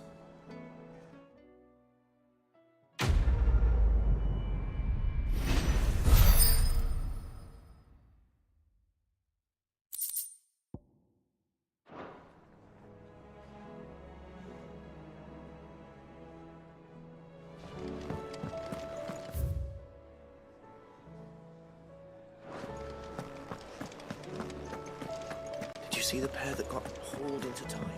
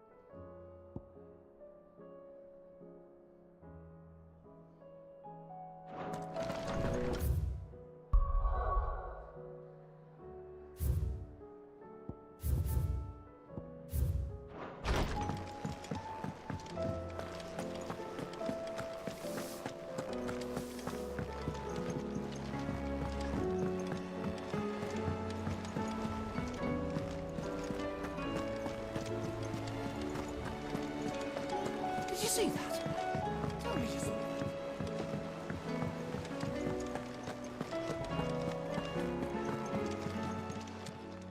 How may I help you today, Clive? Is everything we've received and everything promised. All yours.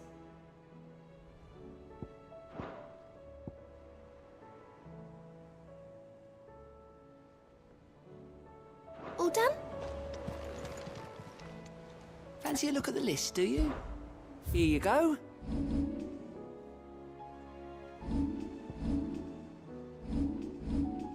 Seen enough?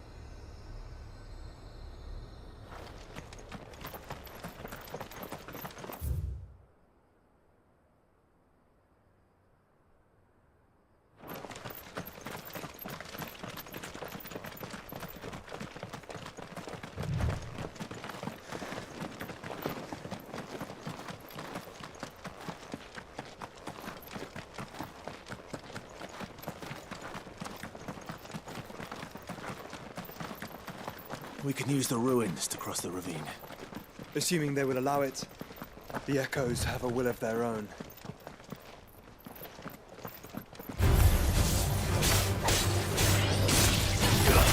Fire and flame! Down, Torgal!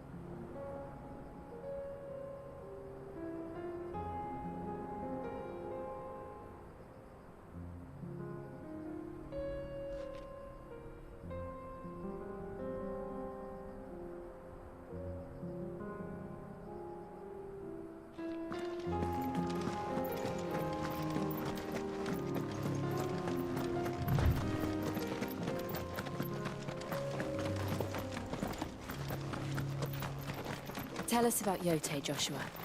She's strong-willed, loyal, and deadly with a blade. Much like Clive, but with better manners.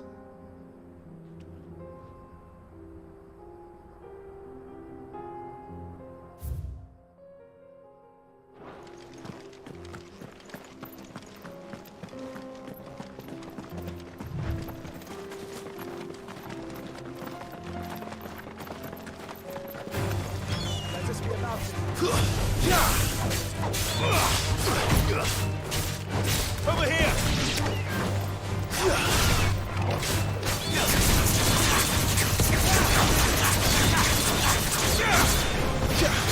Enough!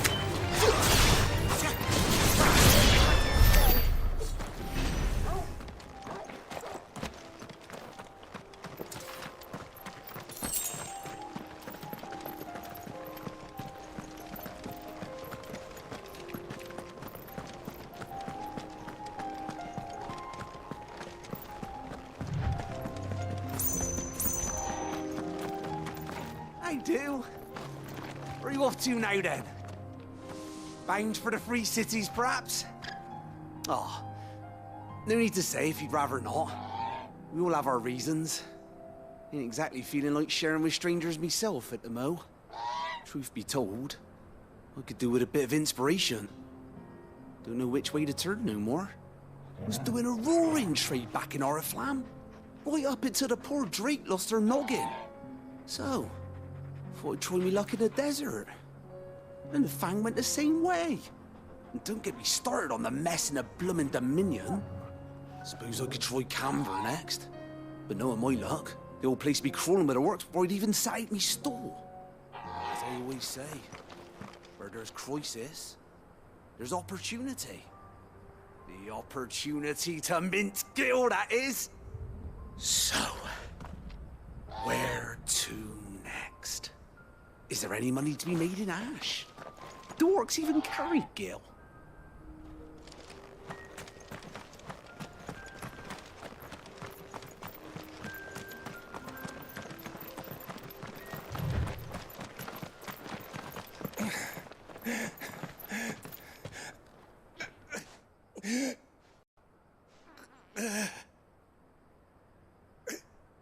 You're injured. What happened here? Where are your comrades? Ether flood. Up ahead. It swallowed our camp while we slept. My own men did this. Turned every last one of them. There's a village not far from here. Tabor. The people were kind to us. It's only a matter of time before they won't stand a chance. We can't let those monsters reach the...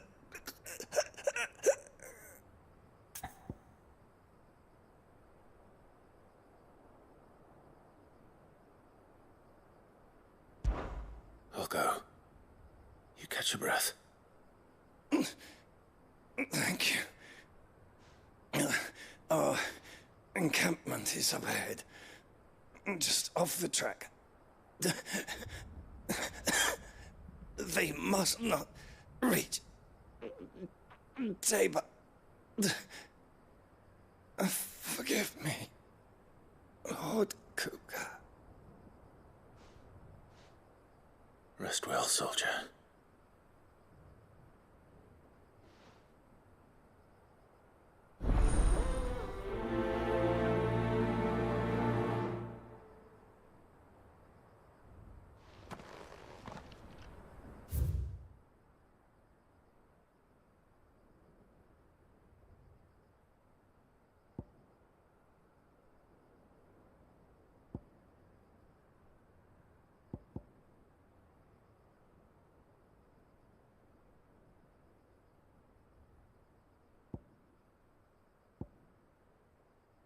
You said the encampment was close.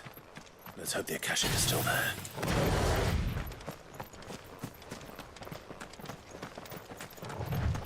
Another ether flood. They're everywhere now. We can't go round it. Then we'll just have to be careful. Good. I got here in time.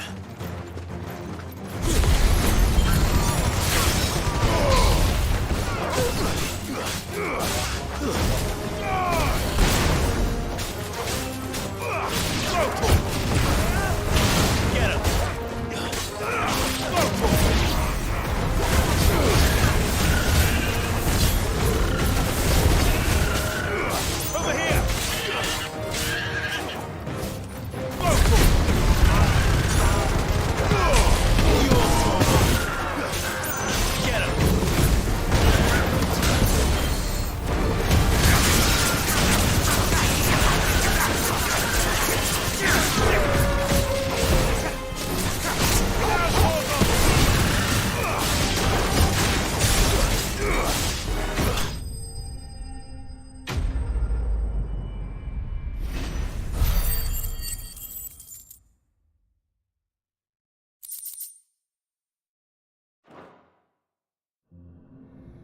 Someone there!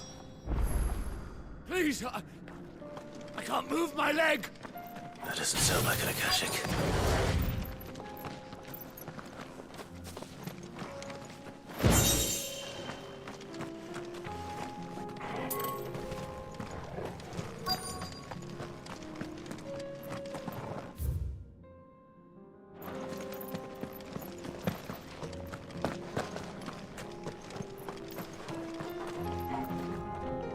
You're with the battalion? I am. I heard the fighting. Are the others? Taken care of. One of your brothers-in-arms told me what happened and asked for help. Another survivor? Where is he? Tell me. His wounds were too deep.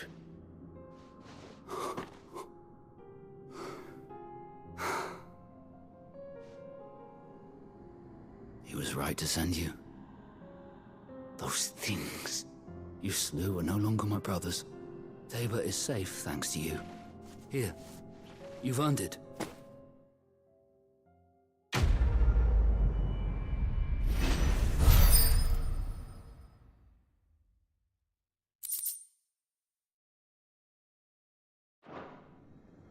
You seem familiar. Have we met? You must have me confused with someone else.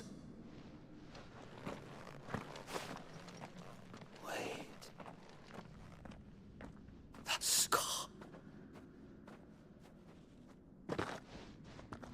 Son of a whore. You're Sid. I was there, in Costness, when you killed my brothers. I was there in Rosalith, when you killed my commander! My war with Hugo Kupka is over. I bear no ill will toward those who followed him. And what of my ill will? Coward! Draw your steel. Lord Kupka shall be avenged!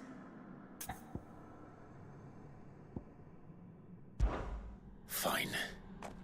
If you insist. For Tyson!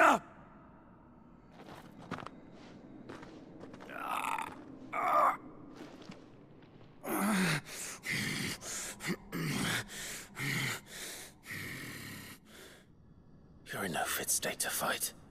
Then this should be easy for you. Come on. Kill me! For what? The sins of your master. You and I have no quarrel. And I will not strike a man who cannot defend himself. No. I won't be deceived. Lord Kupka told us of your crimes. You are an outlaw. A murderer, not some Man. Like you or anyone else. I am nothing like you. But if you're not gonna kill me, then go.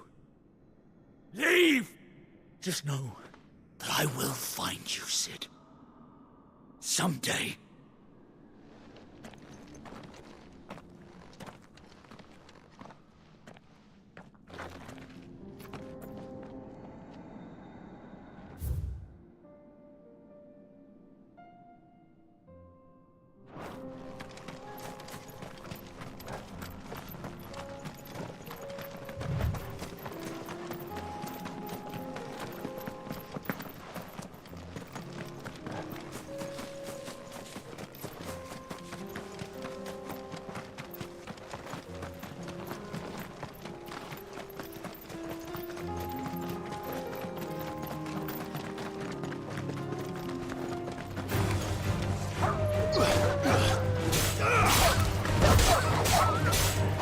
This one.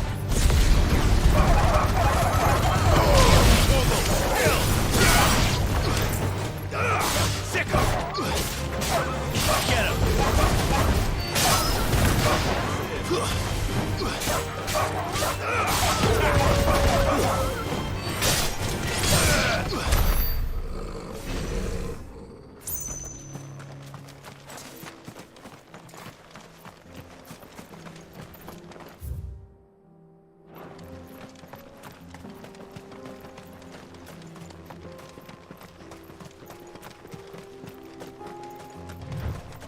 We're nearly there.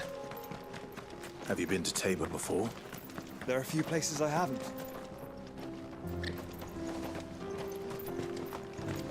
Welcome, travelers. We don't get many visitors here in Tabor.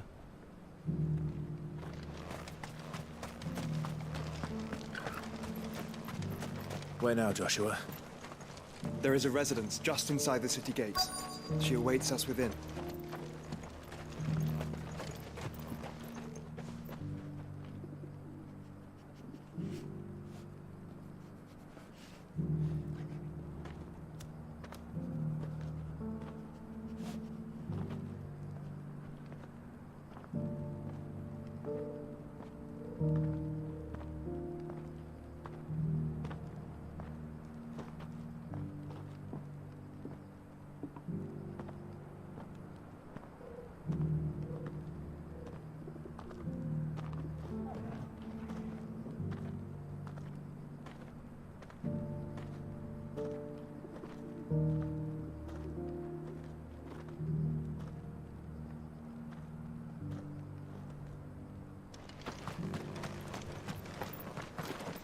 Here, take a look at my wares. Fine choice. Come again.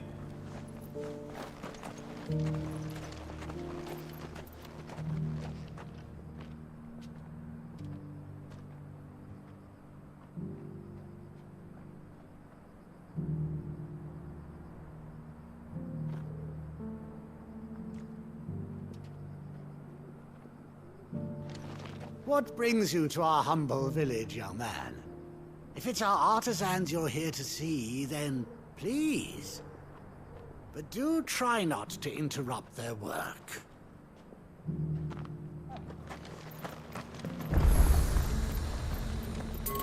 Forgive me, traveler, but no matter how deep your pockets might be, we only sell to trusted patrons. I do hope you've not had a wasted journey.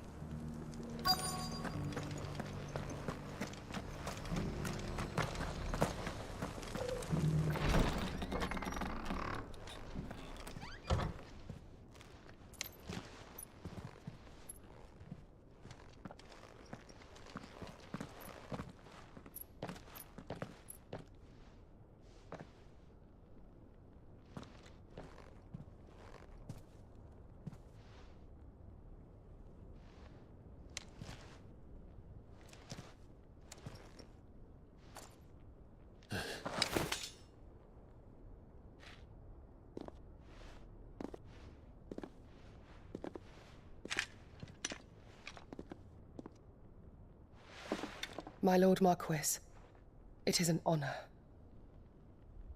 I am Yote, Knight of the Undying, charged with the protection of His Grace Joshua Rosfield, Keeper of the Flame of the Phoenix. Of course. It all makes sense now. Would you care to elaborate? The Undying are loyal servants to the ducal throne. Or more specifically, to its heir. They have served our family for generations, albeit from the shadows. Since their inception, they have been tasked with the preservation and enactment of the rites of ancestral communion. After the events at Phoenix Gate, it was the Undying who delivered me to safety. And since the day I left Rosaria, Yote has been my constant companion and protector. Without her sword, I would not have survived my journey across the realm. Rise, Lady Yote.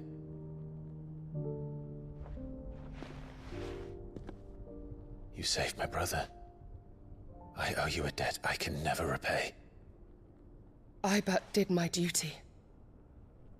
Come now. Tell us what you've discovered. Your Grace.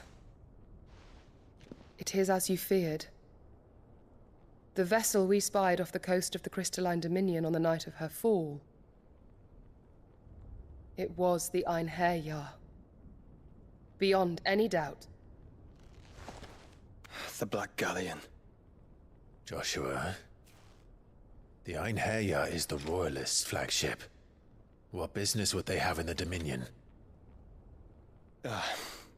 Upon learning of Waloed's involvement in recent events at Drake's Fang, I sensed the malign influence of Ultima, and bid Yote and the Undying look into the matter. We have reason to believe that the Black Galleon weighed anchor shortly after the fighting began, and set a course due south. For Canva. Then it is Waloeda knights who besiege the cities. What is left of them, yes. And the Black Galleon sails at but one man's behest. Barnabas Tharm.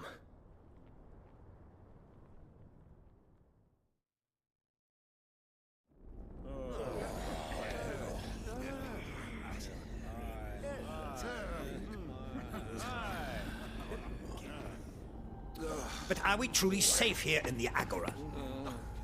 The city guard have been paid, if that's what you're implying. All the more reason for them to run.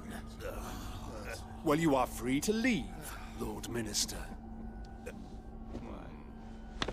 Markets abandoned, warehouses aflame, blackened hulls choking every port in the capital. Canva is ruined. The realm teeters on the brink of chaos, and all you can think about is commerce! Forgive us. We were not aware Dhalmekia now subsisted on charity. Not quite. How dare you?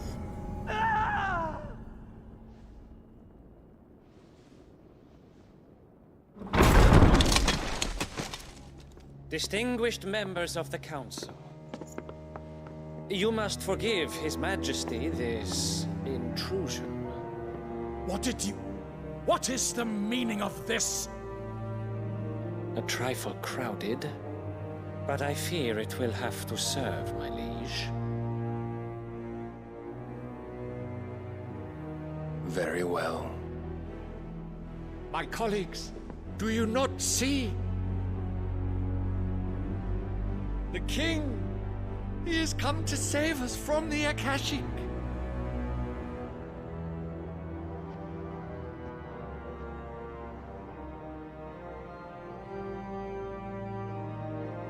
He is a gift from the heavens, divine intervention, our very salvation. And of course, if it is compensation he requires, we would be most willing to negotiate a fair price for services rendered. Fools! Your ignorance unbecomes you. Your Majesty, correct me if I'm wrong, but I would swear that the fiends washing the cobbles of Canva with the blood of her citizens wear the colors of Waloed. Ha! So you do not deny it. Guards, fetter them, and see our guests to the dungeons!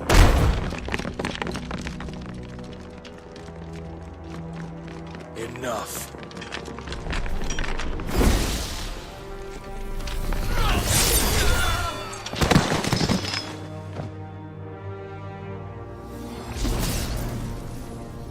Pathetic creatures.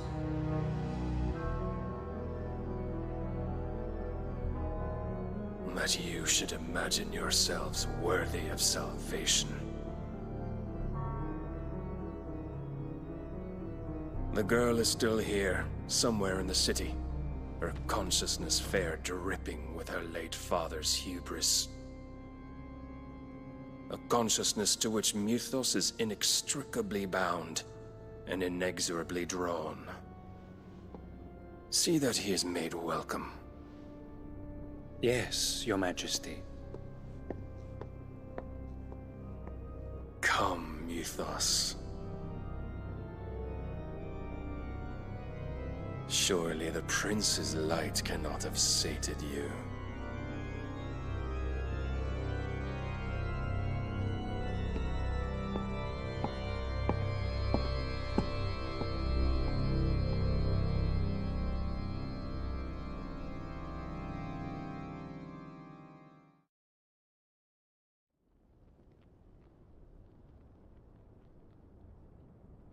So then, how long has Waloed been under Ultima's control? How long indeed? Based on what we know of Barnabas's actions, I would guess some few years, mayhap more. But to what end? What does Ultima want? The tapestry. Show them.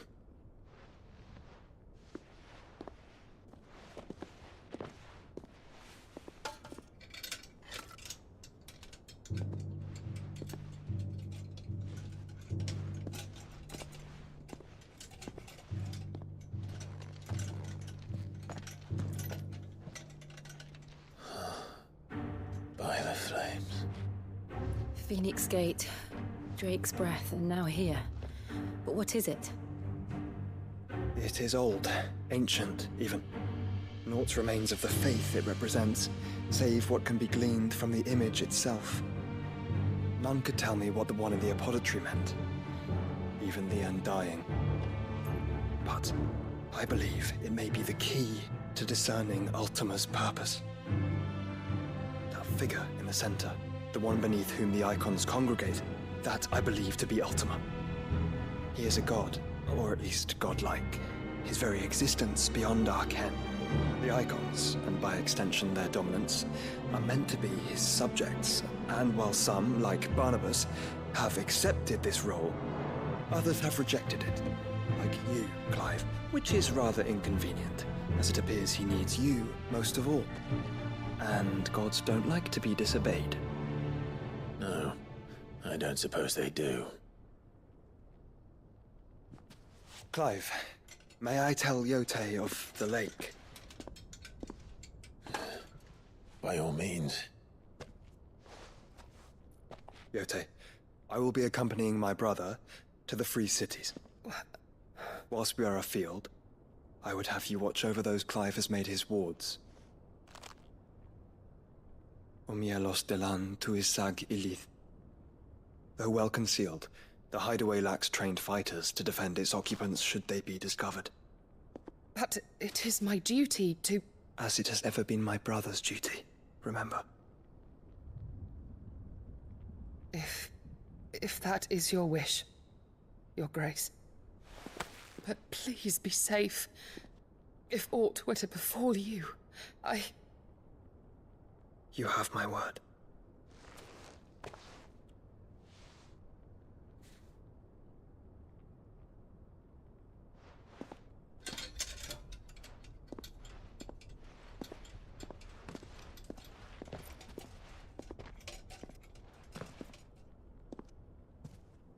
Farewell, my lord, my lady. We are in your debt, Yote.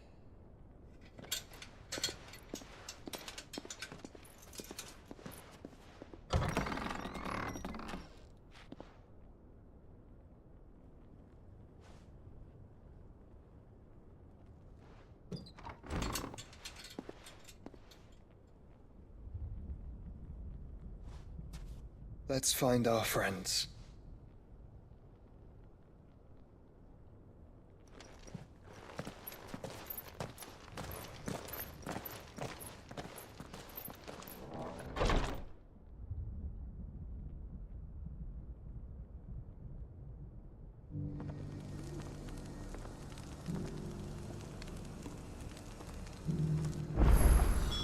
It's plain she cares for you very deeply. And I her, which is why I had to let her go.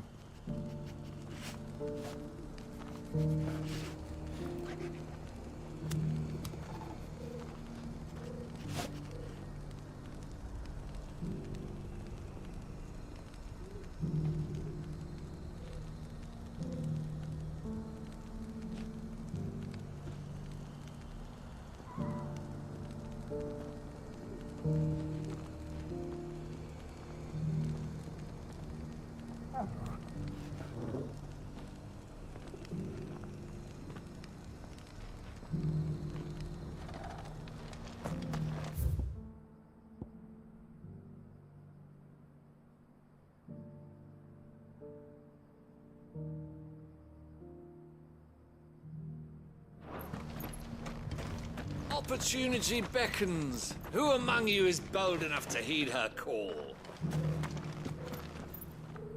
Is that blade for hire, perchance? Because I have a mind to make a killing. Figuratively, I hope. Well, yes and no. A passing caravan carried with it a rumor most fortuitous for one in my trade, that an elder Dread Evis had been sighted in the fields of Korava. Dread Evis are aggressive beasts.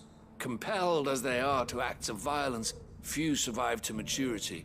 But those that do, develop a hide of phenomenal value. A hide you want to sell?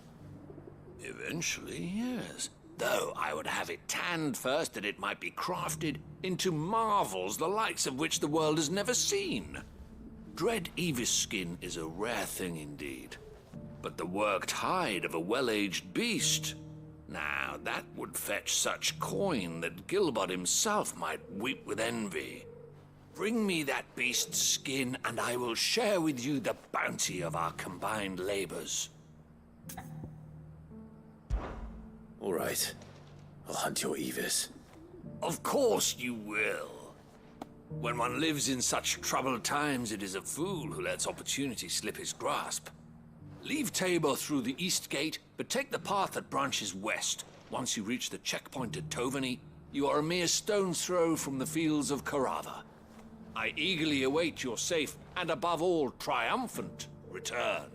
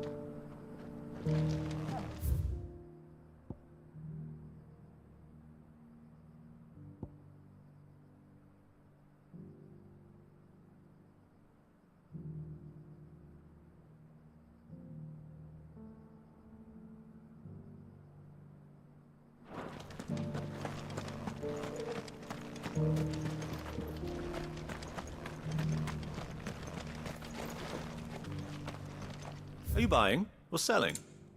Take care. Careful how you pack that leather. Any creases or scratches. You there! The strapping lad with the sword. Finally, no one was paying me the slightest heed. Is something wrong? At the university, the students would hang on my every word. Sadly, this far from home, I'm just a vagrant greybeard. The university? You're a scholar. A specialist in ancient cultures. The most accomplished in all Valisthea, some have said. Not that I look the part in these tattered rags. In my heyday, no obstacle could have kept me from my studies.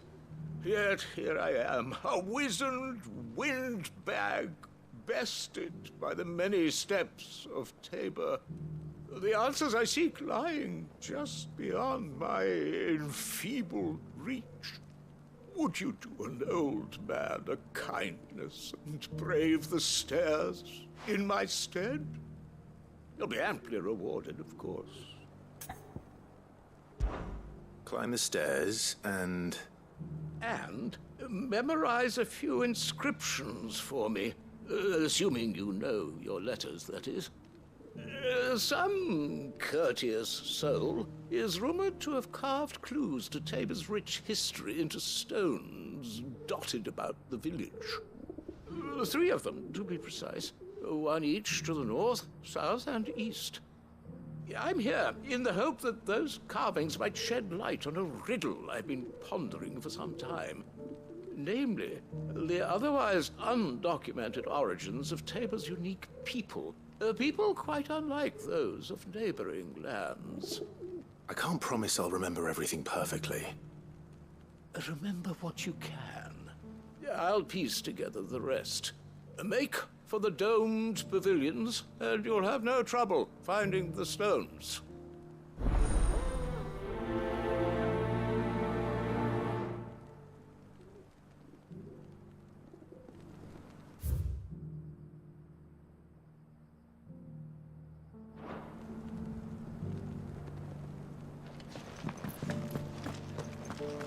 How are those new boots treating you?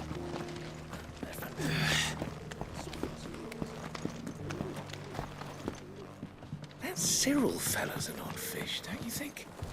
Well, scholarly sorts like him always are, aren't they?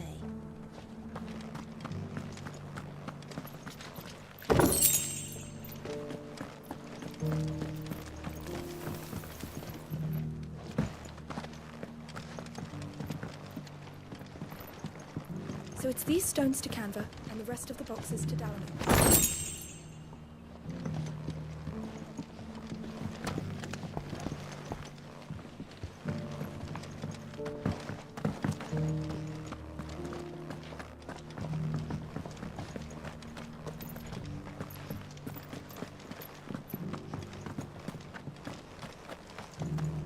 Why won't the sky go back to how it was?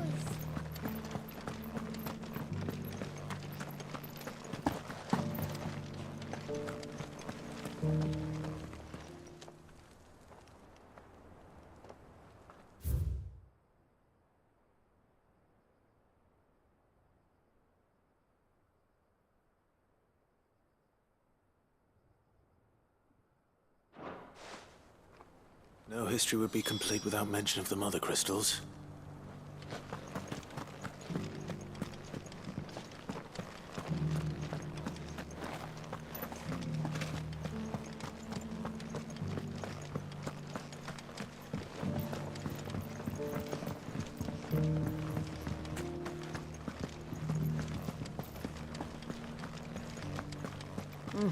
Not a scratch on them. Have you noticed the Elder has been coughing less lately?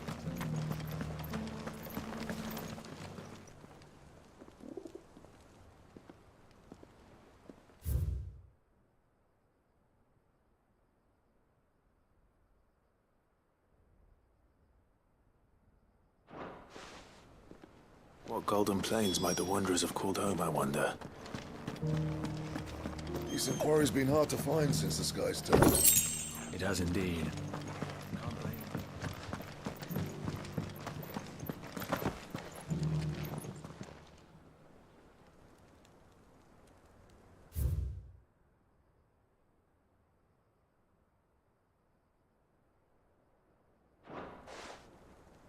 Farmers must have settled here in Tabor. I should speak to the old scholar before I forget everything I've read.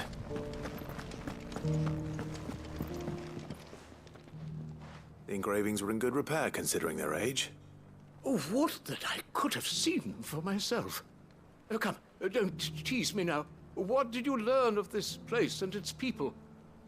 Let's start with the engraving to the south, shall we? What did it say?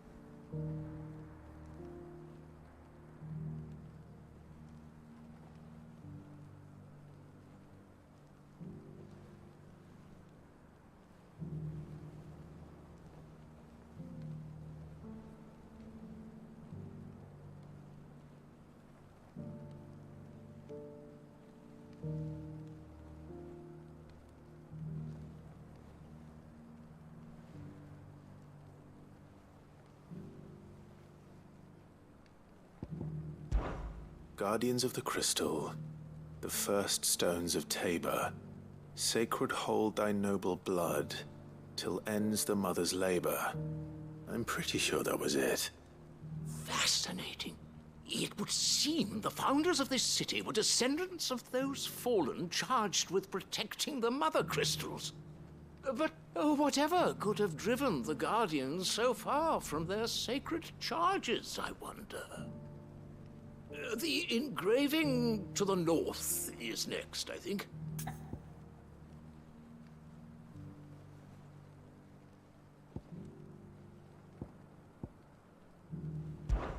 Wanderers of the Golden Plains, lay your roots in stone. With pride recall thy noble past, and make these rocks a home. Or, I think that was it, at least. No doubt you're right. There are vestiges of nomadic customs in Tabor its guardian roots could never account for. This is proving most enlightening. Now, for the final stone.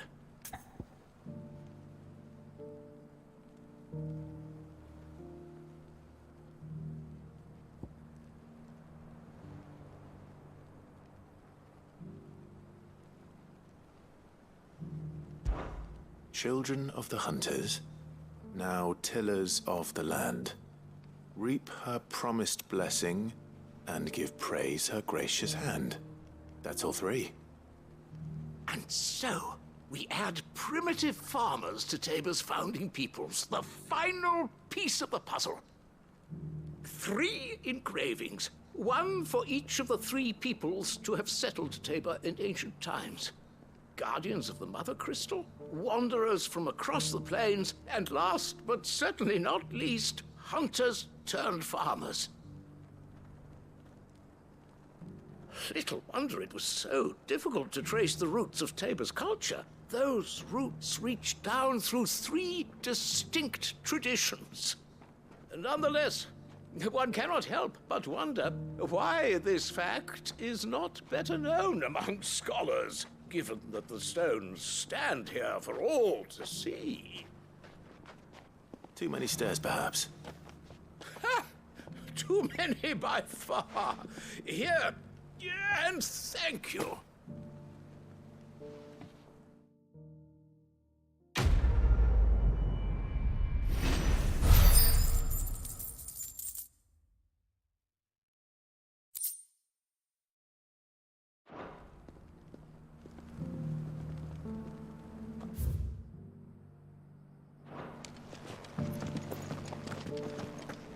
How are those new boots treating you?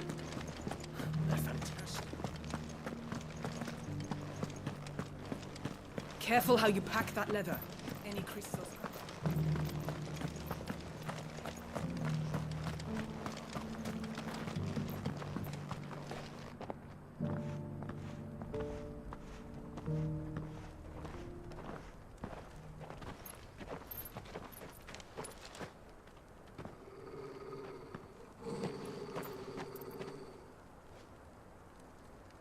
Cyril.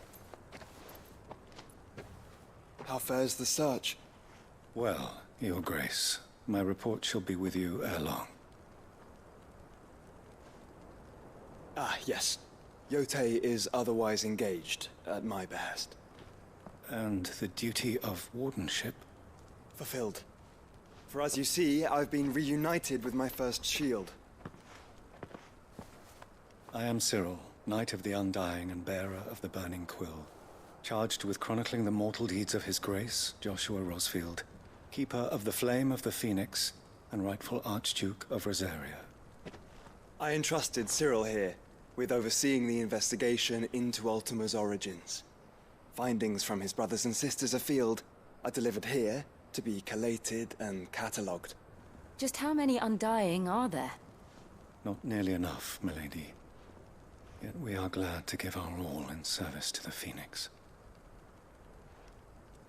Such is, and has ever been, our creed. I see. You have your associates, I have mine. But you may now think of them as ours. That won't be a problem, will it? The Phoenix is our sun, and we but the shadows that quicken in his radiance. It is from the darkness that we serve, both him and now you.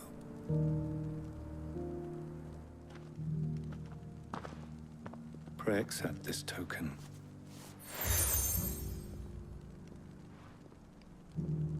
For as long as you bear it, members of our order will reveal themselves unto you, if there is nothing further. No. You are dismissed. Your Grace.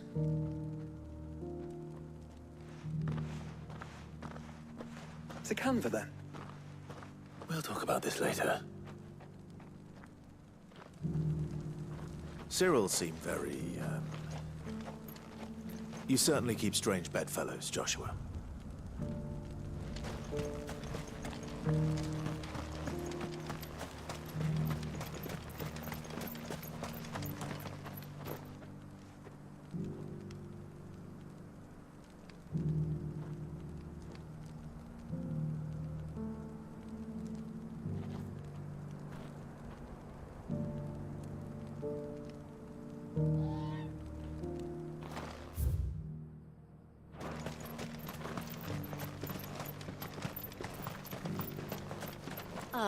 Lord Rosfield. I'm afraid I cannot stay to talk. I must leave to collect the reports of our spies in the field. Now that you wear the Phoenix down, our brothers and sisters will no doubt reveal themselves to you too. Farewell, my lord, and may the Firebird's flame burn ever in your heart. The free city's under siege? Who'd have thought it? Master Cyril, luckily. And thank goodness he told us before we set out.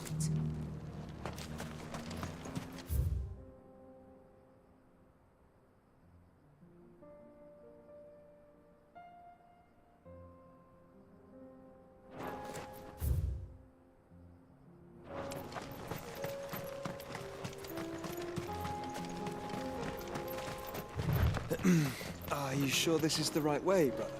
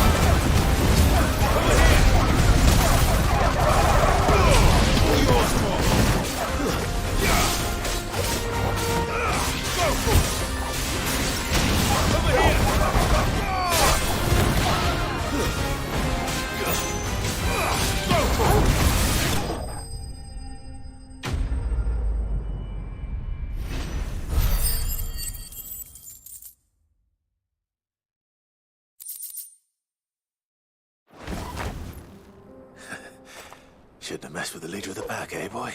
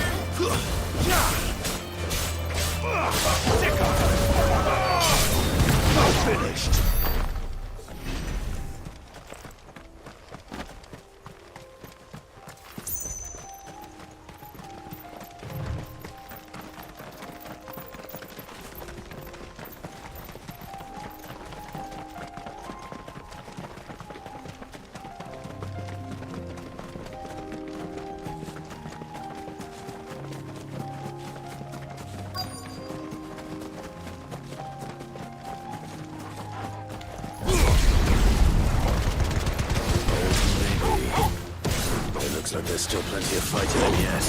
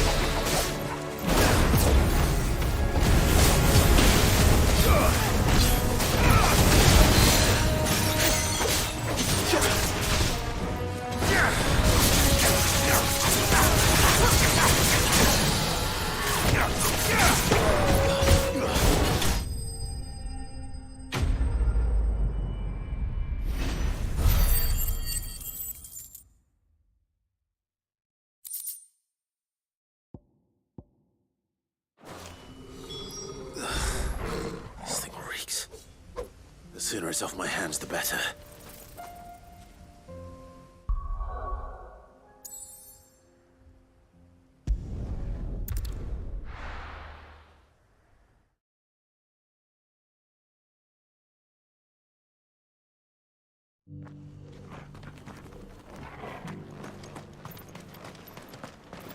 Are you buying or selling? A fine choice. Anything else? Here's your hide, as requested. I worried you might never return. Quickly, let me see it.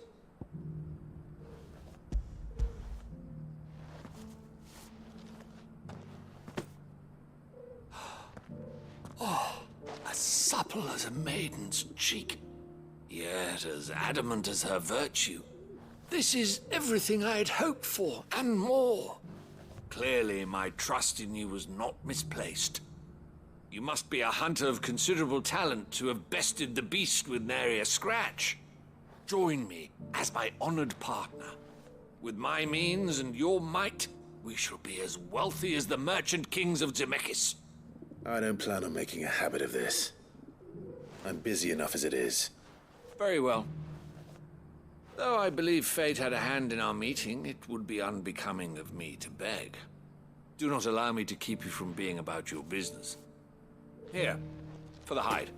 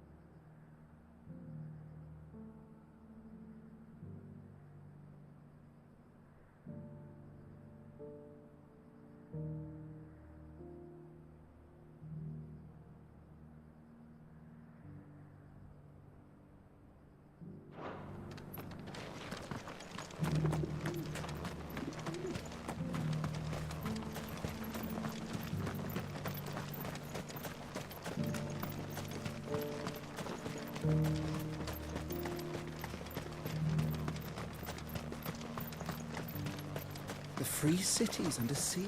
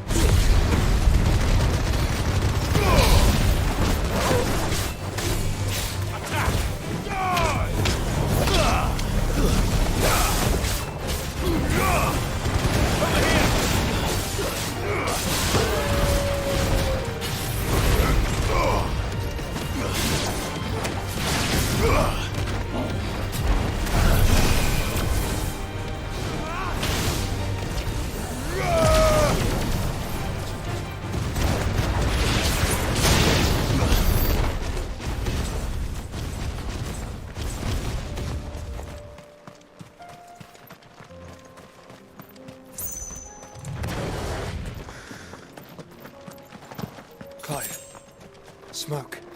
Is the city fallen?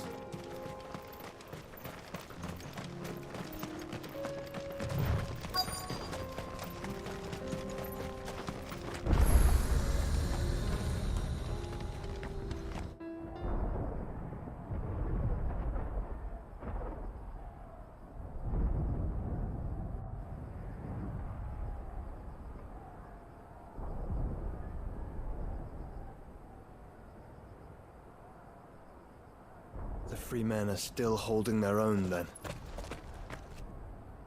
Do we have any idea where Gav and the others might be? There's a warehouse near the docks where we agreed to meet if there was any trouble. We should hurry.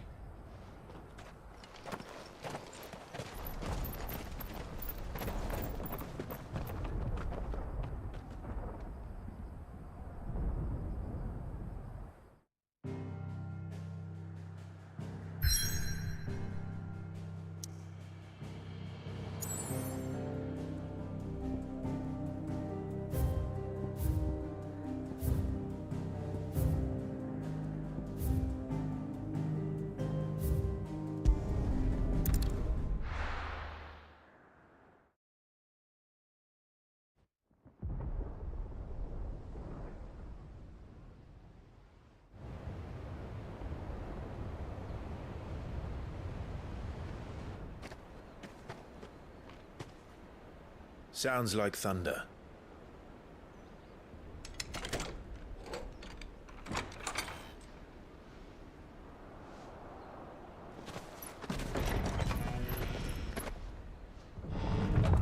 You're late.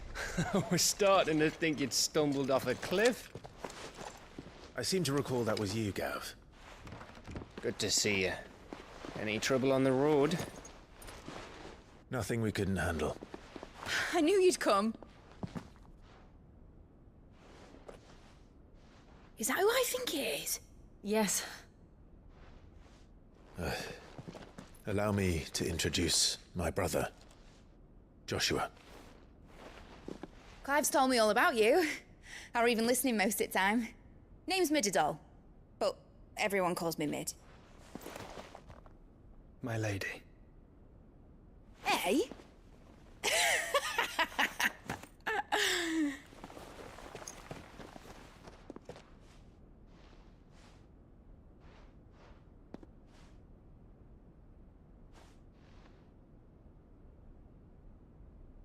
My boy.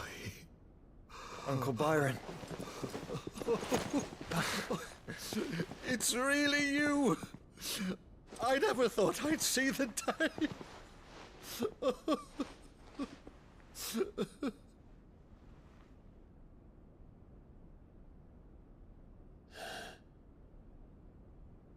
So these Akashic are being controlled? That's what it looked like. Empty eyes, eerie blue glow. No doubt they were turned, but silent as monks, every last one of them. Your man here speaks true, Clive. We saw more than a few in this city. They moved in ranks with a purpose, and not of their own.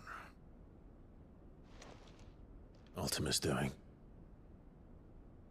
Perhaps.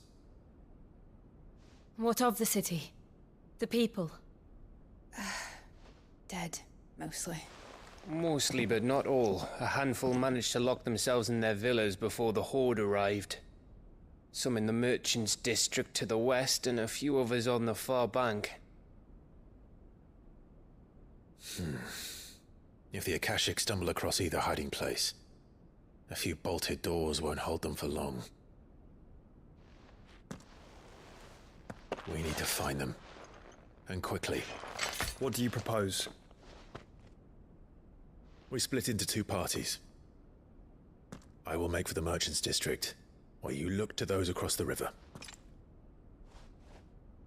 Mind keeping an eye on my brother? Not at all.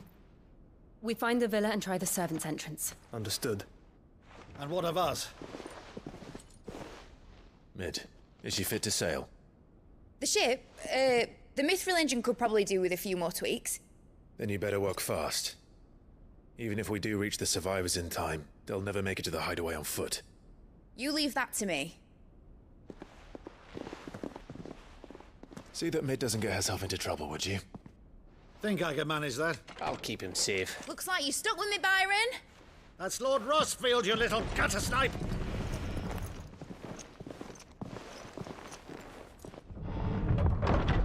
Shall we then? And you keep Clive safe. Be careful. Both of you. You too.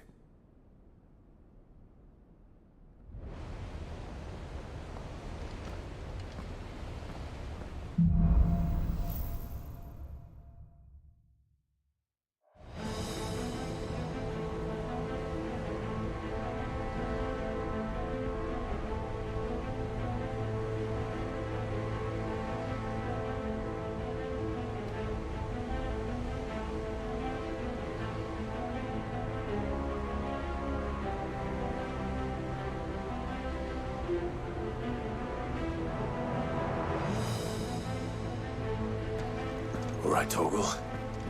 Let's find those survivors.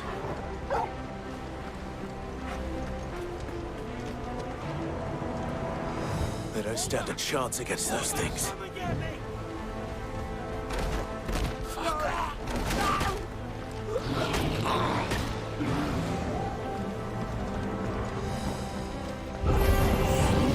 They've been routed.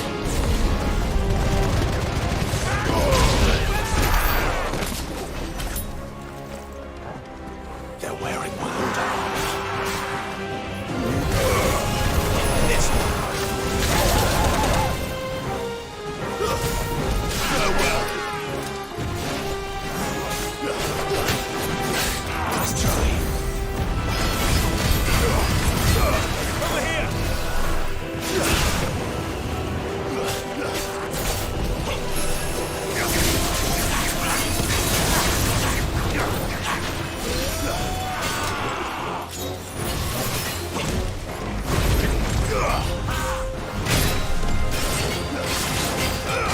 This one.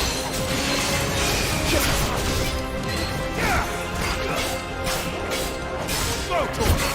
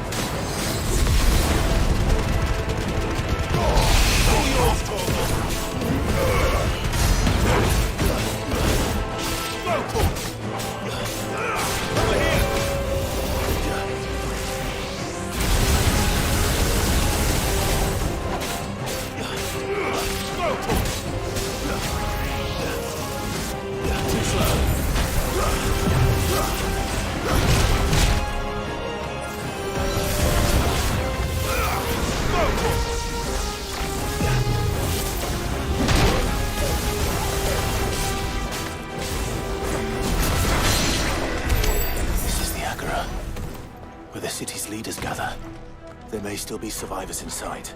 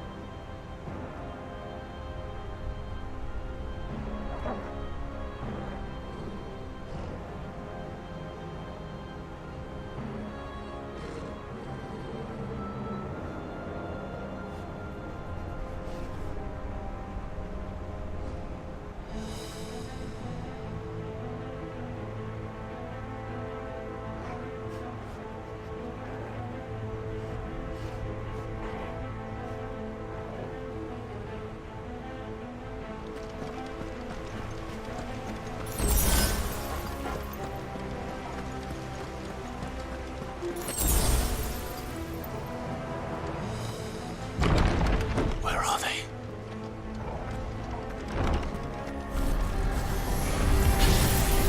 These creatures. Sometimes range extend this far. What the hell is going on here? This one. It's over. Get him. This one. Stick him.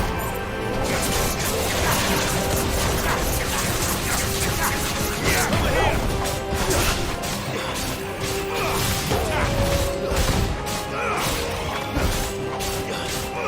Get him!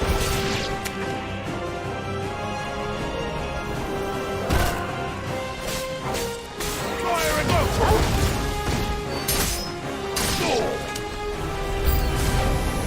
Where is your master? What does he want? Get him!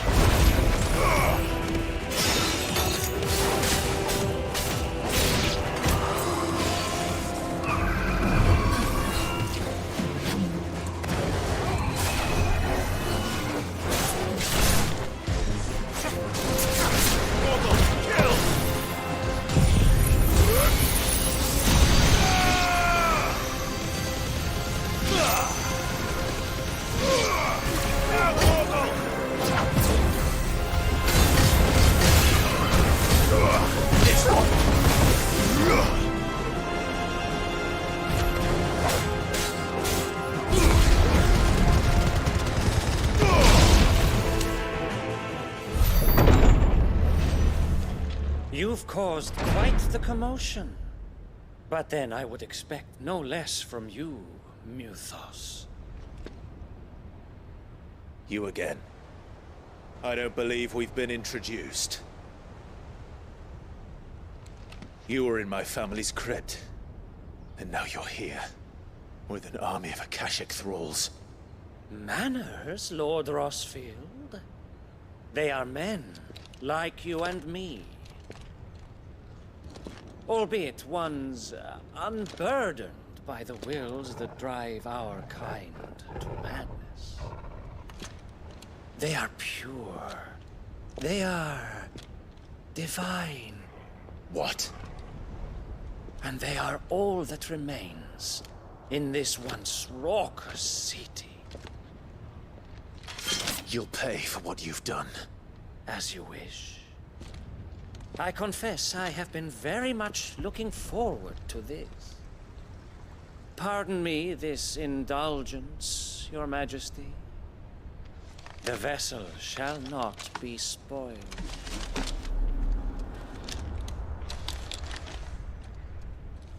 I am Sleipnir of House Harvard, and you will yield. Or not. As long as you don't hold back.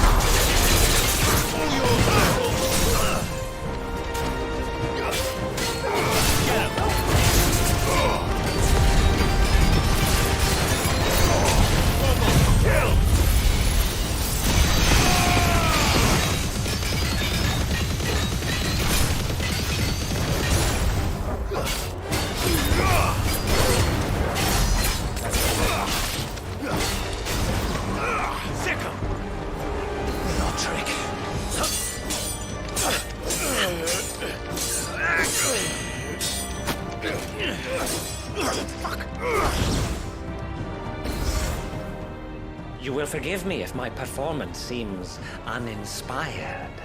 It is just that I expected so much more from our chosen one. Perhaps this will kindle your flame? What now? A gift from my liege lord's armory. Gungnir. Watch closely, Mythos.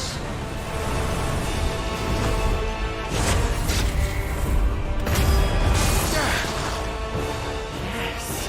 Yes!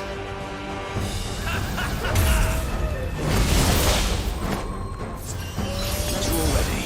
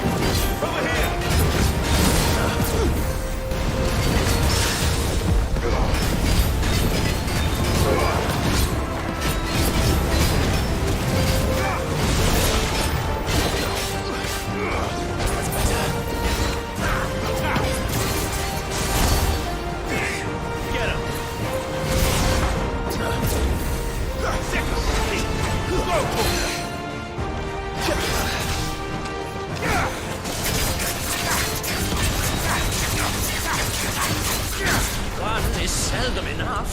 Would you not agree? Actually, I wouldn't.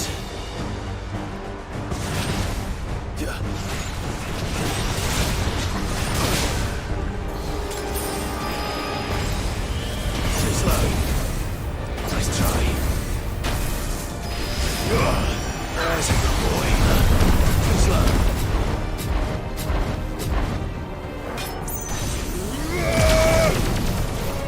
To me, Blades! Nice try.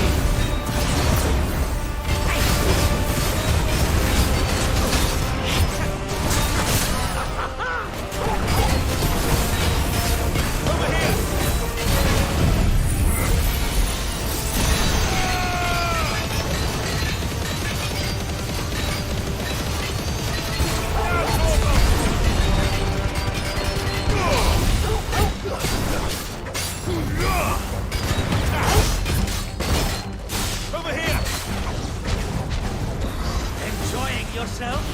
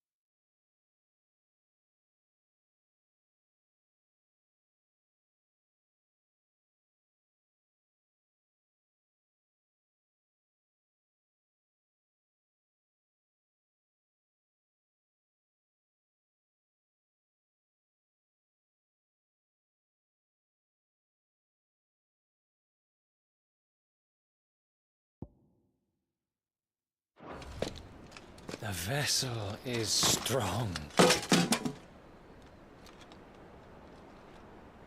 My liege.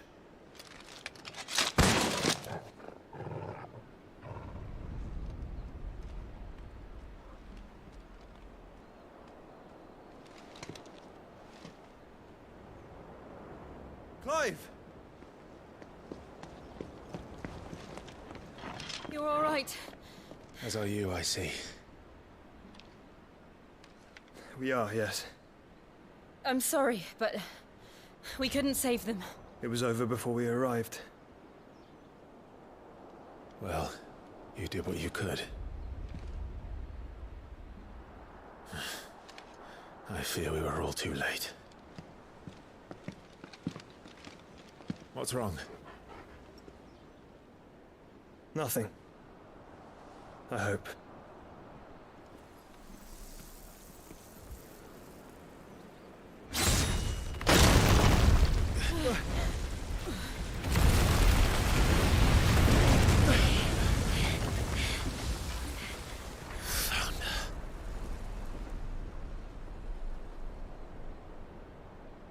Leaving so soon, Mythos?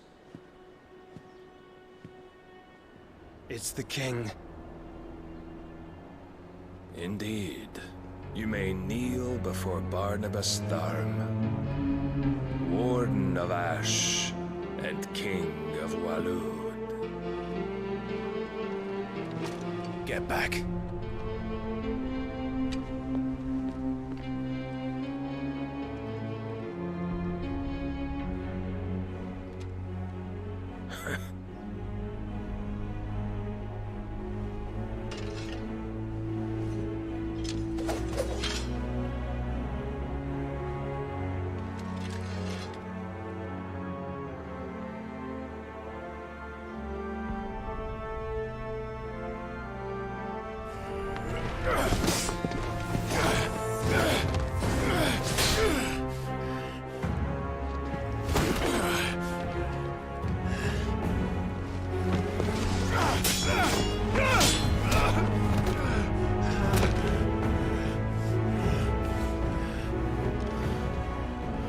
Wild and impetuous.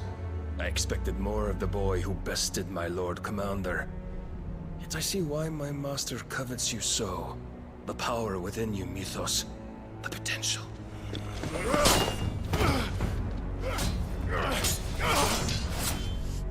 Stop calling me Mythos. But Mythos is everything. The cornerstone of all creation. The Lord's vessel. Your purpose. My purpose? To surrender my mind and body to that thing.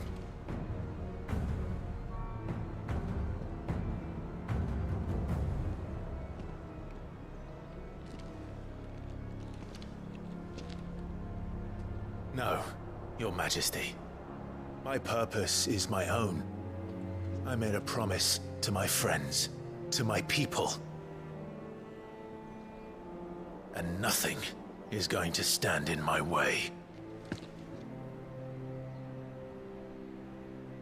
You would allow this delusion of free will to bar your path to greatness? Truly, your volition is a cancer. One that must be excised.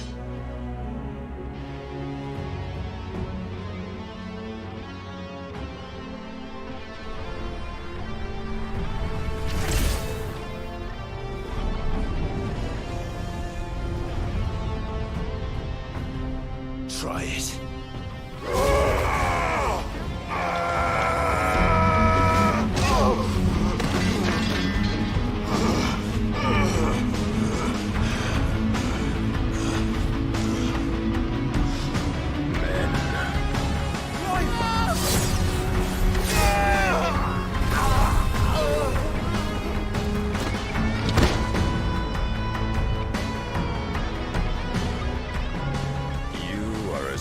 As all the rest.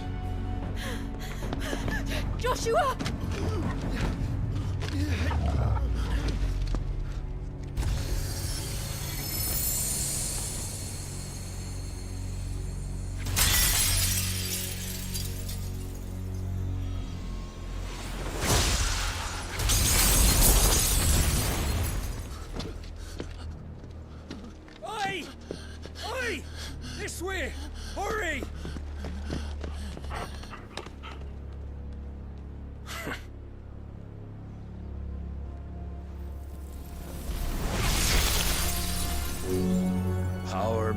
reckoning, and they use it as a crutch.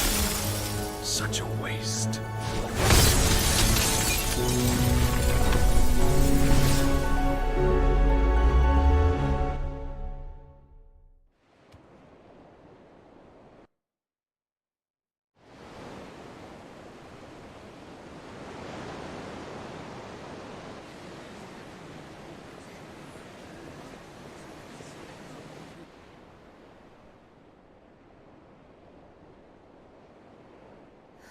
Will he be all right? The phoenix can mend flesh, but the spirit must recover on its own. I'm afraid the rest is up to him. This place is remarkable. Outfitting it must have been no small feat. But why go to such trouble? That beauty's belly's filled with wonders the world ain't ready for. If the guilds caught wind of what we were up to, they'd all want a piece. All right? And how is he? Do not blame yourself. He was barely breathing when you brought him here. We would have lost him if it were not for you. No. Barnabas may have severed nigh every sinew in my brother's body. But he made certain the wounds were not fatal. Nigh every sinew? Allow me, your lordship. Don't know what I was thinking, putting you to the trouble like that. 'Tis no trouble carrying comestibles to my ailing nephew. I know, but you've already done so much for us. Pouring your gil into the hideaway and now the ship. I don't want to take the piss. You risked your life. And for what? Some girl you hardly know. Why'd you do it? You not mad or something? I wouldn't go that far. Clive! You're awake, my boy. Oh. All I want to do is help. And the world won't save itself. It was Sid. Your father, who taught me that. Sounds like him. Don't you dare do that again. What of the Royalists? Fucked off, the lot of them, along with the galleon. With the king on board, no doubt. Behind here, I wouldn't sail without him. Clive. Jill didn't come back. What do you mean? She kept the king busy while the others dragged you out. It's all right, Mid. Jill is fine. The ether of her icon endures. And as long as it does, we can be certain she is alive.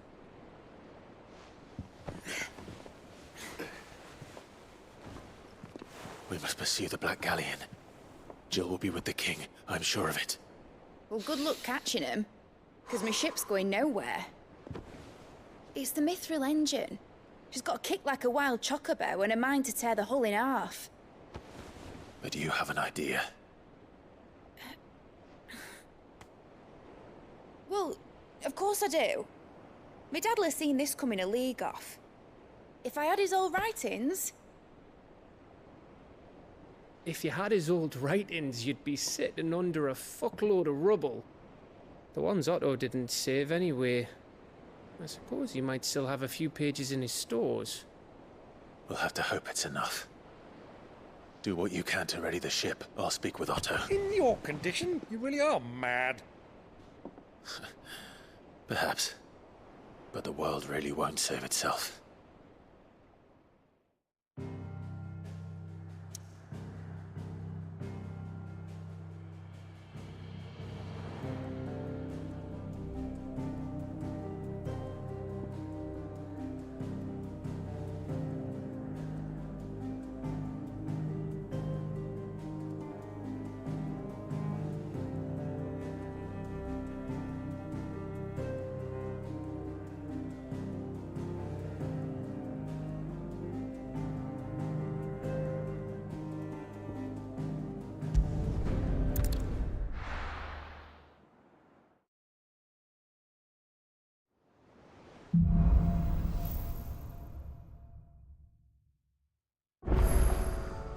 spies.